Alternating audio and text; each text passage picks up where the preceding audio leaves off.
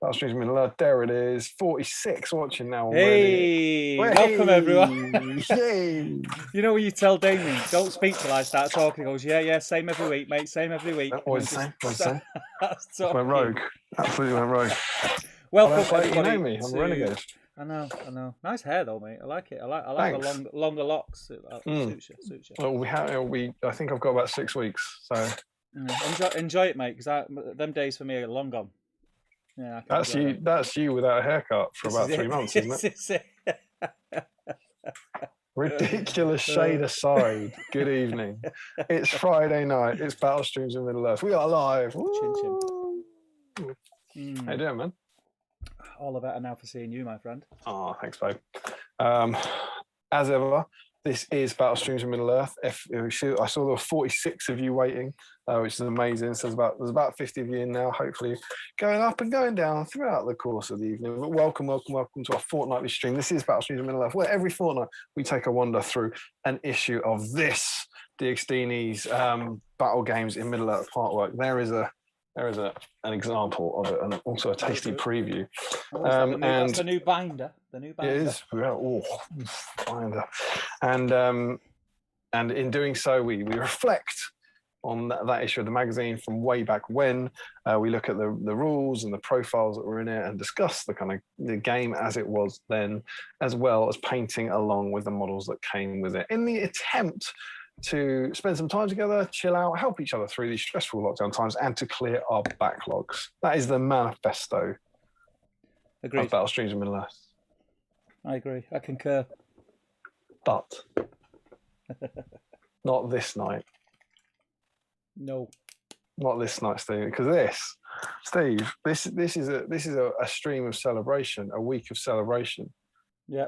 We've got a lot to celebrate, Steve. Yeah. Are we going straight in there? Whatever. Pick something to celebrate. Well, we reached the end of a binder. It's a bit of a milestone, which is the reason why we're doing Hobbit Week this week, because obviously Battle Games and Middle Earth magazines were around before the Hobbit movies were even a... I could have said something untoward about Peter Jackson's pants, but I won't. Yeah, so we'll never get a chance to explore the Hobbit movies and the Hobbit models. So we decided that every time we got to the end of a binder of the magazines, which was last week, we would celebrate one of the 3 Hobbit movies. And obviously the first one is An Unexpected Journey, which I think is my favourite. It's my favourite. What, your favourite movie? Yeah.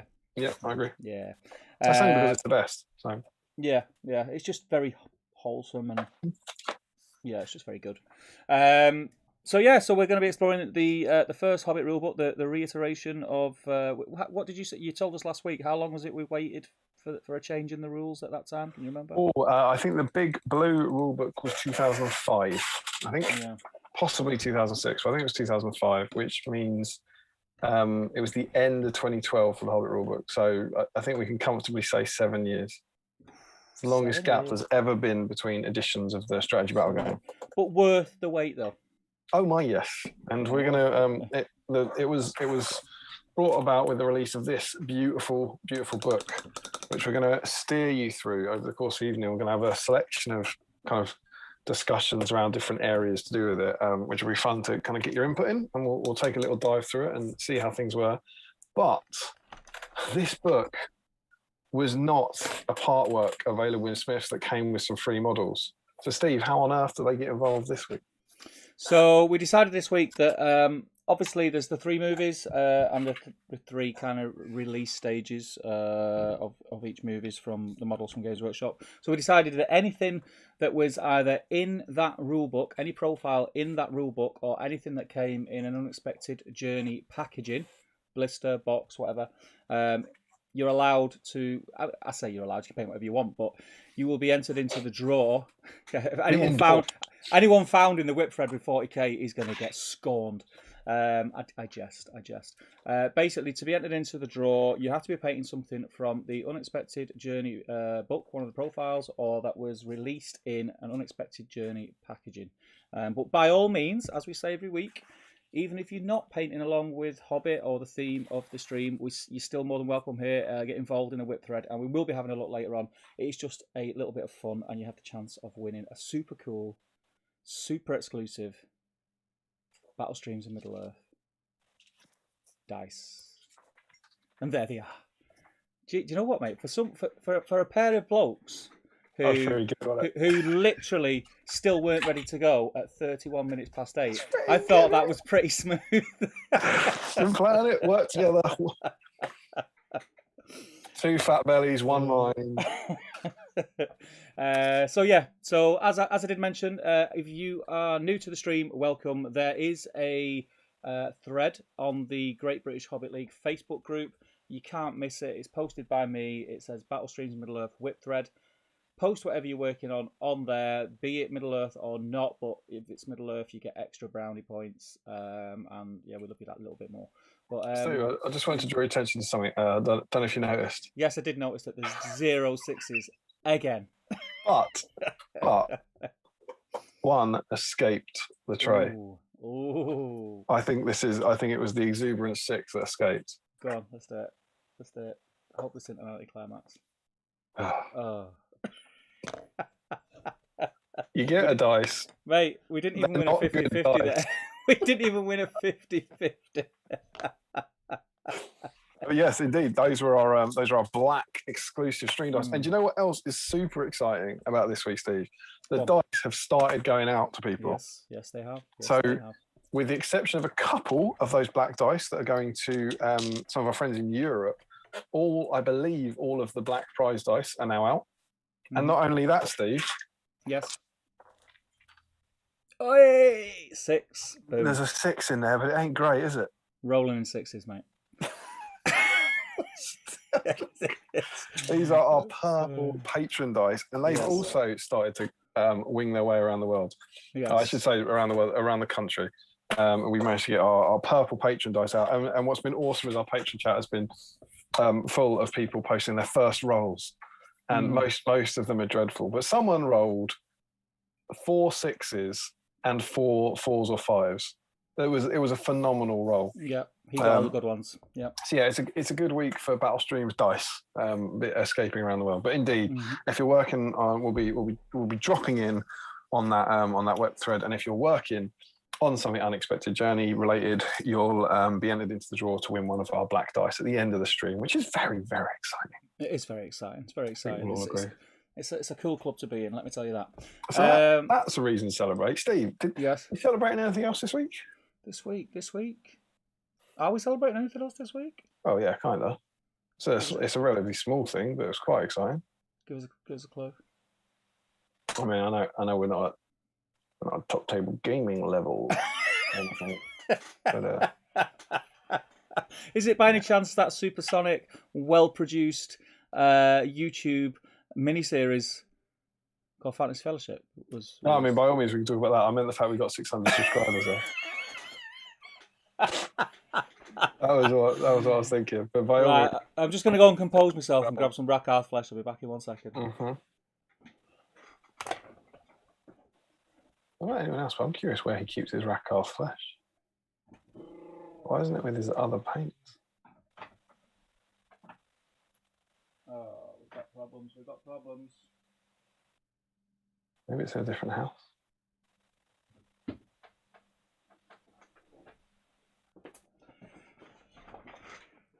Guys, we have problems. How'd it go? Yeah, I can't find my Rakarth flesh. Did you check the Rakarth flesh box? I'll have to... Steve, this is a shock. I feel like you've derailed the 600 subscribers. Sorry, yes, 600. Do you know what? I'm all 6s and 7s, mate. I'm all 6s and 7s. Just sixes. We haven't got 7. It's a mighty milestone. Considering the length of time that Battle Streams has been a thing, and considering how niche it is, and considering how silly we are, 600 subscribers is. It was only a month ago we were celebrating 500. 100 in a month. Correct. It's good maths, mate. Quick maths. How do you think we should celebrate? Please tell me that we may have a certain party celebration firework. Yeah, boy. Do you know one of these days what we're going to do? We're going to have one that goes off on your camera and ends up on. Okay, Anna, can you just stand by the side of the camera for about half an hour until this comes up? All right, we'll make it happen. We'll make it happen. Ready? Let's do this. Let's do it, man. Let's do it. There you go. 600 subscribers. Whoop whoop. Well done, folks. Well done. Ah, so good. There we go. But yeah, it's awesome. So at this rate, we will be hitting, hopefully, it's been fairly constant for a few months, we'll be hitting 1,000 in July, I think. Can we start to think about, start to dream about 1,000 subscriber celebration? You've said it. You've tempted fate.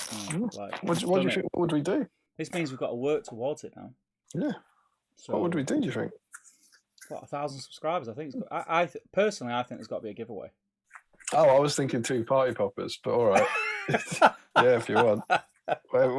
I think 1,000 subscribers, there should be a giveaway. Should we give away 2 party poppers? 2 party poppers. Mate, I think you get arrested if you try and post fireworks. Imagine him asking you to post office count off. Can I ask you what's in the box? Well, it's got gunpowder in it. I was quite pleased when we passed 600. Was it yesterday, I think? And so we wouldn't have that frenetic run chase on the stream. But yeah, indeed, it's cool. So thank you all as ever for your support. Should we see them? Yes. Let's do it. Let's do that. Yeah. Yeah. I'm trying to look for a natural break when I can go and run back to my paint station and find Rock Flesh, but I'll hang on. Okay. Yeah. Who's doing the deep dive through the rule book throughout the session? All right. I'll fly through the chat. I'm getting a t-shirt with that on, so I don't have to say it. Right, Mr. Nick Gardner was first in. Welcome, Nick. Tanya T is in. Scott Newman is in. Says in early this week. Hope we are all well. Snacks at the ready.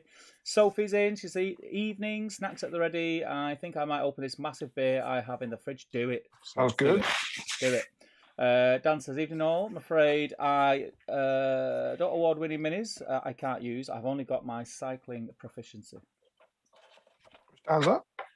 Dan Collister. Award? What was that? I don't get that. What? Evening all. I'm afraid I don't award minis I can't use.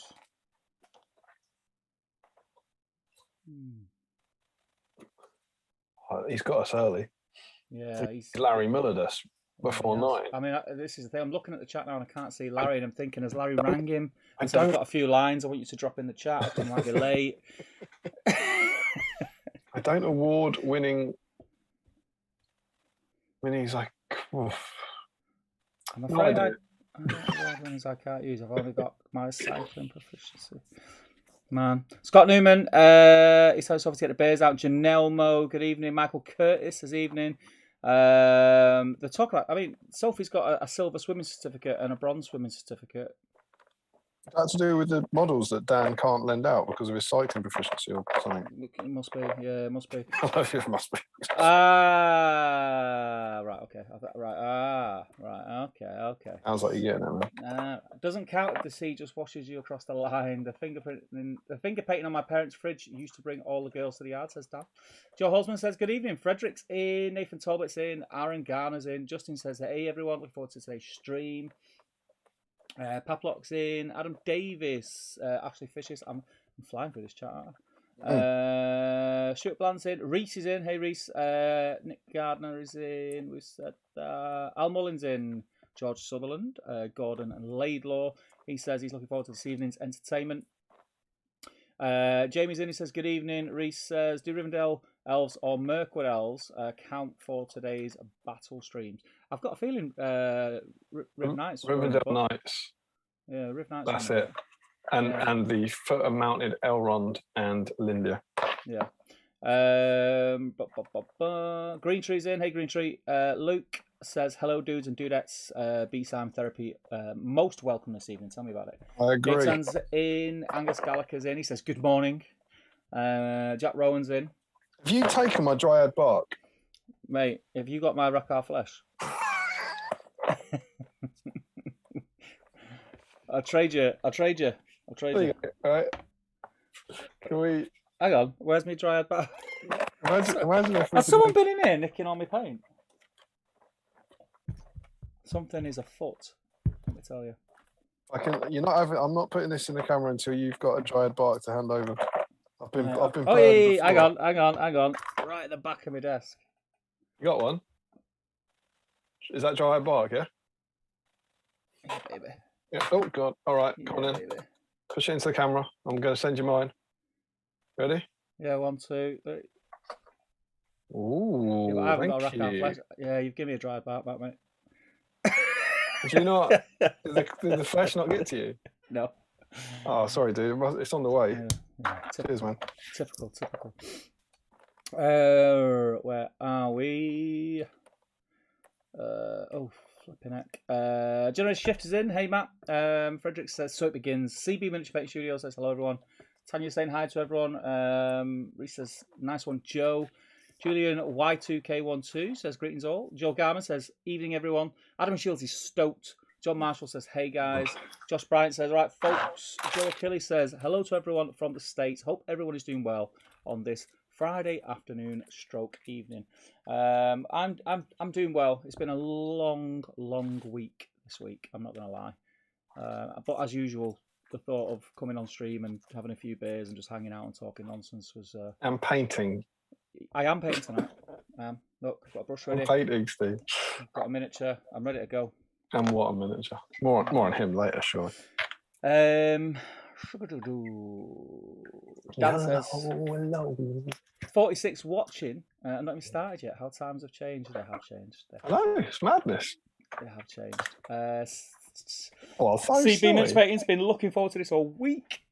Thank you for watching literally all of our videos, CB Miniatures. He's I can't remember if he was in the last stream, but he's found our channel recently, Chris, and he has basically... He's been in before.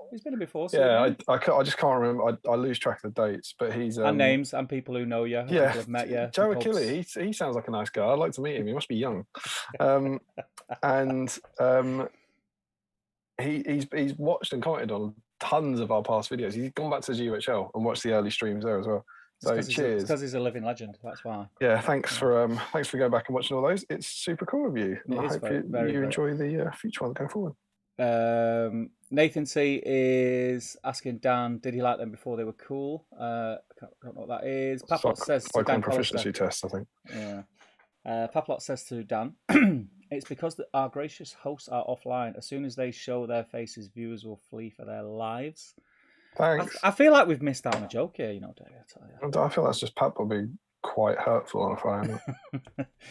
Now, Frederick, it's funny you pick up on this because this was a topic of conversation as I sat down pre-stream. Frederick says, I know what he's talking about. He's talking about your betrayal, your rancid betrayal. He says, wrong shirt, Steve. Now, we are aware of this, that this is a T-shirt which is avidly promoting my my other channel, Top Table Gaming. Please check it out now. You got other YouTube channels? One of them, mate. Yeah, one of them. We were lucky. I actually had to send Damian a text. What time was it, Damian? It was about 8 o'clock, something like that, saying you might have to go solo for the first hour or so because my wife, she was working today. She had to go and do some home visits, and she got stuck in work, and she literally got home. I think it must have been about 10 past, 8, and I then had to sharply run in here. So I'm in the doghouse. You're welcome. So the fact that I'm wearing the wrong T-shirt is very minute detail. Because Anna, can you iron my Battle Streets T-shirt? It was going to be a step too far. But... I went upstairs, opened the drawer that's full of like all the merchy T-shirts. I just have you got a merch drawer? They were all black T-shirts. It's on my T-shirt. I was like, oh, and when Anna like texted them out the wash and irons them, they're inside out in the drawer. So I was just like, oh. You really got a like exclusively YouTube merch drawer, mate. I've got about 500 T-shirts. It's crazy. It's crazy. That's awesome. But the hurtful thing is, a lot of them I can't wear because in the last, since lockdown, I've been going from size large to extra large. I think what happened is during the coronavirus pandemic, it must be, I guess, less people are working at the water mains places. Something's got into the water. It makes the washing machine shrink the clothes. It must be related. Yeah, it's definitely. But it makes your clothes shrink and your nipples get bigger. It's weird. You too? I thought that was just down here. It's like I look at him and I go, oh man. Anyway, we weren't going off topic. Sorry, guys. There's 69 people in. We've lost a few with that. The King says, hey, guys. Larry's in. He says, you started about 30 seconds before Too Many Broken Hearts finished.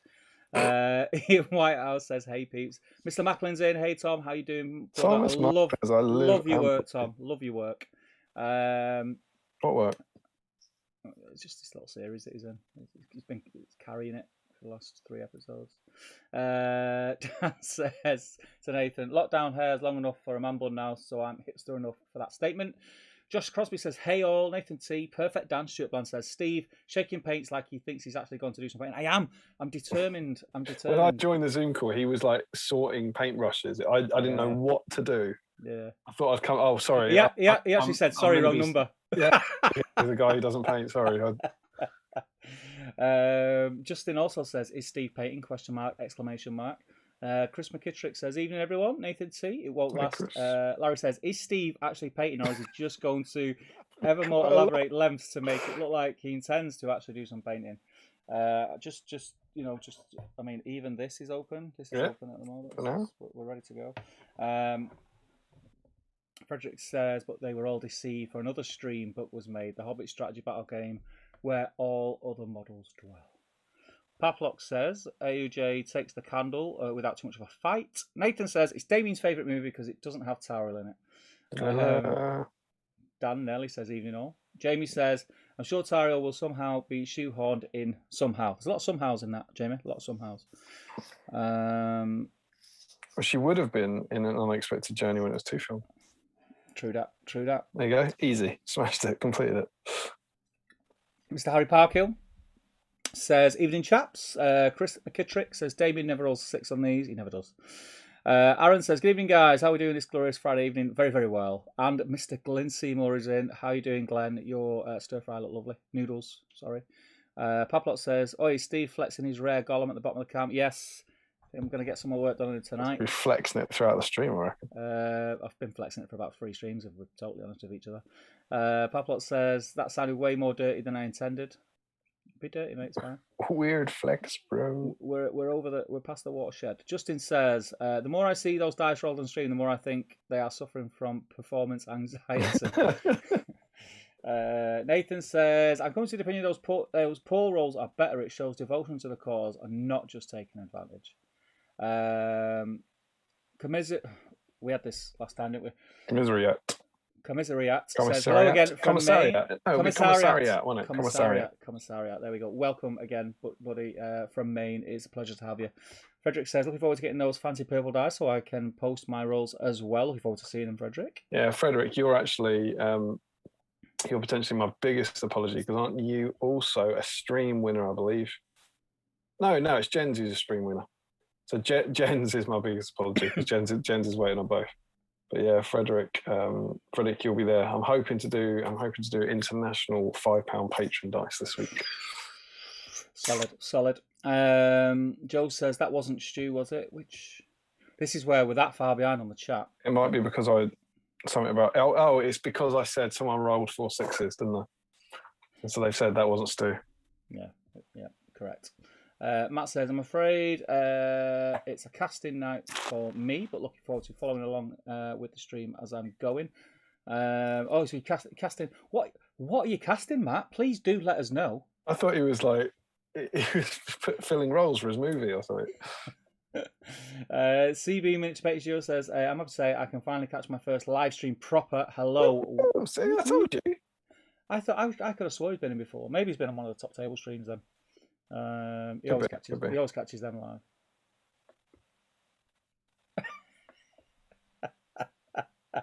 Never heard of it. Joe also says, must be his toilet break code. Is Steve actually painting tonight? Says Reese. Come on, guys. Come on. Have faith. Maybe that should be the slogan. Is Steve painting tonight? Larry says, is he going to claim he has no Rakkar flesh, so that's why he's not going to paint anything this week? I'm going to go and find it in a minute. I'm going to find it. Nick says, if only GW had an app that you could track all your paint and know what you need to order. The thing is, I know I've got a full pot of Rakkar flesh because I had some in one of these. I transferred it into one of these and like an idiot, I put the wrong ball bearing in as a shaker, and it went rusty, so I had to buy a fresh one. So I know I've got a full pot over there somewhere. I'll find it in a minute. Well, I didn't know that the app. Well, was that saying the app can't track your paint level, can it? What do you? No, but you tick what you've got. So it's Right. got like, I think you tick. But off yeah, what but you'll just go on your app and you'd tick it, and it'd say, "Yes, Steve, you've got yeah, Ricard Flesh." you got it. Yeah. It wouldn't help you find it. No. Imagine it come up on the app. It is under the chair, you fool. Hello, Stephen. Your Ricard Flesh is in your pocket. It's in the house. You can't get that now. In the Ricard. Anna has taken it because she knows it is the base coat of Galway. Anna's splashing it all over a Battlestreams t-shirt, right? Don't worry, man. Oh, gee. Good old Skynet. How we laughed. We laughed. He laughed and she laughed, and I died a little inside. Josh Crosby says, anyone else have 2 of the black dice? No, Josh, you are unique. I saw it. Sorry, I hadn't replied to your message today that they had arrived. You are unique in the world, I believe. I mean, I've got a bunch, but I think you're the only person to have won 2 stream dice. Chris Murfitt won 2 of the tokens, but he gave both away because he's that kind of a legend. And I believe, is it Hamish? I think Hamish is the only person to have won. Oh no, and Justin. Hamish and Justin, I believe. Well, they got a token and a dice. Yeah, they're the only people to have won both. But yeah, Josh, I've got the black dice here. We've given some to Tom Macklin because he's, I don't know what Tom Macklin is these days, but he's, he deserves some dice. But you are beyond that, you're the only person that is beautiful. 1 for each of his beautiful paws. But you're the only person, that's the only house in the country, in the world, that has more than one of those black dice in them. So, treasure them. Make the most of it. People are going to be clambering over each other. Message where he's assigned them to the models he won them for. So I think it was the keeper and maybe Gimli, I want to say. And it was like saying, so if they need, if they need a clutch roll, he's going to keep that dice for them. That's cool. That is cool. Chris says he was going to paint until he couldn't find that one paint he needed. Oh, come on. Now it's a party. The popper is out. Says really early, wasn't it? Oh no, a nightmare. I can't find my paint. Oh well. Nick says it's not a party until someone whips their popper out. Wee. Ian Whitehouse says, whoa, hang on. Is there a paint tracker app? Giveaway party popper, says Larry. Chris says, if you hit 1,000, can you get some bigger fireworks off the back of a wizard's wagon? I mean, big one, Pippin, big one. We're not wetter. We'll do something. We'll think of something. Sophie says there is an app that literally does that. Funnily enough, it's called the Citadel Colour app for tracking Citadel Colour. Nick Garner says Citadel Colour app, I believe it was free. He uses it all the time. Anders is in. He says, hey all, how's it going? Julian Hammer says, evening chaps, looking forward to Friday's no nonsense, strictly Middle Earth chat. Standard. Oh, when's that? That sounds great. Harry says, top tackle this evening. I've got 24 Hunter Orcs, though I've undercoated and given them a base coat already. As long as you're working on them tonight, Harry. Still. I was chatting to Harry about Hunter Orcs earlier. I like Hunter Orcs. Horrible to paint, though. Horrible to paint. Don't like painting. Enjoy that, Harry. I don't know why. I don't know what it is. It's the models are lovely. Yeah, it's the wonderful curse of the Hobbit range, where your rank and file troops are really detailed. Yeah, I think they're just not nice to paint. Anders says rum and coke and popcorn ready. We've gone over the rules for tonight. There's loads of stuff we haven't touched on yet. We're doing things a bit backwards. Damian's must have had a beer early, I think. Shupland says mini paints app is better. Ooh, it's gonna be a ruckus. John Marshall says, Glenn, I got a new list for you to beat. Ian Whitehouse says, okay, genuinely excited. It's gonna jump when I come down now. Harry says, no snacks tonight, though I do have some leftover fries from an insanely good chili burger and chips I had earlier. They give us 2 sets of fries, a win, also beer. Good, so it's always cool. When you get extra stuff from a takeout, it's always good. CB Vintage Studio says, I've just eaten dinner and I feel rather full, but I have a full bar of Galaxy in front of me. Good man. What do you think? Yes or no? Yes. Yes. I'm really full. I had a huge Chinese, and because I was holding off because Anna wasn't home, and it got to the point where I had to order because the kids needed the dinner. And yeah, I overindulged. I feel a little bit bloated. I've got chocolate, but I don't even know whether I'll touch it. Larry says he was referencing the first comment where someone said they had an award-winning Elrond. He's already paid. Josh Bryant says, quick lads, help me out. No Hobbit unexpected journey models for me, but I have old Thranduil, old Bilbo, and Amenhotep, Gimli, and Legolas, which are as close to theme as possible. Help me choose who to finish painting. Damien? You know what you could do, Josh? You could paint that. You could paint that Finecast Tariel that your Secret Santa sent you. I know you've been itching to do it. What were the choices? Old Thranduil, which is Josh's favourite model in the range. Old Bilbo. Was there a Legolas? Amenhotep, Gimli, and Legolas. Yeah, Legolas gets my vote because he's my boy. Yeah. Steve? I'll go Bilbo. Oh, Bilbo. I think it's a great model. Bilbo Baggins. I just love that model. Very good model. Painted on the stream, of course. I love it. Andrew Brock's in. He says, I feel Andrew like Brock is I live and breathe. If Damien uses the double party popper, he's going to wake up the little one, and that's not going to go over too well with the queen of his homestead. As long as he's not left anything on the bed, I think he'll be all right. Because two strikes is too much. Andrew, it's good to have you, mate. Andrew good. is one of we often see Don in here, but we haven't seen Drew in a while, I think. But Andrew's one of the hosts on the North of the Shire podcast. Go and check him out. As I've said before, he's in my top 5 Canadians of all time, and that does include Brian Adams. Summer 69, classic. Larry says, what is Rockarth? What is Rockarth? Shadow and Flame, 12 inches is a foot, Steve. Dave Fredericks. It is Dave Fredericks. Fine to be alive. Yeah. How you doing, mate? Good to have you. He's just doing, the odd live stream on Facebook. Sculpting. Oh, I see. Yeah, I saw a bit of his. That's how he rolls, mate. Good to have him back. Yeah, that's how he rolls. Well, the Godfather. 12 inches is a foot. What's that in reference to? Don't know. It might be trying to intimidate you.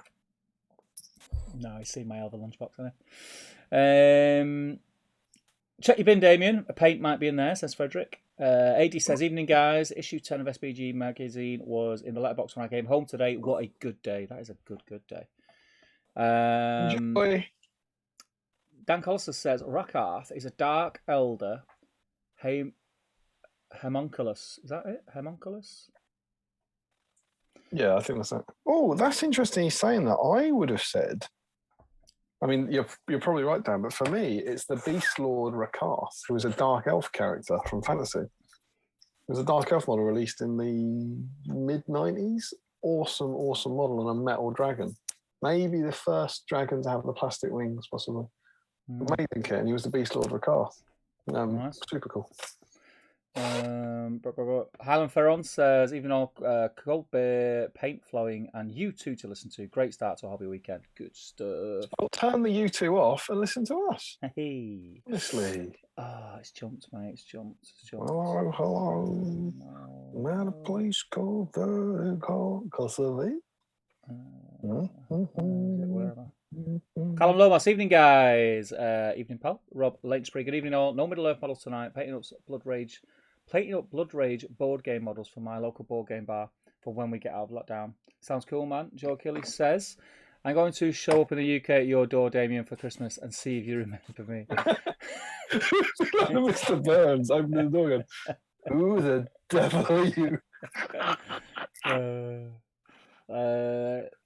Oh God, CB Mitch Page Studio. I was briefly in the last stream.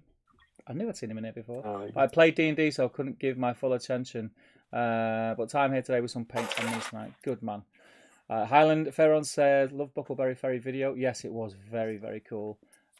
I'm not going to spoil it, but you know my bit because I commented on the video that I liked the most. That just tickled me. It tickled me. It was. Did you cry? The weird thing is, I knew what it was going to be. I knew. It's only ever going to be one result on that one. Yeah, I just knew it. Oh, fuck. You know what's fun? I'm going to pick my words very carefully here. The cast suddenly got a little nervous. They're like, "Well, we could die. Yep. We could be out of a job here." And they may have done. They may have done. Exactly. Keep it sweet, you know. Where are we? Imagine Frederick says, imagine if I gave Harrison a part and then he pissed me off and I was like, just keep re-roll that, Matt. Roll it again. Let's kill it. Kill it. Frederick is asking, are there any I Can You Can Cook shirts? There aren't any I Can You Can Cook shirts, but I do have 2. Count them. 1, 2. I Can You Can Cook aprons. Oh yeah, boy. Do you wear your Top Table Gaming shirt on I Can You Can Cook video? Underneath the apron, yeah. And nothing else. Yeah. Nothing but a smile. Julian says, drinking a large Chase Bramley apple and a rhubarb, a gin and tonic. He's going to town tonight. Gaetan says, drinking tea with honey and rum because I've been sick all week. Oh, sorry, man. Oh, you feel tea with honey and rum. So no painting for me tonight, but this stream will give me the motivation to paint during the week. Good stuff. I hope you're feeling better in the week, buddy. Tom Christian says, evening all. So happy it's Battle Streams Friday. Just time I've been able to catch a stream live in a while. Cool. It's good to have you back. Oh, flipping heck. It's jumping like crazy now, mate. That's because they're all jumping. It's like Battle Streams. Woo-hoo! Jump around, jump up and get down. Yep. Frederick, lol, I remember that me comfy clothes are not comfy clothes anymore, quote Steve. Something got all shirts out. For some reason that hasn't affected. Must be the German tap water in the laundry. Yes. Yeah, well, that would explain it again. It's probably the amount of food I've been eating, if I'm honest. Working on my super rare plastic Thorns company, says Frederick. Great models. Glenn says, I Can You Can Cook t-shirts. Yes. Nathan says, painting some skin on Thorns company, but just found a huge hole on Nori's back. There must be a weapon missing. There's Nori, he's got a pouch with 2 knives. Yeah, he has, yeah. On the sprue. Please tell me you've not threw the sprue away. My eyes are going funny. You might have to take out the chat in a minute, mate. I'm losing it. Can't see. Frederick says, YouTube just gave me a notification that Battle Streams is live in 25 minutes after the stream started and while I'm watching. That's some Twilight Zone malarkey. Dan Cole says, Matt would be able to play all the roles in his own movie like like some kind of unbelievably nice Eddie Murphy. Coming to America 2 is out on Netflix today. I'm going to watch that tomorrow. It's one of my favourite movies, that Coming to America. Love it. Coming to America 2? Yeah. Is that new? It's out. Yeah, it's out today. I don't want to see that. I'm gonna have to watch it. I mean, I agree. I like Coming to America, but I don't want to see Coming to America 2 40 years later. Have you not seen it advertised? It's been advertised everywhere. It's spelled TOO as well. No. It's not Look Who's Talking. It's not got Travolta in it. What he called her? What does he say? Oh. Who? Who about who in what? At the award show, what did he call her? Adele Dazeem. That was in the early days. Of the stream. That was like stream 1 or 2. Oh God! You got to give me more than that, mate. You can't say, "Yeah, look who's talking to." Now, mate, I thought we were like 2 guts, 1 mind. Where are we? Destro says, "Who's donating greetings or welcome, man?" Matt says, "Just check your generation shift draw to see what I'm casting." Glenn says to John Marshall, "Another dwarf list?" ? Larry Miller said, "Out of interest, do you guys keep data on who is entered into the draw each week?" Other than it being on film, and I was saying the names, probably not. No, not the. I do it as a note on my phone, but I don't. I'll have a few of them, but I don't keep them. I don't keep a record of that. I keep a record of who wins, and any notes about the stream, like record entries and that sort of stuff. But no, I don't keep a record of everyone who enters. Matt says to Dan, "I'll make the waffles." Waffles. Sounds like Matt Davis and Dan Collister are going to be starring in a sitcom together. I'd watch that. I would watch that. That'd be quite funny. At home with the painters. Mm. And they'd both just sit there being like rancidly talented at everything. And everyone would hate them for it. The cleanest. Yeah. The clean. What should we do today? Let's go and murder someone. Okay. And then Dan would come home and murder someone, and Matt would be like, "No, Dan, you've murdered someone again." And the sitcom, the canned laughter would go off, and then Matt would clean it up, and then bury the body in his like casting vat. Mm. And then he'd send it out to people, and they would base their models on the corpse of Dan's victims. It's getting thin. It's dark. It's very dark, mate. It's dark. Yeah, Start humour. Start humour. A series. Start humour. It's basically Dexter, but with nerds. Yeah. Did you watch Dexter? Did you watch those? I'd watch that. You know, I would watch that. I watched Dexter. I got into it a little bit, but then I lost interest. It was just a bit samey. But anyway, Hajinder Singh says, welcome, Hajinder. He says, hope you guys have a good stream. Sadly, I can't join live, but I shall be rewatching it later when I get time to paint. Hajinder, thanks for coming in and like wishing us the best. That's very sweet.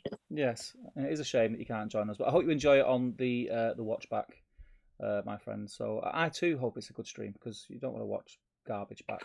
Oh, imagine if it's dreadful again, like the first 30. That'd be awful, wouldn't it? I keep keeping my fingers crossed for it. Nathan T says, my Stilton cheese dessert is weird. I'm putting all my hopes on the anchovy stuffed olives. Oh gosh. Right. No. I like olives, but what? Jiminy cricket. No, thank you. No, it's not for me, that. John Marshall says to Glyn, no dwarfs. Got a new Rivendellas coming. Crispin Veteran says, how you doing, Crispin? He says, good to see you fine gentlemen, looking well. Alcohol-free beer and crisps tonight whilst I continue making scenery. Let us know what you're making. Yeah, what are you working on? Get some pictures in the whip. Stephen Crow. Yes. You wouldn't believe what happened to me in the week. I was just minding my own business on Facebook. Yes. And this page that I'm one of the admins on, it's called Battle Street to Middle Earth. Yes. A post arrived. Oh, yes. But I didn't write it. Ooh. And what was really weird is, well, that's weird. Someone else has written a post. And do you know what that post said? What did it say? That post said that we're going to be branching out into terrain videos. What, is Tom doing some stuff? You haven't done any stuff in 10 years. What was that about? Yeah, so, well, let's come to it after the chat, because we can talk about that in what we've been up to segment. So we'll talk about that at like 1 after we close the stream. Yeah. Because, you know, it's we've been on nearly an hour and I'm still not fully through the chat, so... Fair enough. Right, let me crack on. Done that. Yes, done that. Adam Davis says, thought I'd received the most awesome letter ever last week telling me I'm now free of the big C. What? Oh, till I got my dice. On a serious note, thanks for the wonderful content. It's been my light in the dark. Adam. Is the first part of that, is that true?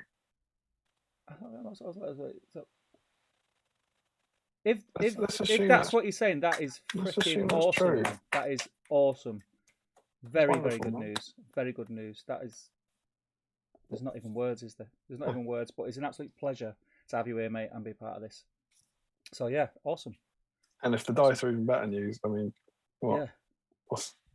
I mean, it's like the cherry on the cherry bakewell, isn't it? It's the cherry on the cherry bakewell. Congratulations, man. That's wonderful. It's good news. Good vibes. Good vibes. So a little bit better now. Yeah, it's just getting a little bit better. Yes, there is. I can feel it. I can feel it in my toes. It's coming up my legs.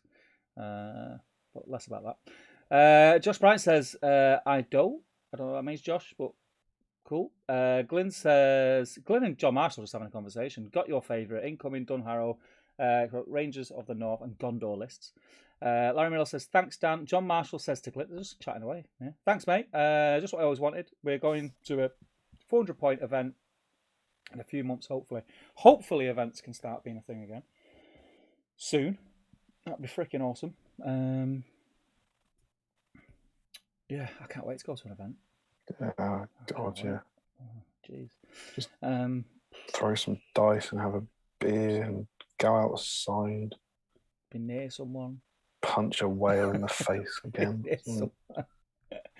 Josh Brandt says, I do have that tarot, but none of the prep work is done on it, and she doesn't appear in an Unexpected Journey. However, I can get her ready for the next binder end special. Don't worry about it, mate.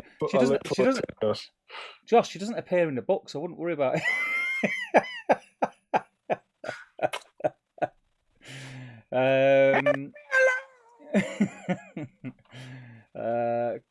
How do you say it again? Tariel. Commissariat. Commissariat. I'll remember it, mate. I apologise. I will remember it. My brother is painting Thorin's Company on theme. I'm painting Warg Riders off theme, so he can go for the prize. Good man. It could be Hunter Orcs, right? Hunter Orc Wild Riders or like Mordor? It must be Hunter Orcs. It must be. Not Hunter Orcs. It must be like normal Warg Riders. Harry says, thanks for the Hunter Orc encouragement. I'm not excited either, but I thought no better night to paint something I don't fancy than a Clear the Backlog stream night. Indeed. I sprayed them brown to help. Yeah, that helps. That's what I did with mine. I did them all brown. I think I did them all brown. I gave them all a Null Oil wash. I gave them all a dry brush of the brown and then a lighter brown dry brush again, just to sort of set off like the furs and stuff. And then I just went in and picked details. They looked all right. Doug Waters, evening all. Painting my first ever Hobbit range model. That's awesome. Which is it, Doug? Let us know. That is awesome. Josh Bright says, oh yeah, Rakarth, the Beast Lord, rode a manticore, not a dragon, I believe. His model was incorporated into later editions of the Dark Elves as the Master Stroke Dreadlord on Manticore. Is it Manticore? Is that how you say it? I mean, it is a Manticore, but he might have ended in young person's Warhammer. He might have ended up on a Manticore. He started on a dragon. Well, Google that. You'll find a beautiful classic Citadel model on a big black dragon. Show. I would bet a party popper on that. For sure. Paplock says, at Battle Streams in Middle-earth, doesn't that mean they're 90% done? Brown Orc boys, they are. I was talking to Harry. Right, okay, yeah. Josh Bryant says, GW nixed the special character, as they did with so many others going into 6th and 7th editions. And Joe says, Steve, after Damian panics seeing a stranger on his door, I'll head over to your house and we'll cook up some proper American barbecue ribs and chicken for everyone. I'm down, mate. I'll welcome you with open arms. Once I've panicked and you've introduced yourself for the first time ever, you can come in and have American barbecue with me, for sure. No, mate, don't jump on the bandwagon now. You're slamming the door in his face. You've already said that. I'm not slamming the door in his face. I'll say, who are you? You'll say, I'm Joe Achille. I was like, oh, it's nice to meet you and see you for the first time. Come on in. How do you know where I live? Josh Bright says, oh, and you can cook apron. I've got to have one of those. I don't know. I'll have to see. I'll have to see how well it does. I'll have to see. Larry Miller says, looks like Dark Elder Rakarth goes back to 1998, while the Dark Elf one dates to 95. So Damian's slightly more correct. The King says, we talking evening brews on Budweiser for an appetizer, jumping onto rye later. We will get to that. We'll get to that. I mean, I'm through my first one, but we are running a little bit behind schedule. It's because it's so busy. It's because you guys are so awesome. There's loads of you in here. Where is it? Is that honey and rum? It was always honey and lemon tea. My Mimi, meaning grandmother, made for me when I was younger. Doug Waters, you can cook dice when. Josh Bryant says, yeah, with the Dark Eldar, because that's what would be current when the paint range was launched. And CB Miniature Paint Shooter says, Damien, after watching the backlog of videos, so I can try and catch up, I have a major question to ask. Who are your top 5 Canadians? While you're running them off, I'm going to go and see if I can find some Rakarth, yeah? I wouldn't want to say it. It might be too hurtful. You run through them quite slow.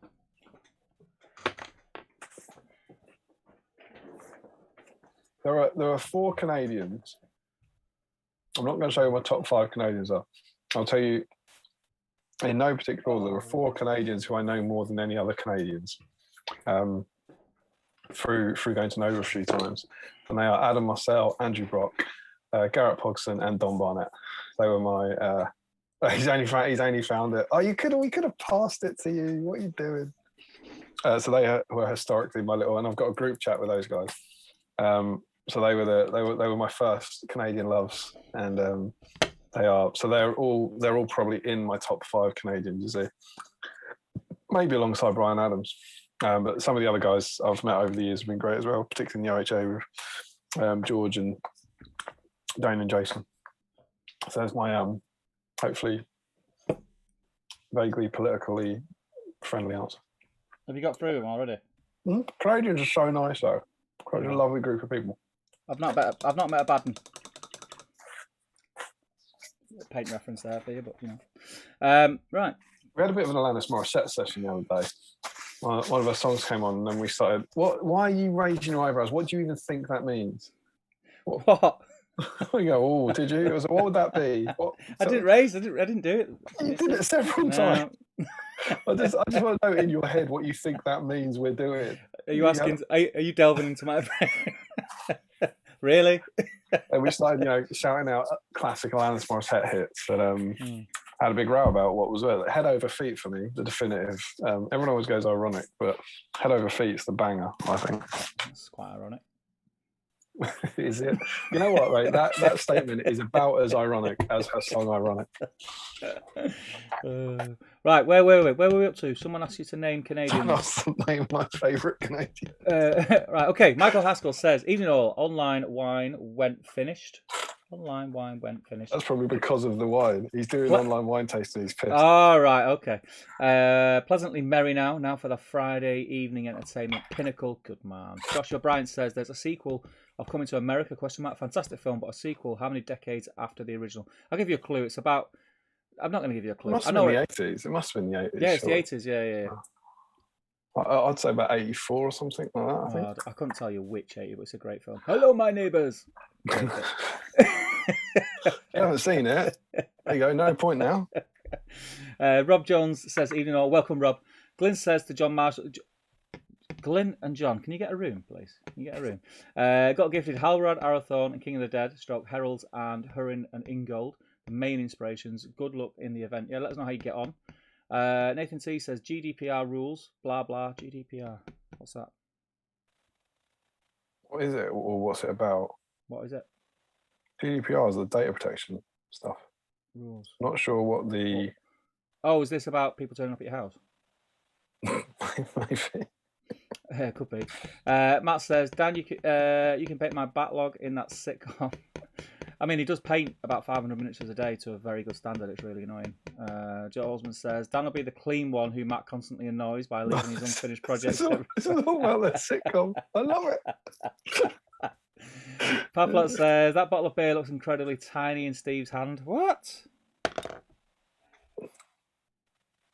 Normal size. Steve does have massive hands. Big hands. Yeah, big hands. You know what they say about men with big hands, don't you? Yep, can hold big things. Large gloves. I did. Oh gosh, I'm not going to go there. Reese Taylor says a twirl and a standard red stripe for me tonight. Reese is the man. He's like Reese rocks up. It's like he's got a festival or something. Red stripe, twirl. Quite a lot like a festival. I heard Michael Haskell. He stopped having a wine tasting with his wife. Come on, love, we've got to get off there. His battle shoes on. I can just imagine the look on her face. Michael Haskell very kindly sorted me out a missing publication from my collection this week. So thank you very much for that, Michael, for sending it through. He's a gentleman like that, though. He is. He's a top man. He's a gentleman.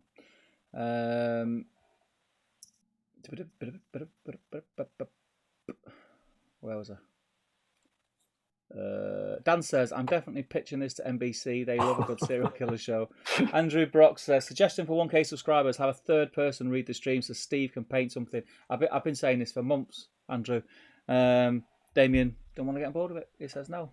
I think people like it when you fly through this chat. So Steve's partially telling the truth this, because he has said it, rather than been saying it for months. It's going to get to the point where the stream is just literally reading people's comments. That's what will happen. It's going to be mental. It's going to go off the rails. There's going to be people posting. The good old days when no one watched and no one said anything. It's a good problem to have. Oh, yes, good. Wow, those plastic heroes are actually really nice sculptures. Yes, they are, Frederick. CB says, clearly I wasn't that full. My galaxy is nearly finished. Oh, it's just jumped, mate. Oh, man.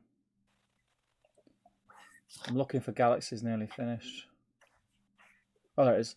And I'm going to apologise if I do butcher your name here. Do correct me and let me know how I'm supposed to say it.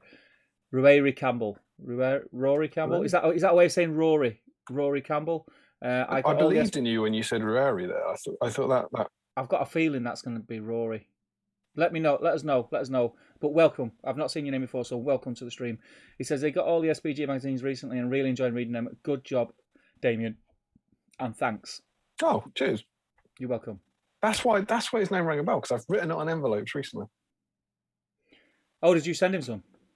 Yeah. Why are you taking the credit for that? Oh, right. Yeah. I'm in a minimal. Oh yeah, God, no, it wasn't me. Was it? I'm in a minimal. Let's be honest. Oh God. Right, so Dale White's in. He says, recently started the game, painting all 4 of my Radagast simultaneously. First off, welcome to the hobby. Secondly, welcome to the stream. Thirdly, what are you doing painting 4 Radagast? That's all 4 Radagast. So that's going to be Eagle, Rabbits, the very rare limited edition plastic one, and the easily available Finecast one. It was, of course, the very, very rare unavailable one. Yes. When the very, very rare unavailable plastic one was completely commonly available whilst it was being limited edition. Like, yeah, if you threw one of them plastic ones away, 2 would come back. Speaking of which, great mini. Beautiful model. Beautiful, great mini. Beautiful.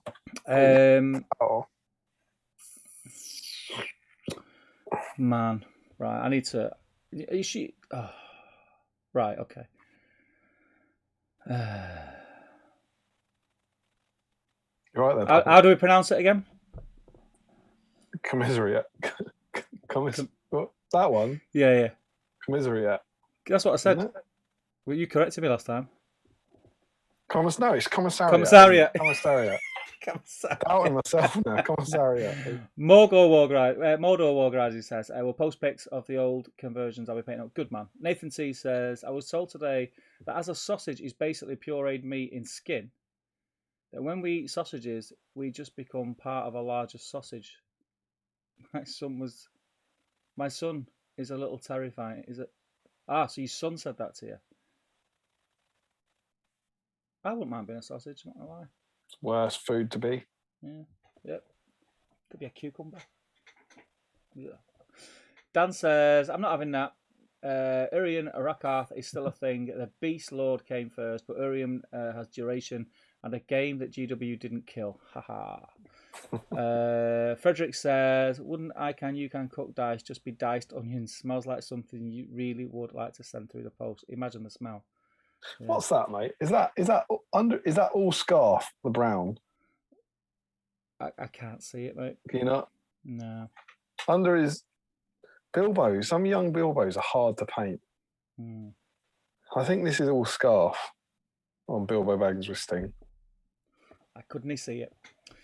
I'm not going to tell you my top 5 things, but I would tell you the 4 I haven't already, says Joe. Is that what you did?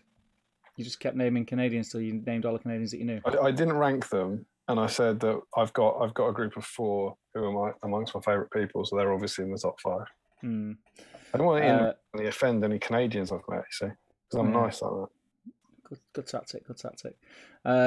Joe Kelly says, too funny, Damian. Try and offend Joe Kelly. We met at Nova in 2018. I've bought 10 issues of SBG. I'm a regular in the chat, and when we did the Patreon Zoom, you said, nice to meet you. You'd see me at your door and panic. Green Tree says, Dan Aykroyd's Canadian, right? I've never met him, though. Joe Kelly says, call the cops and say there's some strange American outside your house. Callum Lomas says, working on some 1870 alien jungle terrain pieces tonight for LWX. What's LWX? Let us know, Callum. London Wargamers X-rays. Good guess. Crispin says, Canadians. Sophie Booker says, I'm not going to lie. I'd panic if anyone turned up my door unannounced. Even family, people are terrifying. Likes visitors as much as the next Hobbit, but she does like to know them before they come visit. Nice. Hello there. Am I pushing it with Rivendell Knight dismounts, says Tom Turtle. Yep. Yeah. Not an unexpected January release. I have to go with that. It's quite an open bracket theme. So I think if you try to strong arm things in like that, you've got to say no. Yeah, that's what when you start being really, really aggressive like that, we can't have it. We can't have it. So. Well, it's yeah. What do you mean? It is a Riv Knight. It's a dismount. What have you? Dwellin said, he says, good evening. Sorry I'm late. Steve, is that a paintbrush in your hand? It certainly is, mate. When I fly through this chat, I'm definitely going to get painting. Nathan T says, definitely rewatching Coming to America 1 tomorrow. I nearly watched tonight, then remembered the stream. Good man. Larry says, yes, Tom, unless they are converted from actual Riv Knights. Josh Bryant says, yeah, my mistake. Rakarth rode a Black Dragon right enough. Don't know how I mixed that up. Can't find the original release of the Beastmaster on Manticore, though. Crispin says, how do you get 50 Canadians out of your pool party? Can you leave the pool now, please? It's funny because they're polite. Solid that, Crispin, solid. Nathan says, if only we knew people with cameras and a small media platform to make a niche sitcom. Do you reckon Matt and Dan are up for it? Guys, we've got a new series of Battle Street. Can we make your sitcom, please? Can you just travel here at least once a fortnight? It's quite a lot of effort and completely illegal, but we think it'll be great. Dwellin says, toffee, rum and coke with fruit and nut chocolate. Oh, old school. Green Tree says, I watched the first Police Academy a few days ago. Wow, that movie wouldn't be made today. No, it wouldn't. Correct. I remember them very funny, but yeah, they're quite cringe now. Frederick says, is that a 0.33 litre beer bottle, Steve? Yes, it is. I'm still questioning the size of your bottle. The standard. Rob Lynchbury, I watched Coming to America 1 and 2 days ago. Total didn't know there was a sequel. The first one came out in 1988. What is that? CB says, Police Academy is awesome. Perry Singer says, hi Perry, how you doing, mate? Green Tree says, I agree. I'm not going to call you a bot tonight, Perry. I won't do it. Thomas Macklin says, cough, cough. I can read the comments, cough, cough. Pretty much a host anyway, cough, cough. Just to clarify, the cough isn't related to COVID. Lol. CB says, Tackleberry is my fave. Dwelling Grungebane, and of course the original Radagast pre-Hobbit. Oh yeah, the original metal one. Yeah. Josh Bryant says, Rory is the... Josh, you put these words in. Anglicisation of various Gaelic spellings that look something like... Anglicisation. Yeah, we'll just go Rory. What did I say? Did I say Rory? I think you were suggesting it might be the yeah. Rory, So it's not Rory, actually. He says it's Ruary, like brewery without the B. That's a good way of explaining it as well. Ruary. Yeah, nice, Ruary. Nice. It's as if he's explained that before. Josh says, if I'm getting what you're meaning from half paying attention. I don't know what I mean half the time, mate. I won't worry. Tom, can you fail to say... Commissariat, Commissariat, repeatedly. Thank God.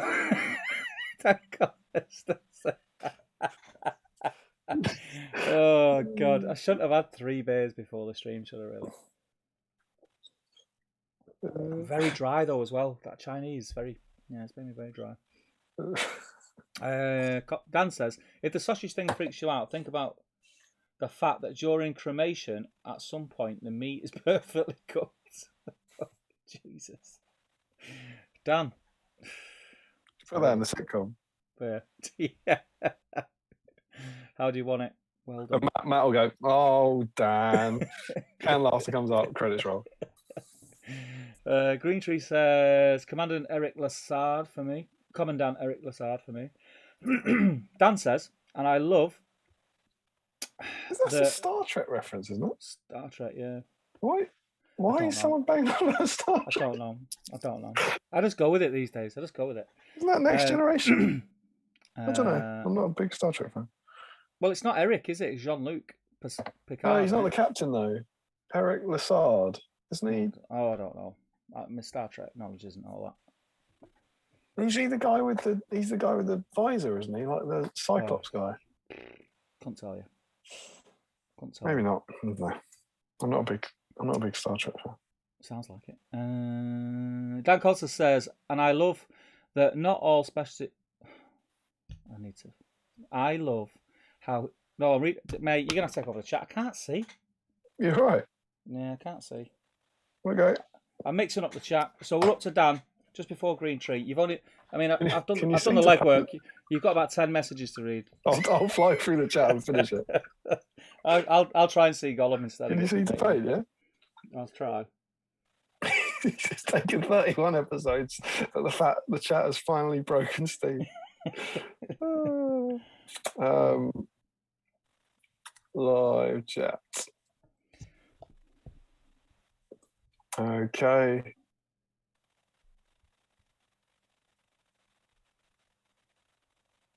When you're ready, mate. You're so close. I love the special. I love the not at all special plastic Radagast, and actually had a hard time getting one. Yeah, because he's now rare. Larry Miller. I love how he's called Bilbo Baggins with Sting, despite there only being 4 Bilbos without Sting. Classic. Justin is in. I don't think we've heard from Justin tonight. Damien, you should know by now that Canadians are not easily offended. Yeah, of course. I should be able to say my top 4 Canadians, and they'd all go, yeah, I agree. To be honest, I agree entirely. And yes, of course, Justin being a solid, another solid contender now, who may well have. I met Justin a lot later than the other Canadians, but I fear he may have jumped some of them. I think Justin's in my top 2. Top 2 Canadians, is that with Brian Adams? Yeah. Okay. Well, I'm not going to tell you who the other one is, but he's definitely in the top 2. Fair enough. Perry's saying hi. How are you guys doing? Reese, who would you get in as third presenter? Tom, Benji, or Glyn? On here, it'd have to be Tom Macklin, surely. Surely. Well, unless I'm being massively hurtful, Ben and Glyn haven't done anything on this channel, have they? No. I think if it wasn't Tom, I think Tom, you'd get a knock at your door and it would be Tom stood there asking why. And I'd say, sorry, who are you? And he'd go, hi, I'm Tom Macklin. I go, oh, it's nice to meet you.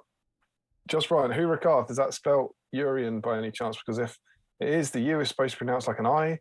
That's a capital I, by the way, so it's Irian, weird bloody Cumbric language. Yes.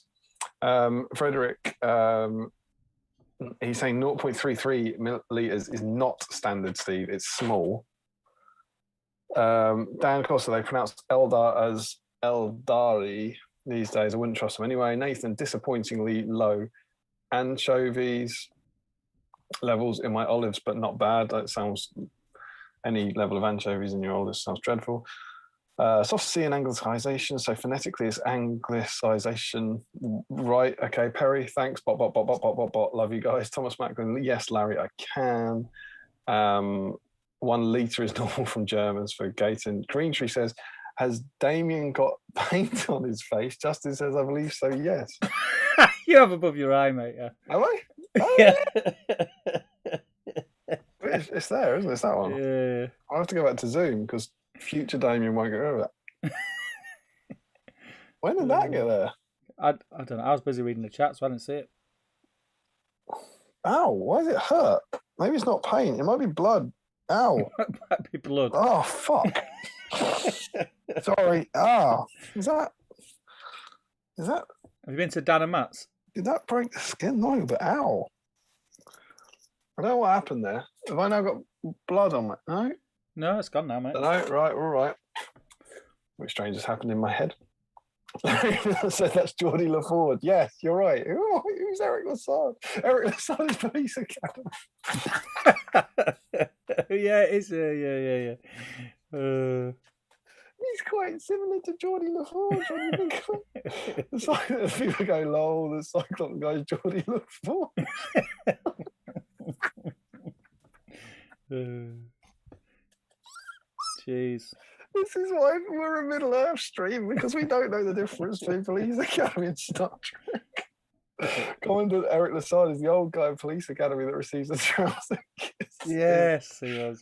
Sophie also was wondering whether the paint was on my head or her PC screen.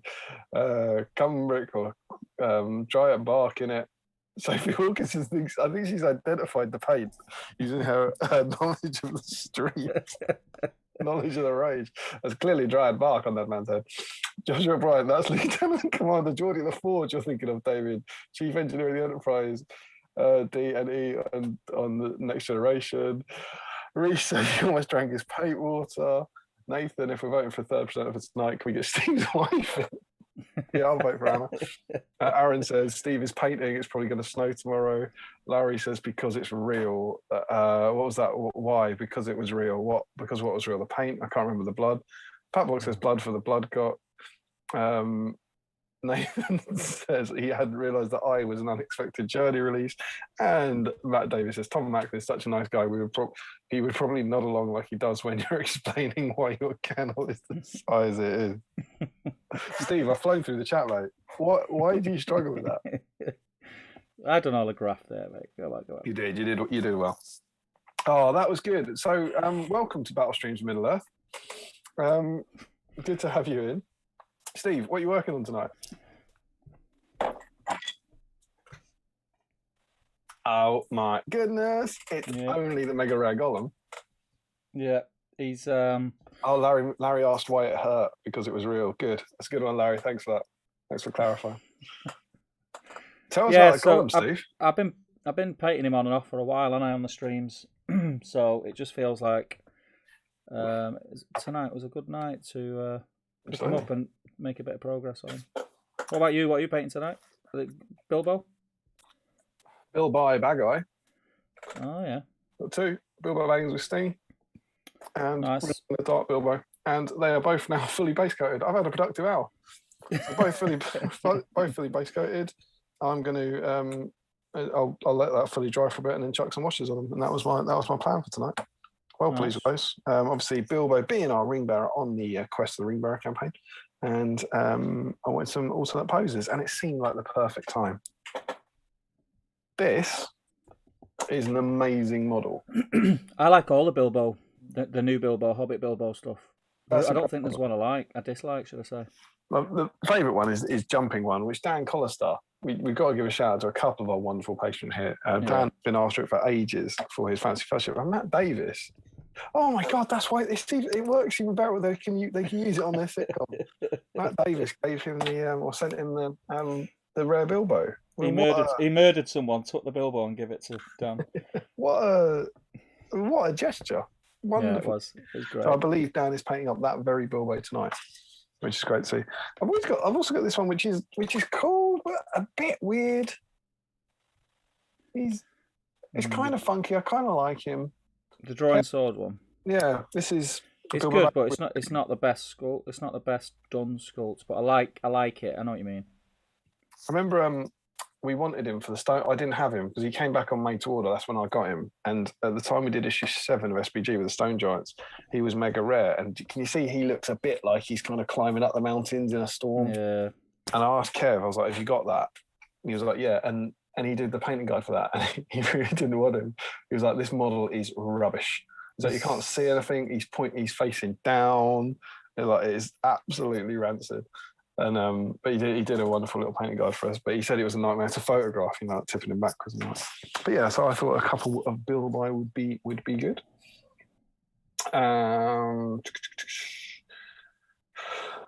Justin's getting a refill of brandy. What species do you paint Gollum's fish as, Steve? That's a great one. Haddock, great. Michael Haskell, for the Star Trek fans, advert earlier today, red t-shirt with a Starfleet badge and in big letters red shirt, then in small letters under I might not make it. Some of you might get it. Yeah, a classic red shirt gag from Haskell there from Star Trek. Larry Miller, I'm planning to do something that I haven't done. It's like Ensign Ricky, isn't it? I'm planning to do something that I haven't done for an age. Start work on one of a number. What a night. He's working on a ring race, I believe. Andrew Brock, who's a better painter, Damian or Steve? Oh, you? Oh, I don't know. I like your painting style. I like it a lot. Thanks. I like yours. That's nice, isn't it? There we go. We'll vote for each other. And then when you private messages, we'll both say it's us. How do you go about licking brushes when painting when you have a non-water drink at hand? Aren't you afraid to ruin the bristles, especially when drinking something sweet? I am now. I mean, I don't know. I've either been ruining brushes for 25 years or I haven't ruined them for 25 years. But either way, that ship has sailed, I think.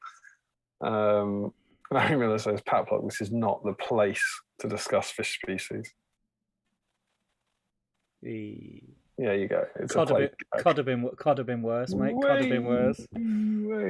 His comment was a red herring.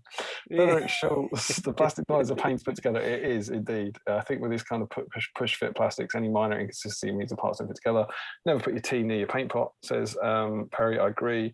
Chris Rick, the visitor guy, the guy's joining the forge. Yep. People are laughing at Larry, as is standard. What time are we doing the Little Mix sing-along section? We can't do the Little Mix sing-along section because it gets our video stopped from being on the internet. CB Matings, could not make that up. I got an answer. The discussion is fortunately over. Is that a fish pun? I don't know.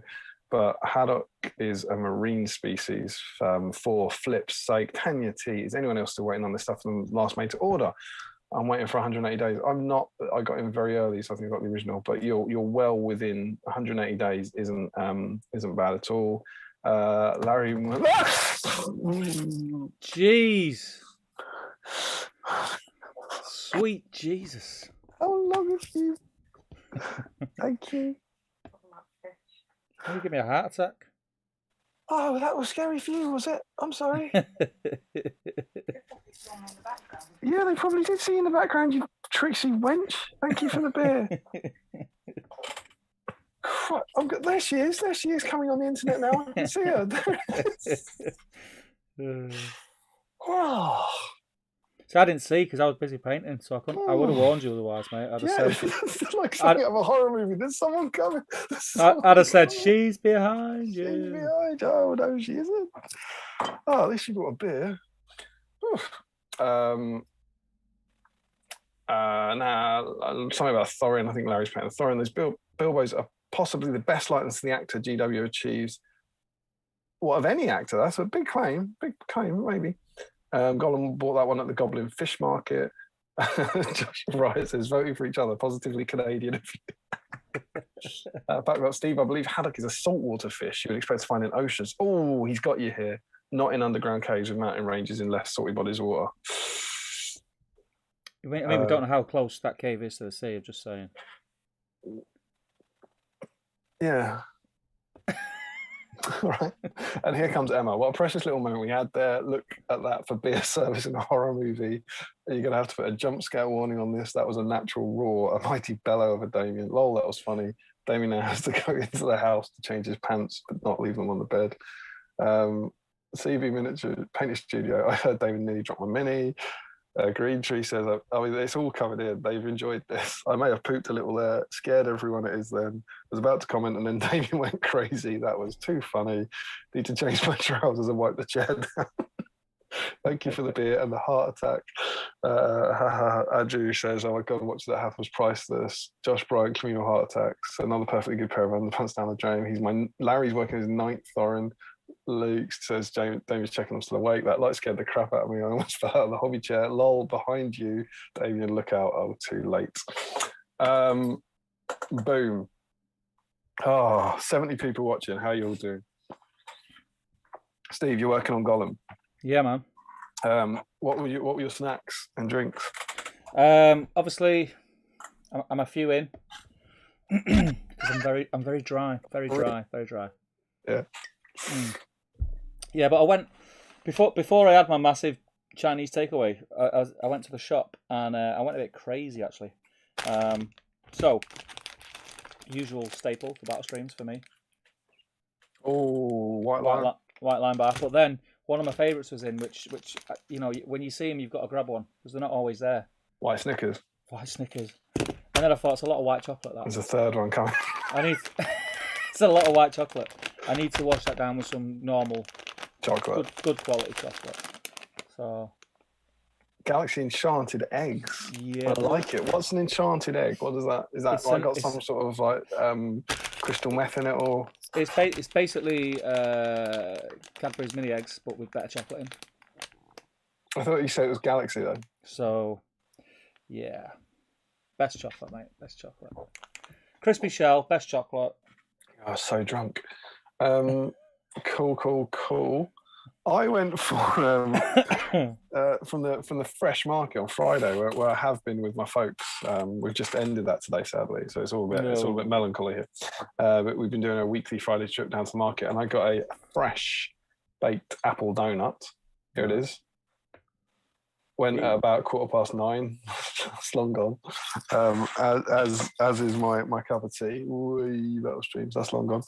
So I have a beer. I have a new beer that was snuck in by a maniac not long ago. So that's quite nice. And Standard now. yeah, bought for this. Genuinely, it's a true story. Today, my wife bought me one of these, and my mum bought me one of these. Ooh. I mean, what's that horrific thing about marrying someone that reminds you of your mother? But lovely stream service from the ladies in my life. So that was nice. I'm going to read some more comments. I'm going to try and keep up on that.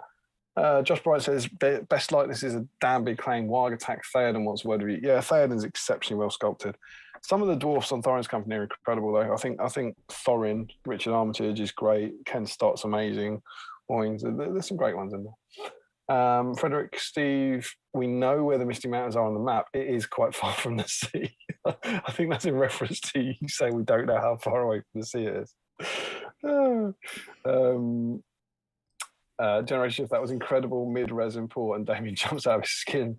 Bone boardwalk resin spilled over the side. Sorry, dude. Well, I'd say sorry. Take it up with Emma. Golem's in the cave for 100 years. That's water's pretty salty, but Reese Taylor. Painting a Rivendell Knight myself. He's in. Pat Blott, I'm pretty sure White Council Gandalf wins best likeness hands down. Yeah, White Council Gandalf's amazing. Andrew says, how are you doing, Damien? Recovered from the fire. I'm trying, mate. I am trying. See, classic top 5 Canadian concern there. Pat Plot, Gollum settled in a dry cave. The lake appeared as title. Starting to see at this level. CV Miniature Painting Studio, I agree with Steve. Galaxy is number 1. Oh, there's 2 of you wrong live tonight. That's cool. Nice to know you got company. Larry, I think the best likeness is the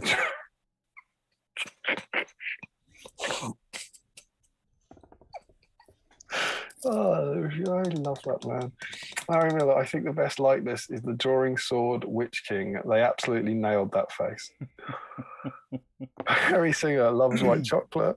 CB Miniatures, imagine if they do a Galaxy white chocolate bar, I'd smother my face in that. Doug Waters, am I going mad or is the shield Hold the phone. You carry on. It's funny he says that. It is really funny he says that. Did you just literally tell me to stop and then carry on immediately? That's what happened, Stephen. Could be. Doug Waters, am I going mad or is the shield on the Captain of Dale upside down?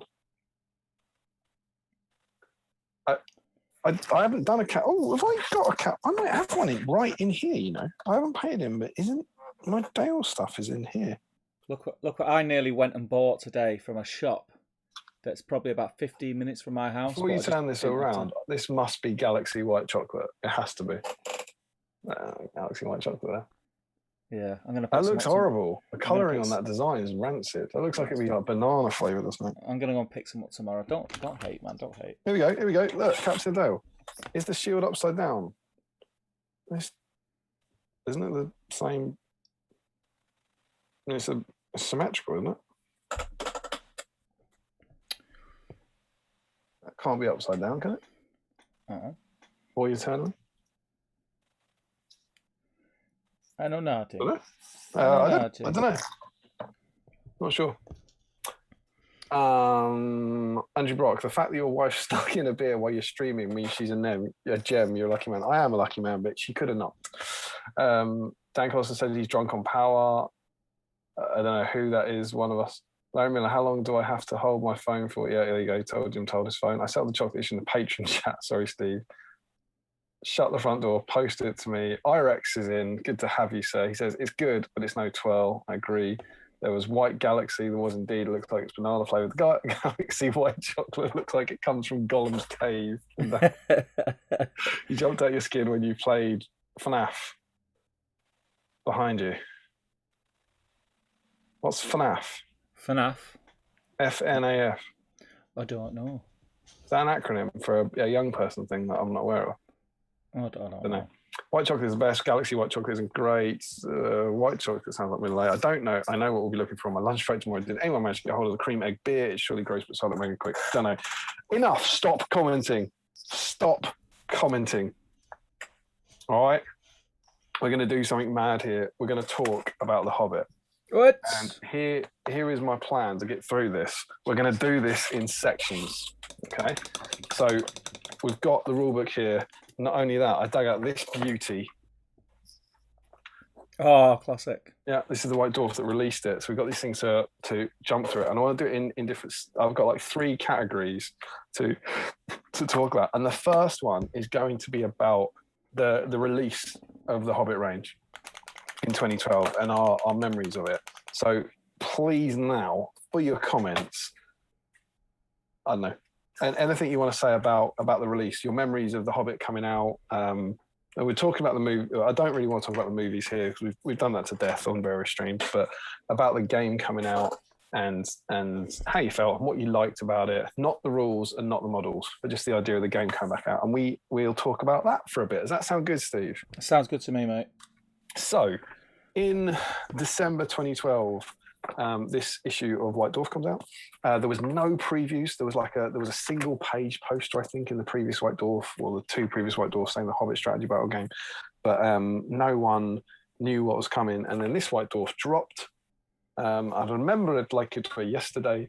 And it was the first Middle-earth cover in about a year. It was about a year after the source books dropped, so the 5 source books with the warband rules. Yeah. And this is pretty chock full of juicy Hobbit content. And as we flick through it, there is, I think it was 35 pages of new releases.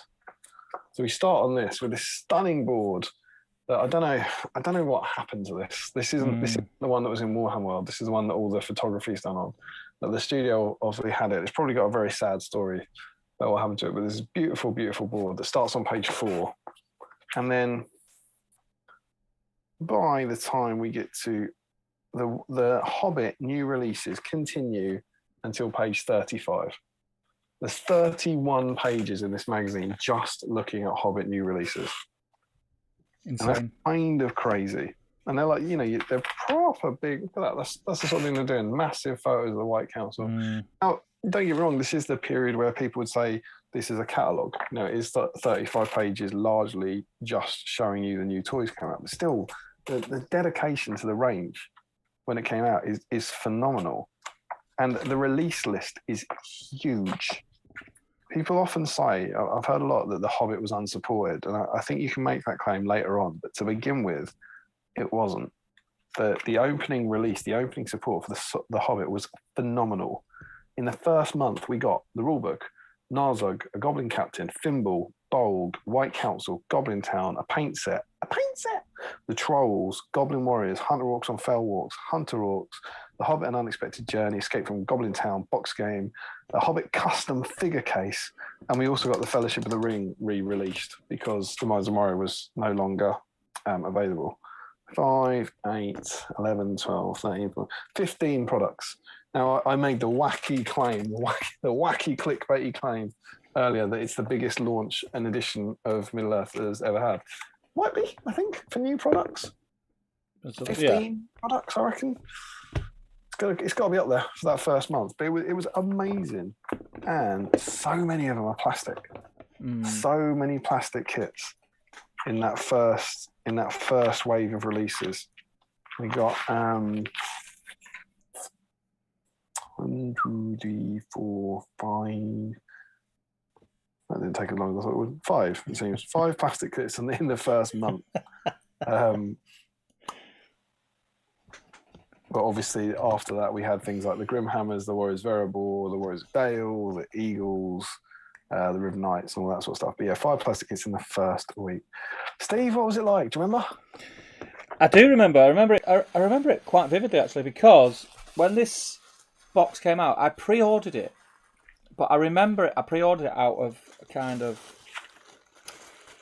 I'd not fell out of love with the game. It had just felt like it was getting a bit stale, and I'd not played for a while. I kind of was less involved in the community. I was still on the pages, still on the One Ring and stuff like that, and so I still kept one eye on it. But like real life kind of just took over for a good 6 months before it dropped, and then I pre-ordered it, and I remember I got the email or something saying, I could collect it from the GW in Alti, and I was like, oh, I forgot about that kind of thing, and went and got it and brought it home. And I remember just sticking it on the dining table and going back out again, and I didn't actually open the box probably till 2 or 3 days later, and then opened it and was just blown away. The Thorin's Company models were something to behold. I couldn't believe the detail on them. I couldn't believe the detail on all the models, even the goblins, even though they look like they're very basic. If anyone's painted the goblins from Goblin Town, then they're not. They're really detailed. There's a lot of detail in them, and they're really nice minis. It was awesome. Everything about it was awesome, and it was that reignited it for me. Straight away, I was on the One Ring. Straight away, I was talking about it. Straight away. Who were you on the One Ring? You got Gondor in your name? No, it's Steve 271276. Yeah, I mean, I would have known it, 8 years ago, but I couldn't remember now. Well, I think by the time me and you started talking, I think the Facebook page had took over. Maybe, yeah. Yeah, so we never really on the cusp, wasn't it? Yeah, I think we did have the odd, passing comments on each of those things. I think everyone did, but all my posts are still up there. Well, the ones that didn't get, we lost a load, didn't we, off there? A load of stuff. But yeah, it reignited the hobby for me, and ever since then, I've been neck deep. Could have said something else. The Thorin's Company sprue, neck, pre-11. The Thorin's Company sprue, and again, you got these stunning pictures in here, like huge close-ups of how good they were, of every hero. The Thorin's Company sprue, I think, is the greatest sprue they've done, certainly for Middle Earth. It's a little unfair because you're getting 15 heroes, but it's absolutely stunning. And I think people were expecting it to be like the Fellowship sprue, which is fairly commonly lambasted. Yeah. But instead, you got this. I mean, it just blew me away. Oh, there you go. Who was missing it? That's what you're missing. Yeah. That's Norrie's little knife bit. It absolutely blew me away. That you also get. I mean, check this out. Right? Look, what's that? That's just White Dwarf, is it? Oh, hello. What's this? What's this little cheeky man? Check out that. I don't know how well that's going to work. Centre spread, we call that, mate. Oh, it's not even a centre spread. It's a page 6 spread. This stunning picture of hundreds of goblins running through Goblin Town. And I remember, because the second trailer maybe hadn't dropped at that point. It must have done, but there hadn't been much. And I remember seeing that scenery and going, oh my god, Goblin Town's going to be like rickety wooden walkways. And the Goblin Town scenery itself. Yeah, it's class. It's class. Because we saw the pictures, they must have been the leaked pictures from White Dwarf. But I remember people seeing that, and you knew that you were getting scenery in the box. And go, well, what? Yeah.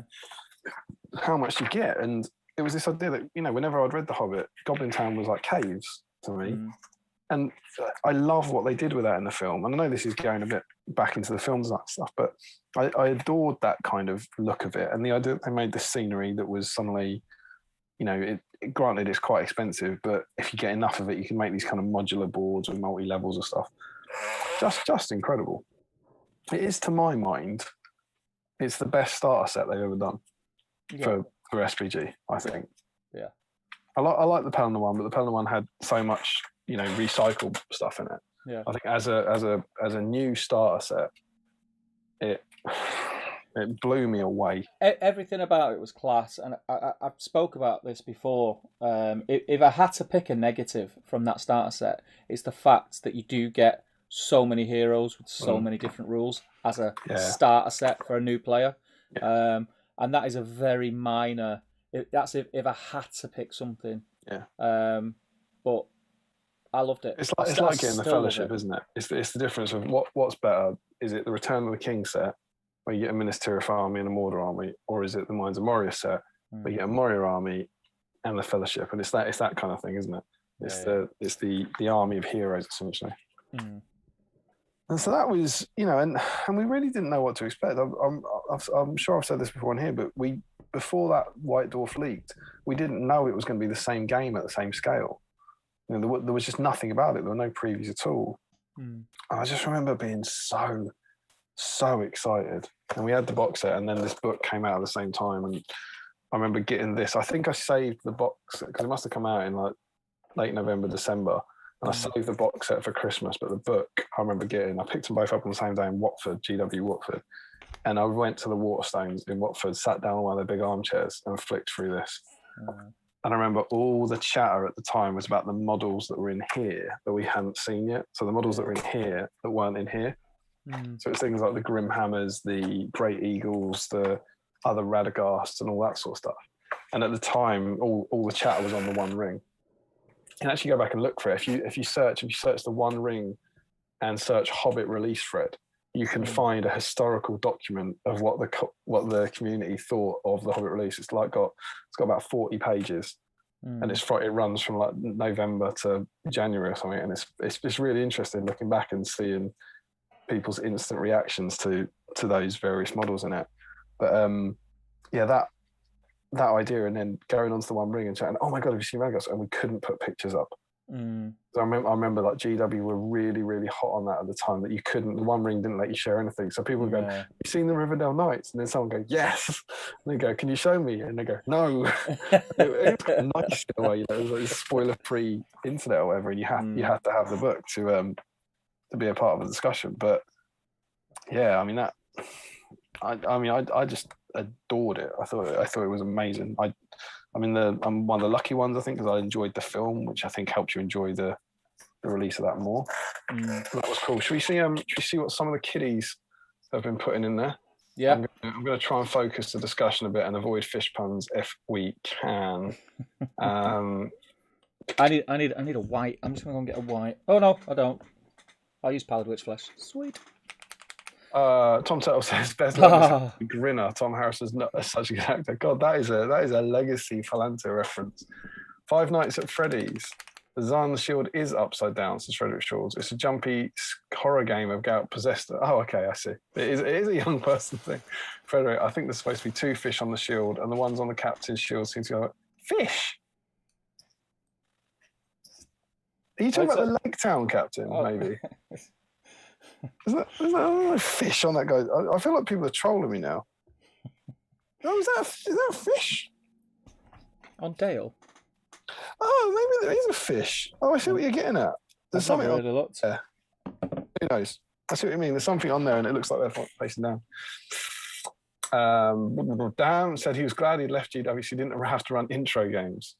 Five Nights at Freddy's, lots of that. I wasn't in the hobby when the Hobbit edition came out, so I missed this era completely. I kind of wish I was still playing around that time.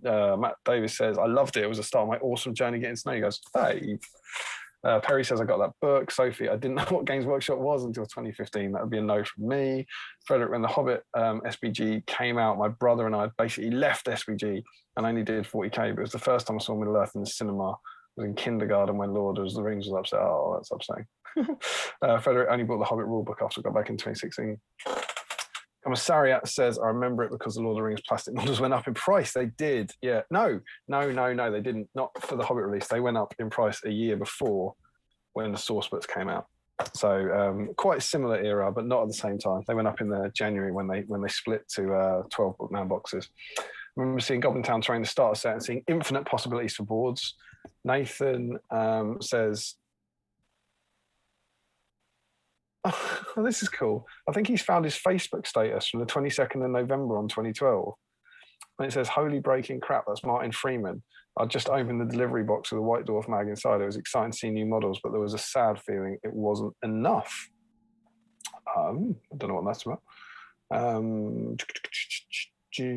Justin, I remember being crazy excited when I found out about the Hobbit release. I still remember thinking, finally my game and hobby is saved. Yeah, absolutely. GW Hobbit models actually make me think, like the movies more. I don't think I'm the only one that I completely agree. Perry, I got the Hobbit Goblin Town Battle Games. I also got the Hobbit Goblin Town Battle Games. What do you mean by that, Perry? Do you mean the part work, the magazine? It'd be interesting. CB Miniature Painting Studio. So much nostalgia. I wish I was more savvy and got all the kits back in the day. Green Tree, I still got the Escape from Goblin Town box. It's sealed in the loft. It's the really rare edition with the limited edition Radagast. you laugh. That Radagast is now rare. And people will pay quite a bit for it. Josh Bryant, 2012. I can't remember if I still have my White Dwarf subscription. I don't think so. It was in the new style and I ditched it after it changed to Warhammer Visions. Didn't change to Warhammer Visions, remember? There were two. There was always White Dwarf Weekly, it was at the time, and Visions. But yeah, I think a lot of people weren't impressed with that change. Frederick, the only Hobbit era models I have are my Thorin's company models from the last SPG Santa. That's a good Santa gift.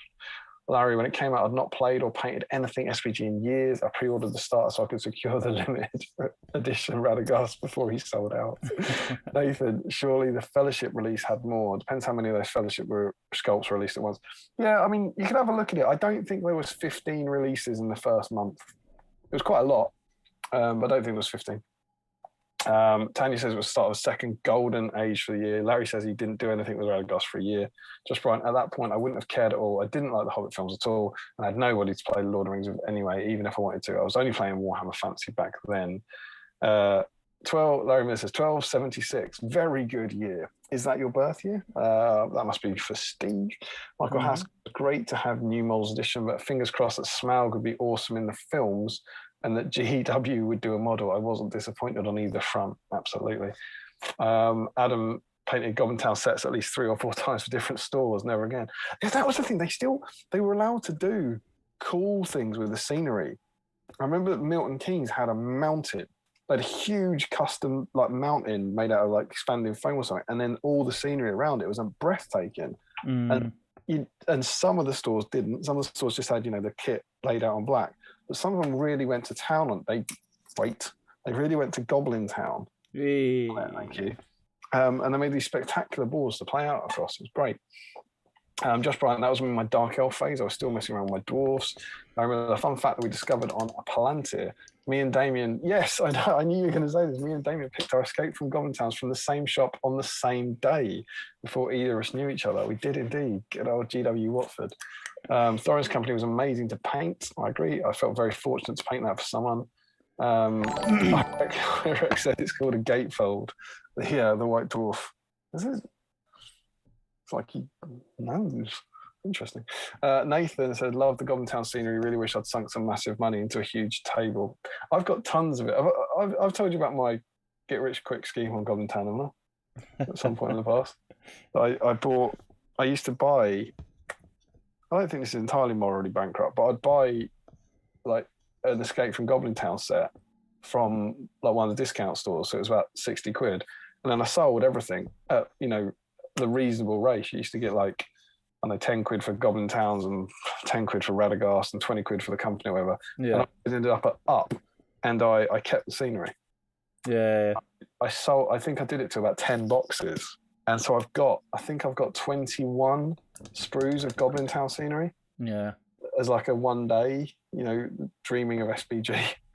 I was similar. I ended up, I did loads. Every time it come up on eBay, I was buying sprues and sprues and sprues of it. Because I did have, I don't know if I've got it anymore. I've still got the scenery, but I made a board. You probably remember it from Scouring. The intention was to make this board, and I'd amassed so much and painted it. When it come to making the board, I filled a 4x4 board, and I'd only used about a third of what I had.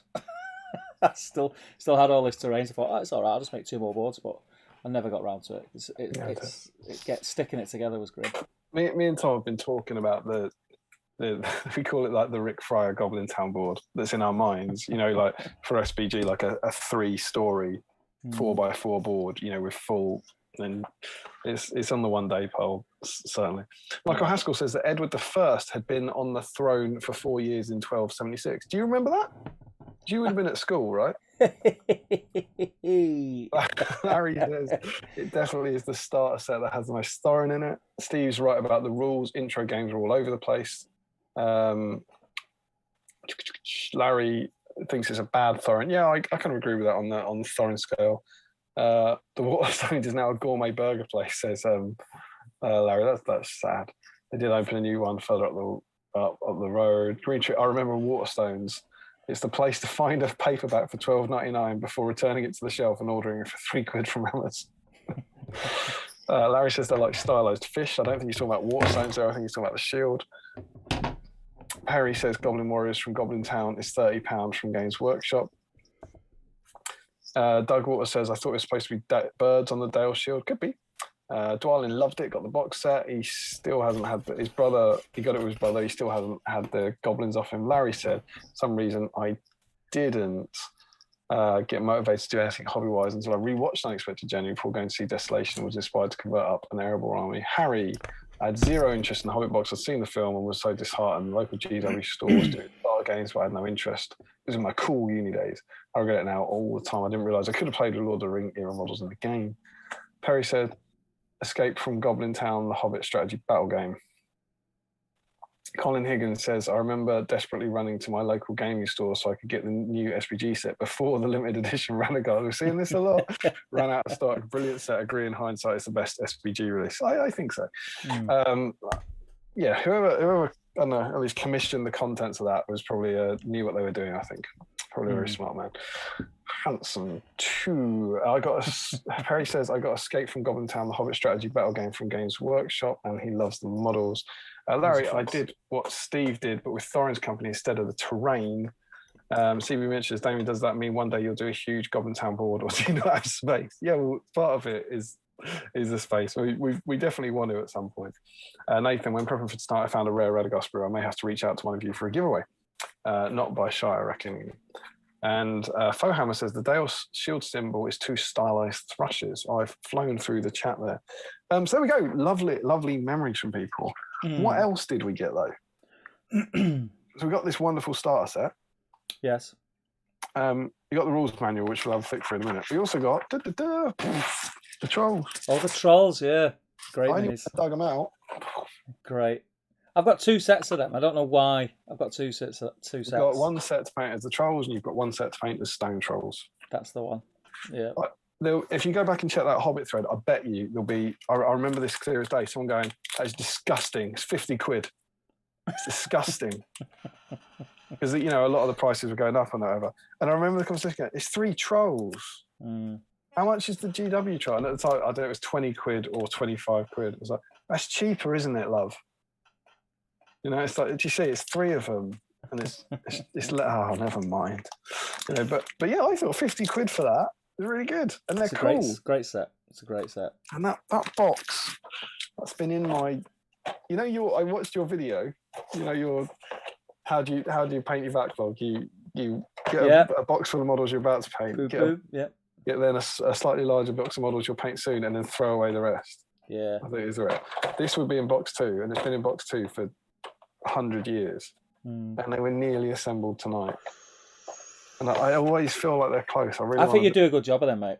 I think you do a good job. Well, I enjoyed doing my Gundabad trolls and the ogres. I'd like to do, and I love them. And you know me, I love Thorin's company, so the thematic opposition I think would be really, really good. But they're cool. Got them. That's good. They're awesome. Month 1, well done, like that. Then we got the orcs, Hunter orcs, and Hunter orcs on Fell Wargs. They were quite divisive at the time, I seem to remember. Oh, it was just I think you mentioned it at the beginning of the stream that you like everything. They were all plastic, really detailed. Everything that come out was just really fresh, and just. I mean, obviously it had stepped up a level. It was a long time coming, but everything just felt really nice. Everything that they seemed to release, you wanted. I did. I'm like that anyway. But do you know what I mean? It was. And I remember a lot of people would judge it. They were judging the films when they were judging the models because they were saying that they hate. There was a lot of negative reaction towards the goblins. It was like that must be what they look like in the. This was pre-film. It's not. They're not bad models. That's what they're going to look like in the film. And you don't look like what they look like in the film. And, they're a very, very good representation of what they look like in the film. But obviously, if you don't like that design... I think they're great. I think they're great minis. Yeah, I do. When I painted my Goblin Town... I've painted a lot. I think I've got 70 painted, just standard Goblin Town Warriors. I think I've probably painted that 70. I did a lot. My first sit-down, I think I painted 4 warbands, and then I've added a couple of warbands since. The fact that after that first sitting of painting them, it was a slog, I'm not going to lie, but I just fell in love with them a little bit more because I started to look at them more closely and look at the detail, and they're just really nice models, just really nice, and it's such a cool army to play. In that. Like the fact that you've made the scribe, they made the throne, they made the poo bucket, they made there's so much extra love gone into this range. Yeah. And it always gets kind of thrown under the bus a bit as, oh, they didn't support the Hobbit. They had a good go. They really did. Yeah. But yeah, they're great. And I don't know, I like the Hobbit films, but I like that they're different to the Moria Goblins. Personally, I like that they're a different, it's not just the same goblins, they did something different. I think it's cool. Then we got Fimble, he's been leaked. Fimble the Hunter, foot and mounted. Nice mini. Cool. Narzug. More on him later when we look through the book. Week 1. Captain the Hunter Orcs, expert shot with his orc bow. His foot resting on a rocky outcrop. He cuts a heroic pose. Narzug has a special weapon that is both a bow and a sword, dangerous both in shooting and in combat. And down the bottom, you have Narzug racing to face Keely. Kind of interesting. Use combat synergy, that's all I'm saying. White Council. People hated this. Great minis. £45. Now it's beautiful hindsight. £45 for 4 models. That's £10.25 for a hero. At the time, absolute outrage. Do you like these? Love them. Love the White Council minis. Yeah. Someone's already mentioned the Gandalf as being one of the best likenesses, and I agree. Yeah, it's really good. I've done the Galadriel as well. I've never been a huge fan of the Elrond or the Saruman, if I'm utterly honest. I like them all. If I had to rank them in order, it would be Gandalf, Galadriel, correct, Saruman, yes, Elrond. Correct ranking. But I like them all.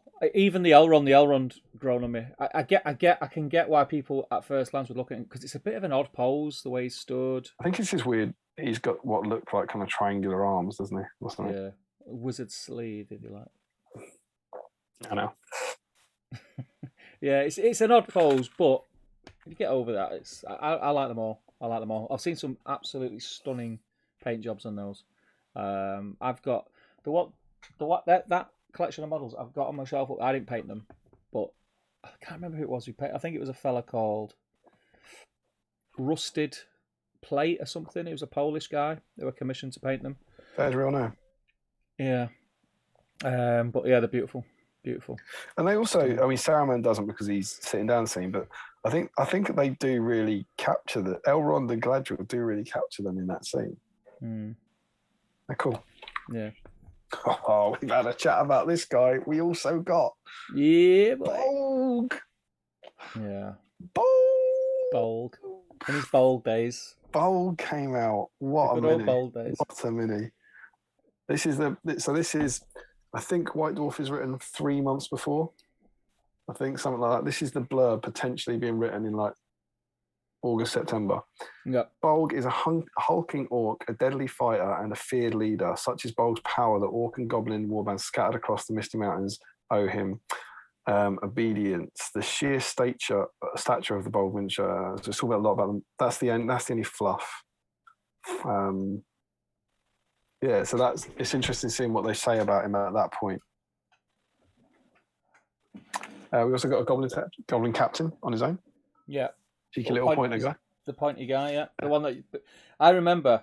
I don't know if you remember, but I remember because I was collecting Goblin Town. I never bought that miniature, and I can't remember the reason why.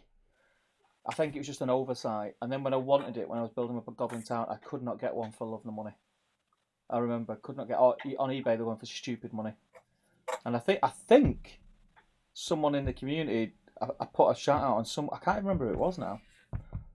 But someone said, "Oh yeah, I've got one." Just it wasn't you, was it? No, it wasn't you. You wouldn't know if it was, would you? That's the point. No, I don't think it was you. I'd remember if it was you. But I remember someone said, "Yeah, I've got one. You can have it," and just wanted what they paid for it, and that was just like, yeah, that's just this community, isn't it? I get this goblin. I mean, this is why the goblins are angry, right? the fluff here says, as with all goblins from Goblin Town, the captain is a stunted, hunched creature. He's a distended paunch and a bulging protrusion on his back, which makes for a thoroughly unsettling but undeniably evocative model. He is repellent. The initials there are AT, so I don't know who wrote that, but that is hurtful to that goblin. No, I mean, no wonder he's suffering that. You won't get away with that today. We also got goblins and Goblin Town scenery, so you could top up your box. That. You got the figure case. They made a custom figure case. I'd never picked that up. Did you pick that up? No, and it goes for stupid. Because to this day, I knew they'd be in their boxes for 10 years. Wouldn't have helped me. Wouldn't have helped. The thing about the terrain as well, the separate terrain, you got extras that you didn't get. Yeah, there was I can't remember which way around like it is. There was ladders this bit here, isn't it? That's the additional bit. Yeah, like ladder and the stuff. bridge. Yeah. But yeah, I needed the custom figure case to be able to hold like a significant amount of boxes like this. That would be really handy for me. It was cool. And you got a paint set. You got to start a paint set because it was that big a deal. Yeah. I can remember going in GW in you need this. It's got recast flesh in it. I can remember because that came out. I'd not long lived in Altrincham. We'd not long lived here. And I remember going in Altrincham GW, and every young kid that was in there was just sat there painting a Goblin Town goblin, because anyone new came in and just give them a goblin and said, right, paint that rack half, wash it in Agrax, done. Look what you've done. That's amazing. And then they had a shout out to Lord of the Rings. Yeah. And the Fellowship being re-released, and a reminder about the source books. Awesome source books. Missed those. They were good, weren't they? It's a good launch. It was a great launch. It's a very good launch. Great launch. I was so excited. We also then got, is that right? This made me smile. Inside this issue, Army of the Month. It's just an ogre army for like fantasy at the time, yeah? Yeah. Hey! Tony Middle Earth Team Sculptor Keith Robertson's ogre army. That's slightly prophetic, I thought. And then inside we get the Flight to Freedom battle report, which some of you will know from the it's in the Best of White Dwarf, a new one. So I thought what would be fun is to read the starting bit where they talk about what they're looking forward to change, and then we can look at the rulebook. Yep. So this is what Adam played. Adam Troke. Some of you may have heard of him. From the evil side, I'll be looking to focus on the following. Mighty monsters. All monsters now have access to 3 brutal power attacks, Barge, Hurl, and Rend, which give them a tactical flexibility that cannot be ignored. I'm looking to use the Goblin King to showcase this newfound deadliness. If I can get my hands on Gandalf or Thorin, it'd be great to hurl one of Dan's main heroes into the abyss. Rend is also potentially very useful against certain dwarfs with a high defense. 2, special strikes. In the past, all hand weapons or two-handed weapons were essentially the same, regardless of whether they were an axe, club, or sword. Now, weapons are grouped into different types that each come with a special strike. A sword or a dagger enables a fighter to feint, while a club or hammer allow you to bash. So goblins at Goblin Town have a multitude of different weapons that are perfect for trying this out on the tabletop. So then it goes on to talk about this scenario. And then Dan, who is playing against, is interested in trying out heroic actions. There are 4 new heroic actions that characters have access to on top of the 3 existing ones. Channeling will be more powerful spells with Gandalf. Heroic accuracy can be used in the shooting phase. Heroic strike will give characters such as Thorin and Dwalin a boost, and heroic march will help me to get into or away from the action. And then he also mentions character synergy. Many of the characters in the Hobbit and Unexpected Journey strategy battle game have special rules that benefit them. So Oin has prognostication, giving him the ability to influence the outcome of a combat. Bomber can allow them to regain will points. Barling can steal priority, yada, yada, yada. So he's talking about the synergy of Thorin's company. So those are the 3 kind of rules highlights. The brutal power attacks, special strikes, and the heroic, and the new heroics. And look at that, look at that. Super cool. Thing of beauty. Absolute thing of beauty. It's a really good battle report. Really, really good battle report. And then you also later on get some painting guides for Thorin's company. Yeah. Perhaps unsurprisingly, you get a painting guide for Goblin Town Goblins. Base coat. Yeah. Ricard flesh. Yep. Paint of the day. Wash rake and flesh shade, layer Ricard flesh, layer pallid witch flesh, and layer squig orange for the eyes. Boom, done. There's also a thing for the Goblin Town walkways. And then finally you get a quite nice, I reread it, but a quite nice little bunch of pages of, it's mainly with the sculptors, but stuff about going and visiting the set and taking inspiration on the sculpting of those kits. And then Adam gets like 2 pages to talk about designer's notes. I always wanted this to be like 8 pages long to really go into it. And it's lovely and all that, but there's only so much space the poor man is given. But it's nice to see the idea of, I think he said it was the best hobby news that I received when they did it. I found myself working on the latest version. I'll make no bones about it. The Hobbit's been my favourite book since I was 9 or 10 years old. So having a film, the new opportunities that the film gave us were absolutely boundless until he's very, very, very excited. But yeah, one of the key goals of the new rule set was to provide new challenges to gamers, to give them new ways to use their existing models and opportunities to collect new ones. And I looked at the minutiae of the rules. I wanted to make the game about the models, holding the miniature in your hands, looking at his war gear and imagining how he behaves on the tabletop. So I introduced rules for special strikes for the different weapons. Newly defined magical powers are more interactive and provide even more tactical choices, and monsters are enhanced with great new abilities, deliberately to circumvent the tactics that people have used in the past to neutralize what should be the mightiest models on the tabletop. Same 3 things: heroic actions, special strikes, magical powers, and monsters. The focus of the rules has been in making the game fun and interactive, and my strongest hope is that people enjoy the new edition in joyful games with their friends. It's a new era of collecting, painting, and gaming, and I'm looking forward to sharing it with you. Good stuff, man. Good stuff. Also, I don't know how well this will come across, right? You see these guys? These guys are embossed. Yeah. There's a troll on the back. I don't know how we could do, but this troll is higher than the rest. It's proper sexy stuff. Yeah. Didn't mess about. Oh, that is the very definition of messing about. That's absolutely messing about. So what we can do, we can slightly emboss one of the trolls. That's messing about. That's mucking about. Go on, do it.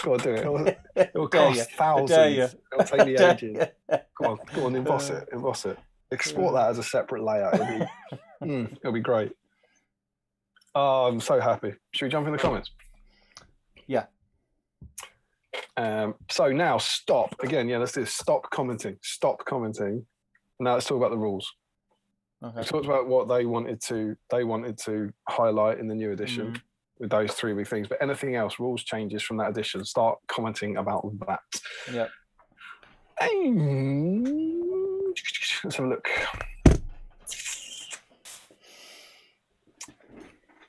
Hell, here we go. I'm getting close. Irex has put a winky face. Don't know what that's about. Sophie says, "Don't send things to Steve. Don't send things to Steve for a giveaway. He forgets about them." He has not forgotten about it, Sophie. I've not forgot about him. We are saving it. Perhaps we haven't communicated it to you, in which case we are at fault. I'm sorry. We're saving it for a sensible stream. Was our plan. There has never been a sensible stream, appropriate stream. Yes, we will. We will talk about the last couple. It just doesn't make sense. It doesn't make sense, but it will soon. Aaron, there's a post on Gbit Show the other day about small, quick set gaming boxes for him and his girlfriend to use. With that in mind, what do you think could be the next starter set akin to Goblin Town, Mines of Moria? It'd have to. Amon Hen would be mine. It's like. What is that like? Is that a Wish starter set, or is that what you think? So. What do you think could be the next starter set? I'd go with that. I think a Battle of 5 Armies would make. Oh, you want to go Hobbit? I think it would make complete sense. If we're going like Escape from Goblin Town, I want it to be like the Fellowship. So it's that one, and then you get plastic Urukai Scouts, got brand new plastic Fellowship, plastic Urukai Scouts, and then some plastic Amon Hen scenery. I'd Crushed accept it, finished it. I would accept the old Scouts in a starter set if you got a brand new plastic Fellowship. Wouldn't everyone, Steve? Yeah. That'd be mine. I hope they're listening. About the right scale. Listening. Dan, I need the 3 trolls. Just want to paint them. They're on the list. It's a good list. They're on my list. Oh yeah, Nathan's just you got 2 versions, so you can build both versions. One with a knife, fork, and spoon, and one with the clubs. It's good. I was sorry, at the Hobbit release would set things in motion when Dale would suffer a great injustice. Oh, that was a long way down the path. CB Miniature Painting Studio says you can call me Chris. It will save on your syllables. Matt says I picked up the troll set on eBay for £35. Absolute bargain. Lovely models still to paint. Seems like a lot of us love the trolls, have the trolls, and have not painted the trolls. Larry, if they didn't Ammon Hen with the new plastic lurts and Fellowship, I'd be as happy as.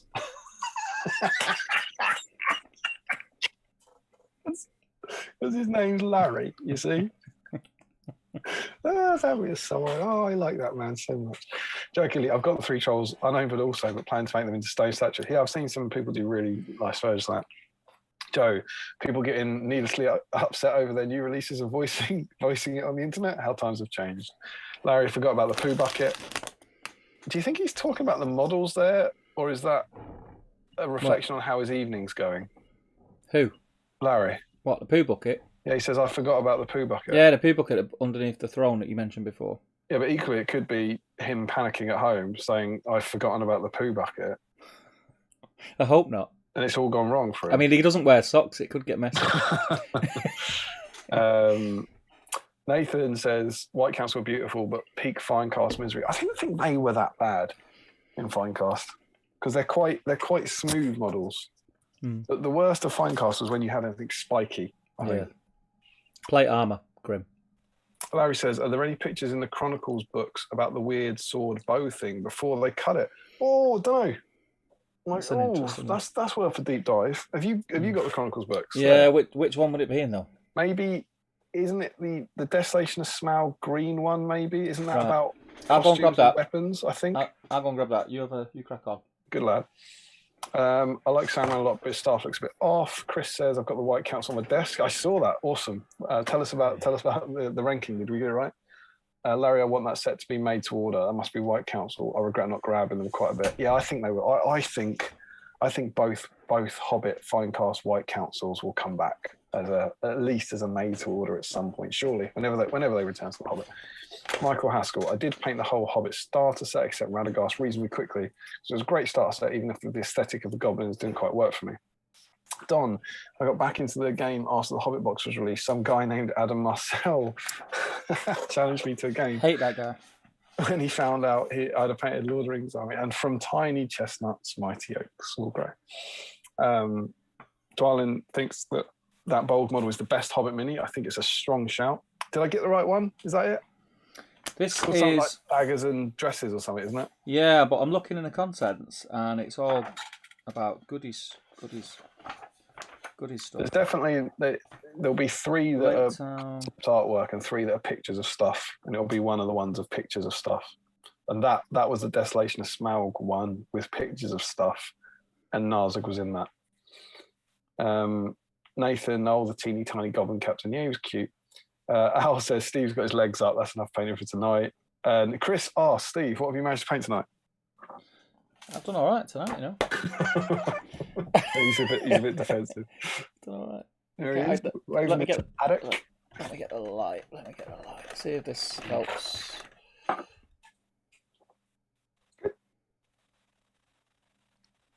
We're actually going to miss him, so you should probably talk about him because he didn't come out. He came out, I think, in March or April. So he wasn't in that first releases. But what do we think? Last week when you showed that model off, people were like, "Is that a conversion? What have you done to that model?" Yeah, people went crazy. Hang on. I found him. There you go.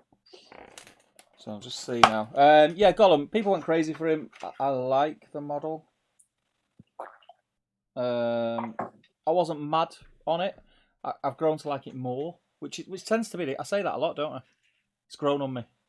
I think a lot of the models we do, I've so many times like, I don't really like that. I've started painting it and going, oh, it's really good. That looks familiar. Just off topic. That's familiar this week. Yeah. Yeah, it's a great mini. It's a great mini. A lot of character in it. Are you gonna No put sword him in- bow. No sword bow. No sword bow. Must be in one of them. They've got pages and pages like the orc weapons. That must be in one of them somewhere. Are you going to put him in the boat, or are you going to have him jump it? I'm probably what I'll probably do is magnetize him, so I can put him in the boat, but have the boat separate as a objective marker or something like that. Classic Crow. Yeah, put some rocks and a bit of water effects and fish. Frederick says, I think the local comic book store still has the custom figure case, but they don't want to sell it. That's cool. To be fair, I've had a bit of a Steve. This is Larry. To be fair, I've had a bit of a Steve stream. It's been a long week. I think that means he's sitting, drinking, and not painting. Andrew Brock, I drifted from 40k over to the Hobbit largely because Garrett and Don. See how the pile of top Canadians merge with each other. We've got 69 viewers at the moment. The same.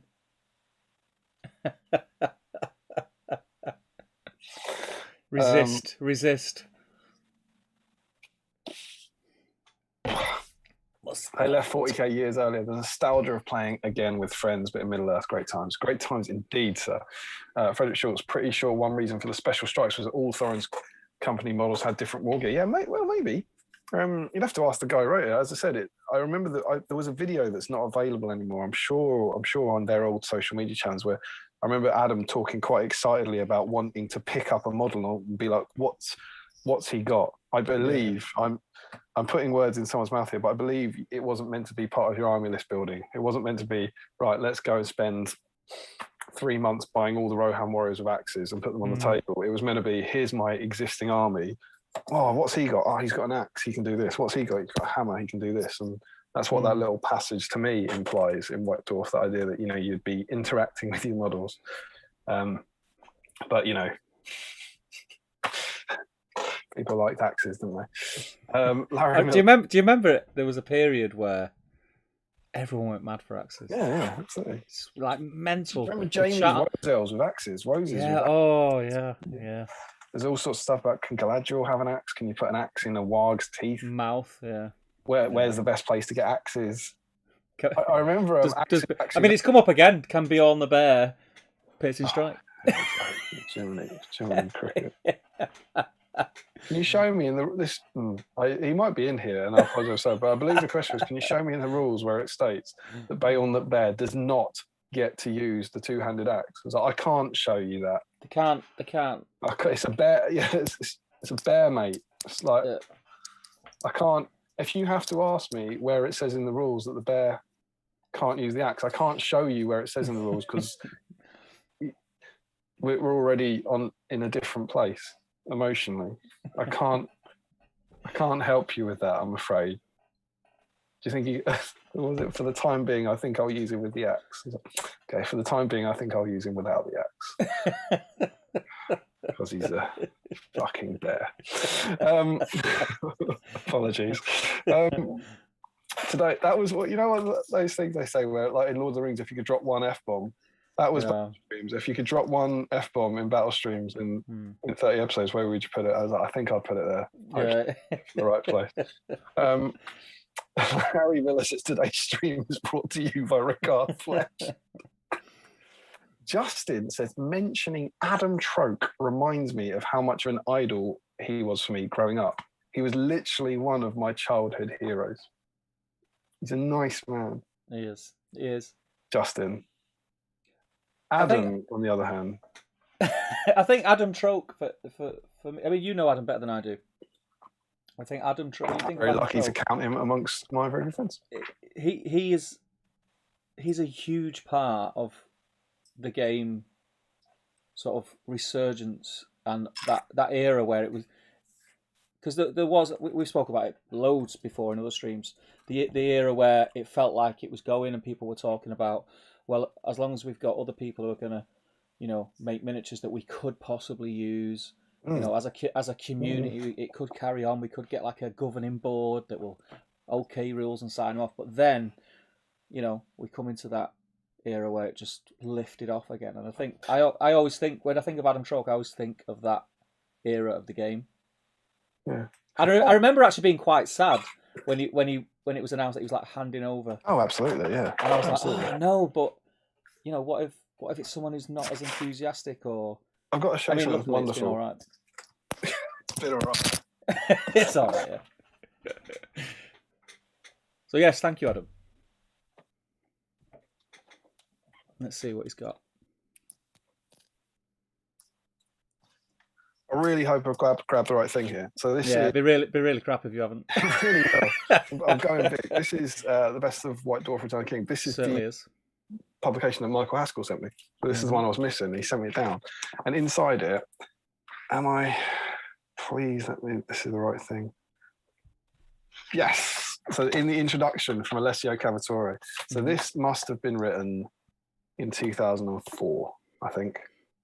The best of. If Return of the King comes out in 2003, end of 2003, then White Dwarf does articles for a year. So this is like end of 2004, early 2005. I'm looking at the copyright stuff. 2004, isn't it? Okay. Yeah. First, this is from Alessio Cavatore. First of all, the number of people writing gaming material for the Lord of the Rings strategy game has increased a lot since the past compilation, both internally with Adam joining the team and externally with more and more eager gamers sending in ideas. With Adam joining the team, I believe that's the very Adam you're talking about in 2004. And then 8 years later, well, I'll just knock that out. Yeah. And this is, it was, I don't really know what kind of collaborative provision was in it, but it's the old school GW, and this is written by Adam Trope. You know, so I don't know quite how that process came about, because I don't think there was necessarily the team at that point, but he, you know, that it's literally got his name on it. And I do remember that when the whole game then kind of went under a bit in 2014 and 2015, and when they announced that Middle Earth, and whenever they you know, we all know they put the job adverts up, whatever, and when it was announced that the project manager was Adam Trout, I remember the community went mad. He was like, yes, because he's the one who cared enough to do The Hobbit. It was like, hallelujah, it's in happy hands. And then, you know, since whatever that was, 2016, it's all been gravy. Just wonderful. Nathan T, agree, Frederick, otherwise they'll be too similar. Michael says, Damian Steve, which of the main new changed rules were you most enthusiastic about? Are we on to, I don't think we're on to, I'll save that because I don't think we're on to rules. Yeah, he must be on to, I think Michael has guessed the next segment, but I don't think everyone else is talking about rules, so I'll wait it. Irex says, well, now I'm a bit emotional with a winky face. I'm sorry to hear that. I'm not sure why dinosaurs would get emotional about such things as The Hobbit. Nathan says, it's really nice hearing the design commentary. The game is, of course, flawed, but the basics have remained the same and benefit so much from that. Yeah. Chris says, are any of your SPG magazines embossed? I've got one that I accidentally left too close to the table when I spray painted it. So that's got a kind of embossed snow effect across the top. I don't know if that counts. But it's because you know why they're not? Because we don't muck about. Tom's always doing it. Should we emboss the cover? No, mate. I'm not having it. That'll get a huge call from Harry. Troke we're going with. It's like Beyonce. Is definitely one of the best writers GW has ever had, up there with Jervis Johnson and Rick Priestley. It's huge from Harry. It's hard to disagree there, really, isn't it? Yeah. Certainly for the impact on our game. I think, you know, Rick and Alessio, I believe Adams used the phrase standing on the shoulders of giants, but I think when you look at the amount of time now, he's become one of the giants. And yeah, definitely. 100%. 100%. Sophie Wilkinson, sensible stream is the embodiment of a misnomer overview. Like, indeed. Dwalin says you need a dwarf starter set. Yeah, that'd be cool. A Mario start. Carl says, I don't want to comment on rule changes because I have no ideas. I didn't play them. I just want to say good evening all. Skiving the last 20 minutes of work before getting back to my dwarvish brothers. Someone says, this must be box sets. It's gone.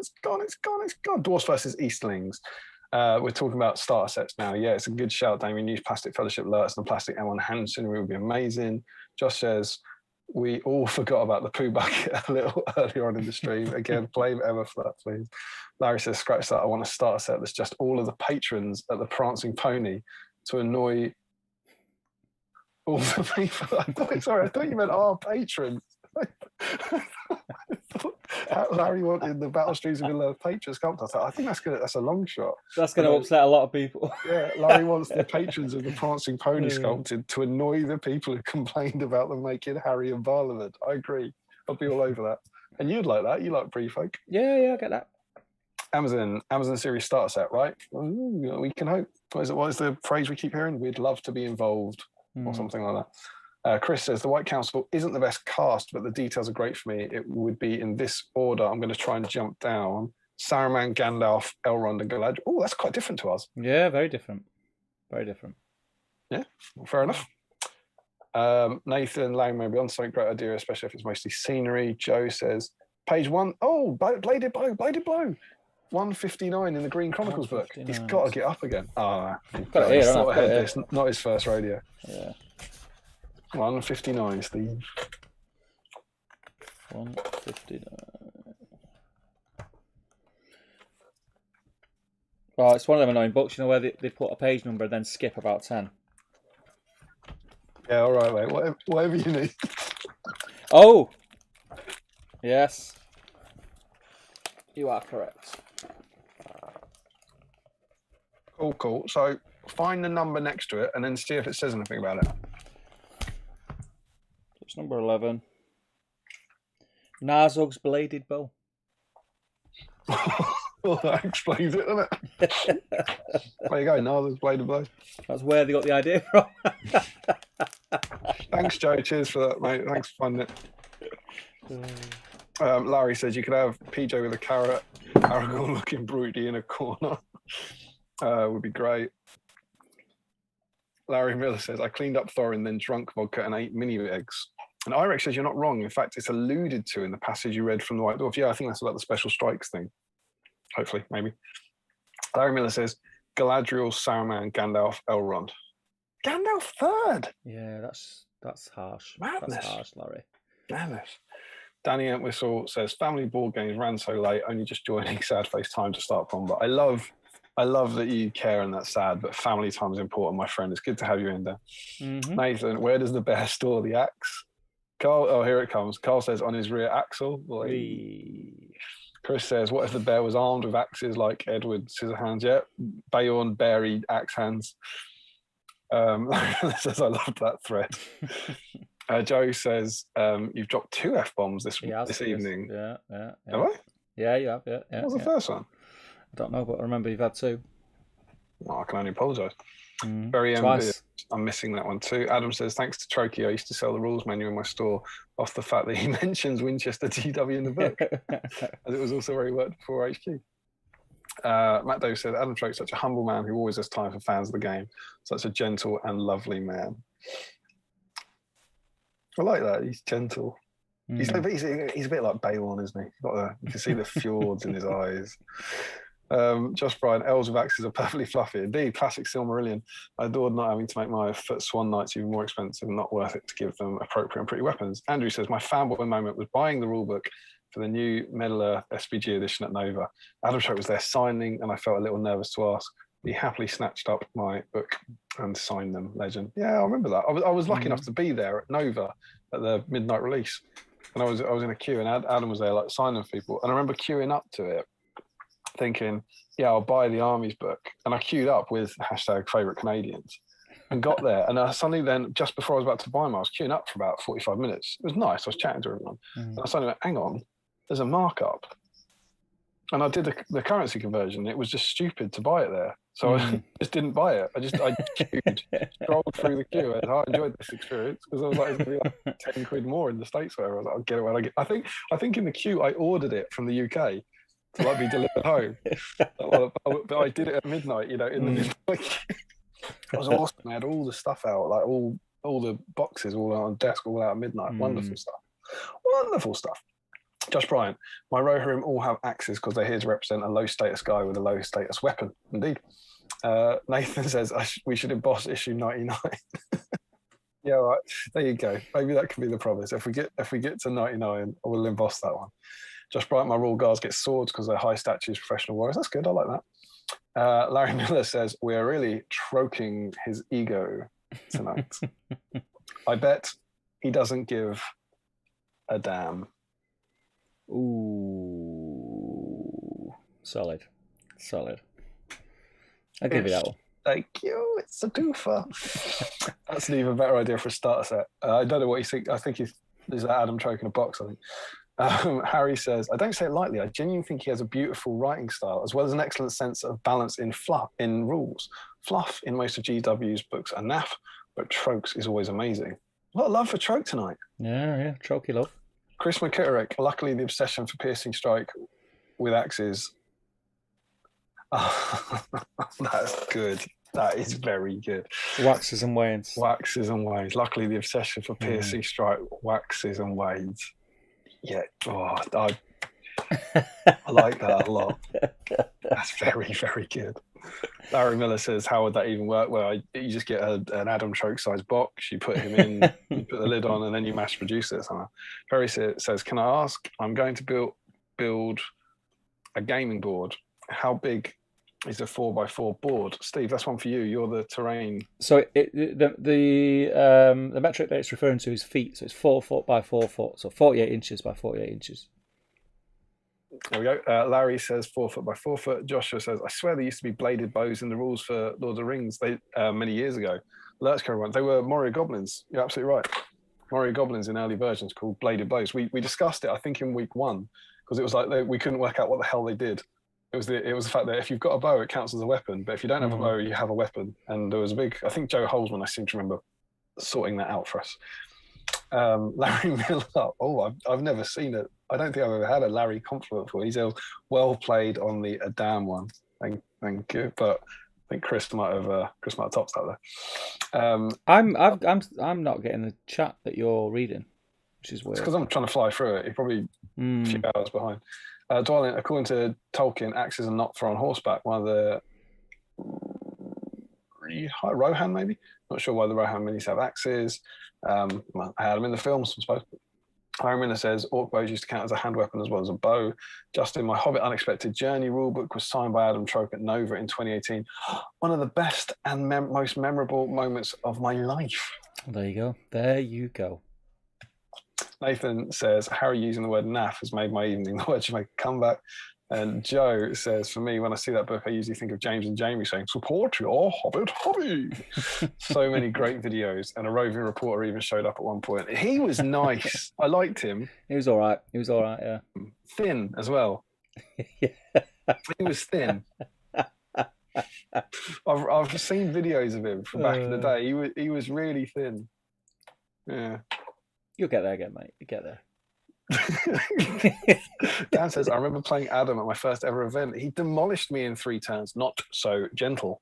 I never forgot the lessons learned. 8 years later, I finally got my revenge and beat him later on at Steve's first scouring. Take that, Troke. I think you won that, Dan, if I'm not mistaken. I think you won the first scouring. Ooh, classic ant whistle.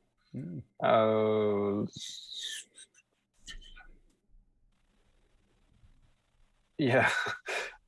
Larry says, I skipped 2 comments. Perry W.R. process thanks. Joe says, much I love to take credit for getting something right. I don't believe I watched episode 1 live as it was a school night.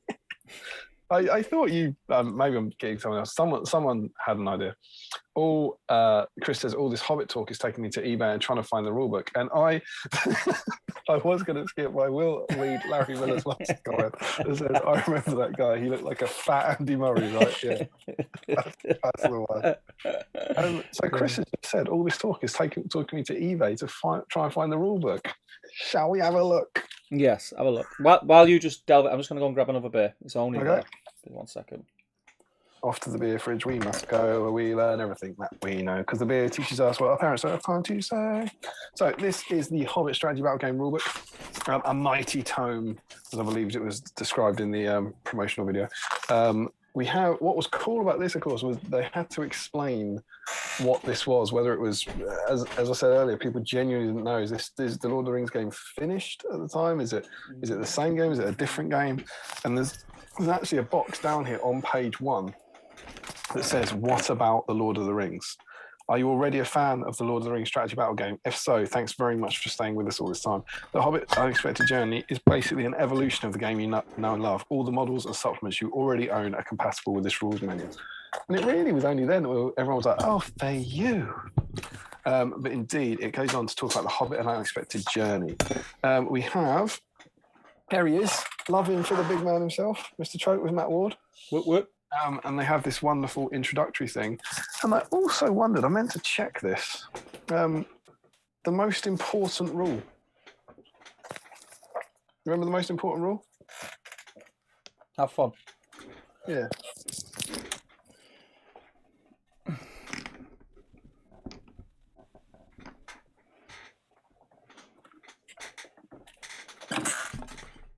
Ooh. Feet up. Feet up, everyone. Feet up now, bears out. I could be wrong, but I had a feeling that the most important rule was introduced then. This is big boo rule book. This was my starting. For me, I think the Hobbit book's a better book, but this will always be my favourite book because this is the one that I got back into the game with in 2010. Oh, it makes me happy.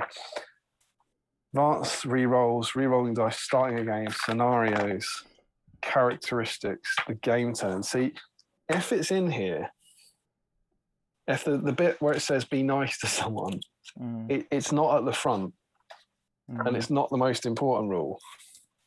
And so that starts here. And, that's this wonderful point. And, it's in the current edition as well, but it says, what is it?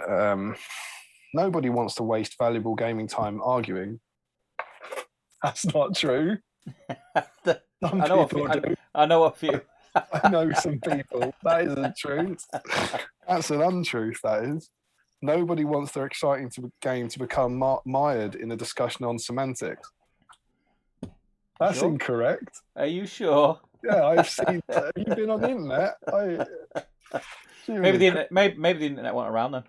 Yeah, maybe arseholes weren't either. I don't know. Be prepared to interpret a rule in a way that pleases both players or come up with a suitable solution. If you find you and your opponent cannot agree, roll a dice. You can both put the disagreement aside and get on with the battle. Once the game is over, you can continue the discussion and find a common consensus together. And that begins here in the Hobbit edition. So, of all the changes, I know there's a sentimental part of me say that's the best one Adam made. Stick that at the front of the book. Yeah. It says, don't be a jerk. Yeah. Can you bear have an axe? Can't have an axe. We got the basic concepts, and then look at it. Look at that. It was so good. So good. So good. Very cool. It's that classic thing. They do it a lot with Necromunda, isn't it? It's like, it's cool, but it's also very, very expensive. Yeah. It's like, you see this kit, if you buy 500, you can make this spectacular things. Like, I kind of want to buy 500. And then there's a little battle report, which is quite cool. You get a kind of battle report of them playing, and look at them. They're doing it. They're doing the thing. They're having a drink in the bar afterwards. This is what we do. It's what we do. Yeah. Here, Adam and Matt have retreated to Bugman's Bar in Warhammer World, where the winner buys the drinks. And in this instance, it's Adam.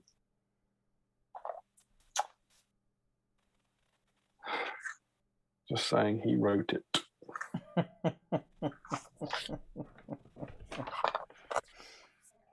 So yeah, then we get into the main rules of the game, and it's illustrated throughout. I don't think really annoyed people, but it potentially turns some people off. That the whole thing's illustrated with beautiful Goblin Town photography. As it is, it's the Unexpected Journey edition of the game, and all the examples are using these, all the model examples are using the little heads, Goblin Town scenery and stuff. Yeah, which is fair enough. That book was it was our Bible for so long, wasn't it? Yeah. And there was always someone who left theirs at an event. There was always a post by one of the CEOs. Oh, we found a Hobbit rule book with no cover, and pages 6 and 7 missing. Has anyone left it? Has anyone stolen pages 6 and 7? The page where it tells you the most important rule is ripped out. We found it on the top table. So the rules changes. There's lots of them, and we can talk about. So let's do special strikes first. Yes.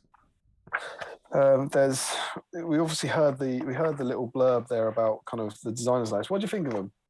It's the first time you could ever do this. First time you could ever do anything like this. Right. I really like them. I They're the same ones: bash, feint, piercing strike, stun, and whirl. I think they're the same 5 we get now, but they're all slightly different. I think they just added a whole new thing because we went through a period, didn't we, where people were trying to find that magic formula to piercing strike was one where people just thought they could, if you could get axes into your armor, you were guaranteed to win the Great British Hobbit League. That kind of mentality, and it was. I just remember that, and it always tickled me a bit. I mean, I was victim of it. I would, because I had so many Goblin Town models. Victim's the word. I think guilty is the word. As a victim to it, mate. As a victim to it.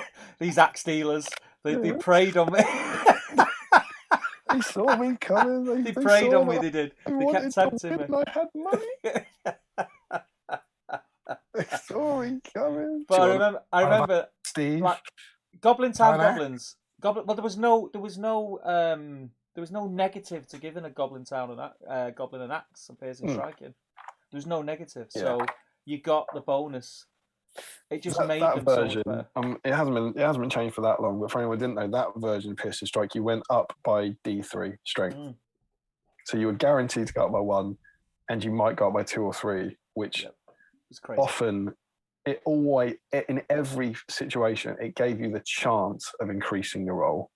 And in some situations, it increased your roll by 2. Yeah. Whereas now, piercing strike is up 1 strength, down by D3. Yeah. And so sometimes it makes no difference, and sometimes it can give you +1. Yeah. But yeah, piercing strike was the runaway one, wasn't it? You saw axes being put on. People used to genuinely ask a lot, where can I buy axes from? Yeah. Gripping Beast made an absolute fortune. Gripping Beast, yeah? Is that? Yeah. I mean, that came very quickly to you. Well, because Finnegan bought them all. Of course. You'll find no Gripping Beast axes on my goblins. Let me tell you. Old Jax Finnegan. But yeah, there was a roaring trade in small metal axes at the time. There was.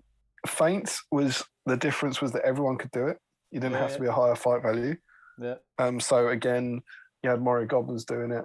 Yeah, it's kind of a given to do it in a lot of situations. In more situations than it wasn't, I think. And stun,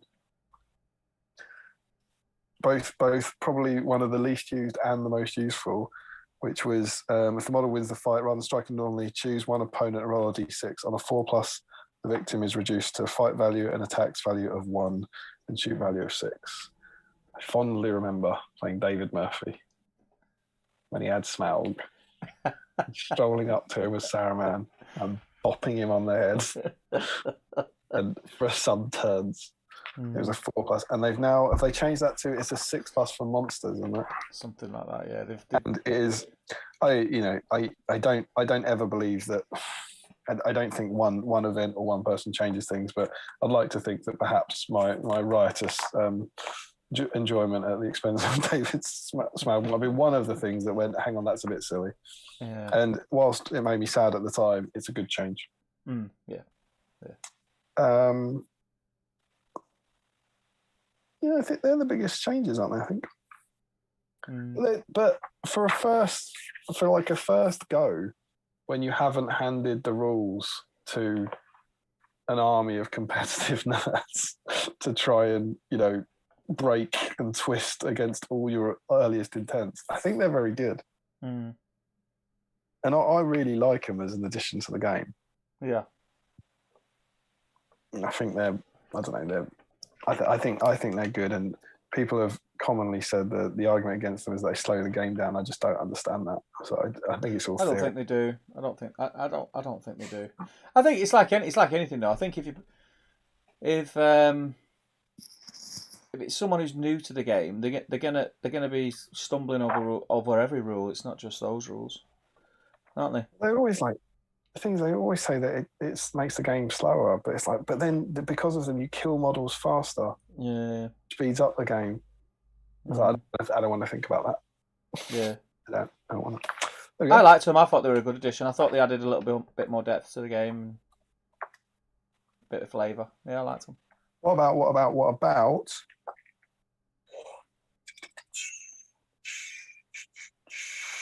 It's not there. Oh, where is it? What are you looking for? What are you looking for? Here we go. This is represented by making the shoot value of a model that has moved 1 point worse for the rest of the turn. Yeah, makes sense. A module with a shoot value of 4+ that has moved will require a 5+. First time that happened. Move and shoot penalty. Makes sense. Like it? Yeah, makes sense. More realistic. I remember a lot of these things were designed to stop traditional tactics, and it was to stop you backing away with your elves. You know, not that people can't do it, but it wouldn't be quite as good. That was the rationale there behind that. I remember on the odds that these are still on the One Ring and they could be found. I'm not going to try and lie about it. I didn't like this because when I was reading about it, I couldn't understand how you'd ever be able to keep track of it in a skirmish game. In like Warhammer, you could go, yeah, those archers moved. I could never understand how when you had 20 archers, you'd be able to keep track of which ones are moved. And you know, as it turns out, they all move or they don't move or you turn them around or something. It's actually quite simple. Yeah, I used to just face them backwards if they moved. Yeah. And you say it as you're doing it. These are moving, so they're going to face them backwards, so we know. Yeah. I don't think we ever had a problem with it. It was a theory hammer complaint, definitely, but one that was. Yeah, I was wrong. I was wrong. Monsters, Stephen Crow. Monstrous power attacks. I think were. I really like them. Really like them. I was at the receiving end of them a lot. Well, we all. But I really like them. I think they made sense. But then you had the fell-based thing that you would race on that just was grim. But other than that, I think they work really well. I think they work really, really well. The thing that I remember, because this would have been in my competitive period, like 2013 to 2014 was when I was trying the hardest. It was this era. And I remember I wasn't annoyed about the brutal power attacks. I was annoyed about monstrous cavalry. It's in the same section. Because monstrous cavalry at the time, I believe, were a set of rules that just made fell beast better. Yeah. There was no other monstrous cavalry. Yeah. And it was like, we needed this in the old edition. Now you've got brutal power attacks. They don't need this extra set of rules. And that was all the, the +1 bonus and the knockdown and all that sort of stuff. And that's what used to make me angry. It's like you don't call it monstrous cavalry, call it the fell beast Christmas section. Hurl was obviously a lot better or a lot worse depending on how you look at it. A lot more effective. Rend is pretty much the same, I believe, and Barge is essentially the same, isn't it? Barge is pretty much the same, yeah. It's different. I think compared to now, it's just the direction thing for Hurl, which again, we're not talking about the changes now, but just I far prefer it now than when it was. It was very prevalent, wasn't it? Yeah, didn't it get nerfed in like 3 ways? Like the direction got nerfed, the distance got nerfed. Yeah. The fact that the whole combat doesn't get knocked down. Yeah. It used to be you just knock down the enemy models. Now it knocks down your whole combat. Yeah, it used to be. Well, yeah, you used to hurl through flipping everything, didn't you? In any direction, you could throw it over your head. Yeah, it now becomes like an effective thing that can be useful to chuck a model away and maybe hit another model, but it doesn't become the kind of game ruining situation. It's used differently now. Hurl used to be used to wipe out an army. Yeah.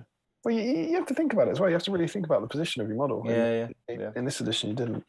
But again, I think it's like Special Strikes. It's kind of like the first version of these rules, Like, I don't know what you want to call it. The Might rules had 4 editions of the game and 10 years of development, whereas this is like, day one for brutal power attacks. And that thing the White Dwarf said that we introduced these to stop traditional tactics against monsters. Do you remember playing against monsters like before them? Just feed one. Yeah, just feed one. Yeah. And like if you're new to the game, you probably haven't realised the how good brutal power attacks are for monsters because you just used to. What have you got there? A dragon. Okay, well you can eat Jeffrey. There you go. Whoop. Oh, nightmare. That's 10 points gone. Next turn. Well, this is Tom. Oh no, not Tom as well. Yeah. Anyway, I've killed the rest of your army, and that was how you dealt with them, right? And literally because a monster was just a big model, And with what was it? Balrog was Balrog at one stage like 500 points or something stupid. Oh, he's been all over the place, isn't it? When we looked at, I think he's definitely been 500. You just feed him. He could have Matthew. There you go, Matthew. Yeah. Nom nom. Five or six turns games, he's killed 60 points of models. And I did that in tournaments. I remember playing a doubles tournament where it's like, what have you got? Oh my god, that looks scary. There you go. There's James. It was like that's how awesome the brutal power attacks. Absolutely awesome. Yeah.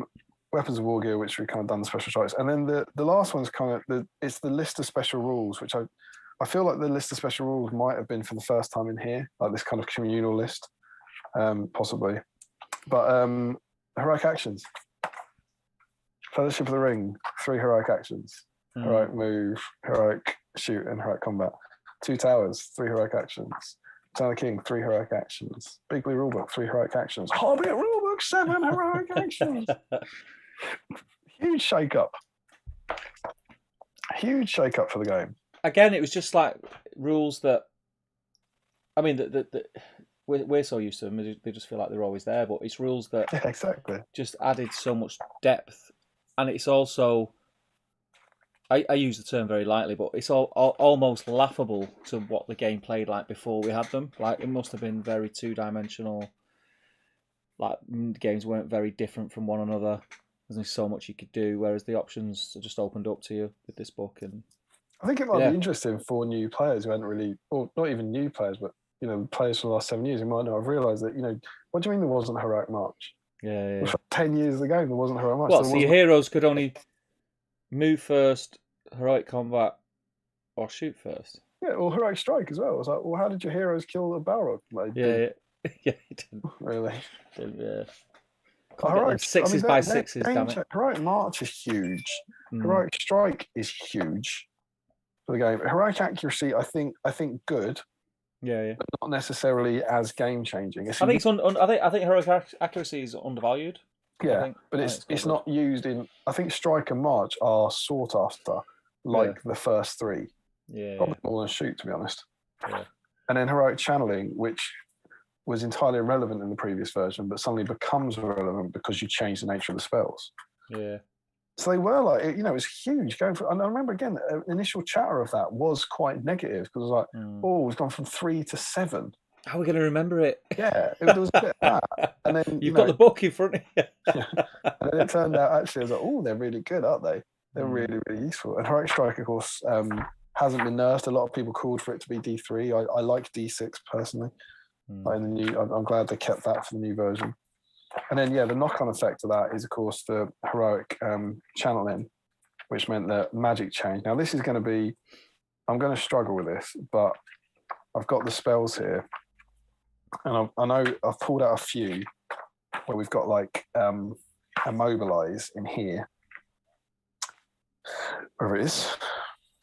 There we go. Immobilize. If you just cast it normally, they may not move or shoot, and while it's in effect, they halve their fight and attack characteristics. If it was channeled, it was down to 1. Yeah. The previous version, the earliest version of that, was like it's just down to 1, so you're immobilized and you lose them both. So this version was nerfed so that you don't lose them both.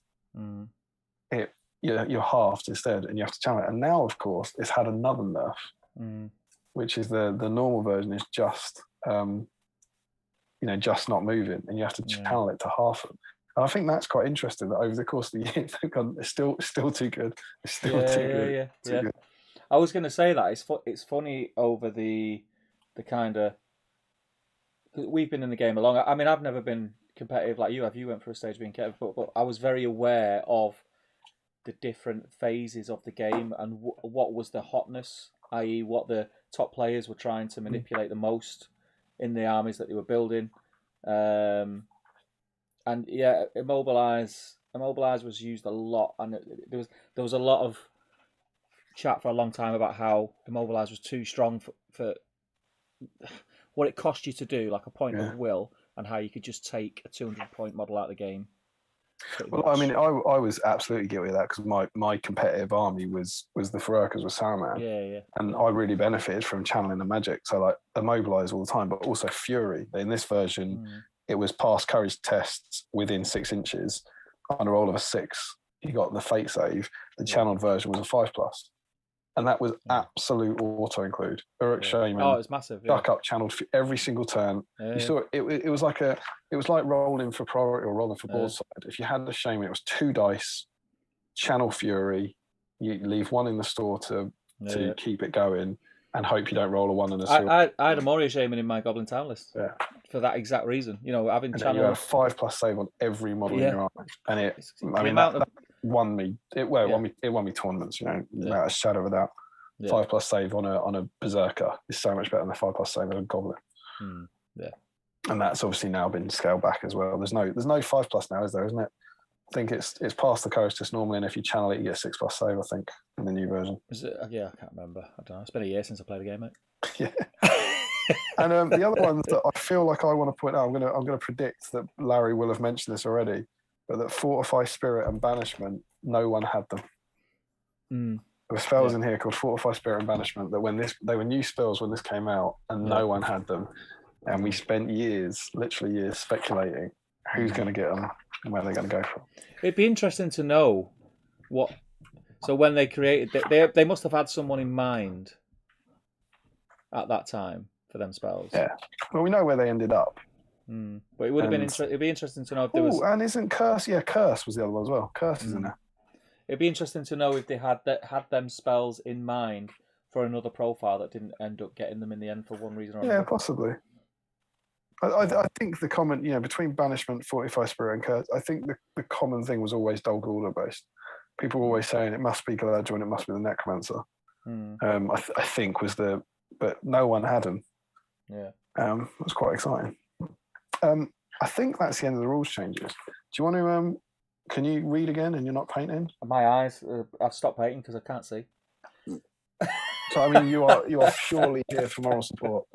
I'm doing the deep dive. I'm here reading the comments. More pissed than I already am. Yeah. I'll scroll on the Facebook thing. Oh, I mean, that certainly sounds useful. Let's see what people are saying about this. Let's again have a look. By the way, we need to jump in the Facebook at some point. Yeah, absolutely. I presume I'll do that. I like it. It's good stream tonight, mate. It's good stream. It's good. Yeah. Feels busier for me. Joe Achilles says, I think I even met that reporter once. I don't think you did, Joe. You probably haven't picked up on this, but they were actually talking about me. They were talking about me in that, and I don't think we've ever met. Yeah, I did indeed. It was the first singles event that I ever won. That's about your event. Get in, Dan. Get in. I remember actually being over the moon that Dan won it. I remember it very well. Good winner. Dan won it. A, because Dan's a ledge, but B, because it wasn't one of the usual suspects. Do you know what I mean? And it was just like, yes. Yeah. I remember that the prize was pretty shit hot as well, what Dan won. It was like the Noble Collection Fellowship. Full Fellowship. That's some nice subtle arrogance there about the quality of your prize support. Just saying, you know what I mean? He was lucky to win that, actually. Thinking about it, when you look at the whole calendar, that would have been the event that you would have chosen to win. I think. I reckon that's probably the best prize of the year in all events. Yeah. Just saying. Yeah. I think my events were better than the other ones. I think they knew that even then. Still got 62 people enjoying the Hobbit. Lovely to see you all. Larry Miller said, I think this is White Council. It's a good Gandalf. Don't get me wrong. He definitely looks appropriately dry, but he loses points for lack of a pointy hat. Perry says, sorry, I double asked. Larry says, I think I've only ever played Adam twice at some Twickenham-based doubles tournament. That sounds good. That sounds better than the event that Steve was just talking about to me. Larry Miller says, I thought the most important rule was Bayon keeps his axe as a bear. Nathan, I'm sure the most important rule is explained somewhere in every book. It just became necessary to state it earlier and earlier. That's good. So they're not getting it. They're not getting it. Next to the have fun strategy battle game, you want to call it. Yeah. Adam will lose the rule off and continue arguing. Nathan's attributing "Don't Be a Thingy Mabajiggy" to Bowling for Soup. Is that a song? Maybe that's a song by Bowling for Soup. Did they do a song called "Don't Be a Dick"? I can't remember. I like Bowling for Soup. Harry says, "Can I just say this is a fantastic episode?" Harry, thanks, man. Much nostalgia and joy to be had reminiscing. So Chris says, absolutely, this episode has been super enjoyable. Harry says, I always sad I only had the mini rulebook. To me, it was like a pocket Bible when I got into the game. Yeah, that's the one that came with the box set, wasn't it? It was good. That's the one I used to take to tournaments because I didn't want to ruin the big one. I think I had about 6 of them. I don't know where I got them. It didn't really help somehow. I don't know what happened to that. Larry, the one thing I missed about the edition is having the small, easy to use rulebook. Yeah, absolutely. It was handy. Adam, I remember in store we weren't allowed to refer to it as a rulebook and had to call it a manual due to some weird licensing issues. As another company had already made some Hobbit games. Like, that's cool. I like that kind of stuff. Harry says, special strikes are a cool idea. I've always found they slow the game down a bit. All this extra waffling about working out how much you go up or down by too many dice for my liking. You've obviously not played me, Harry. That's not what slows the game down when you play me. Just me talking absolute. Yeah, it's better now, I suppose, because Piercing Strike only does one. But I don't know. I never thought it'd slow it down. Justin, while I was studying university, I had and used 2 Bibles regularly.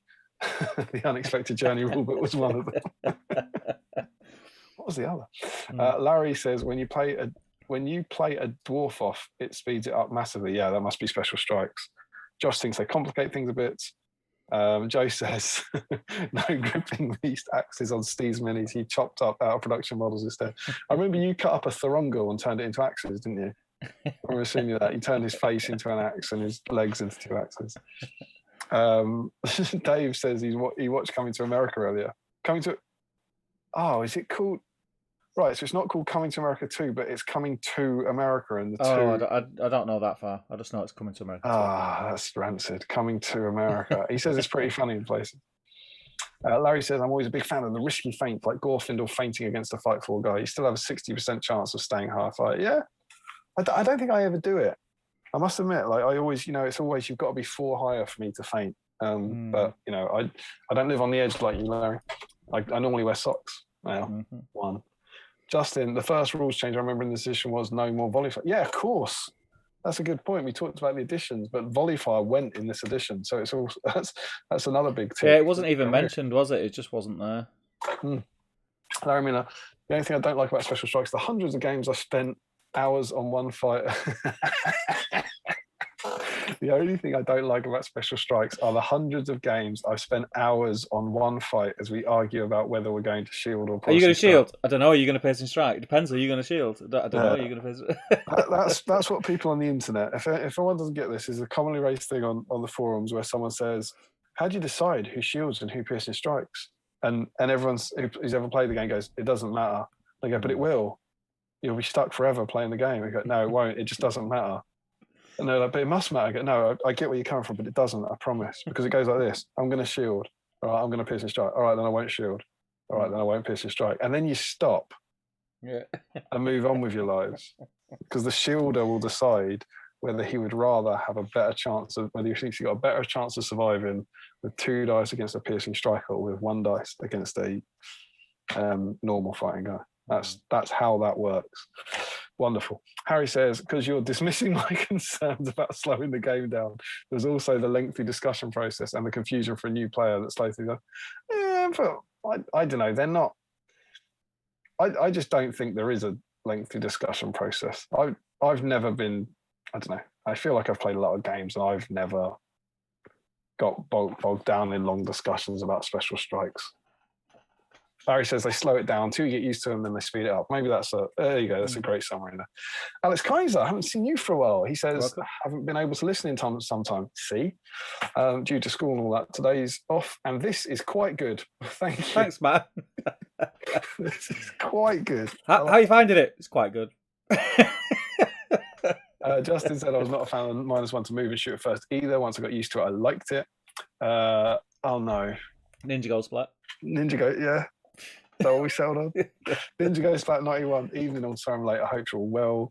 Harry says, exactly. I know I've never got used to them because I started later than many. I've played dozens of games where people didn't know how to use them or just ignored them entirely.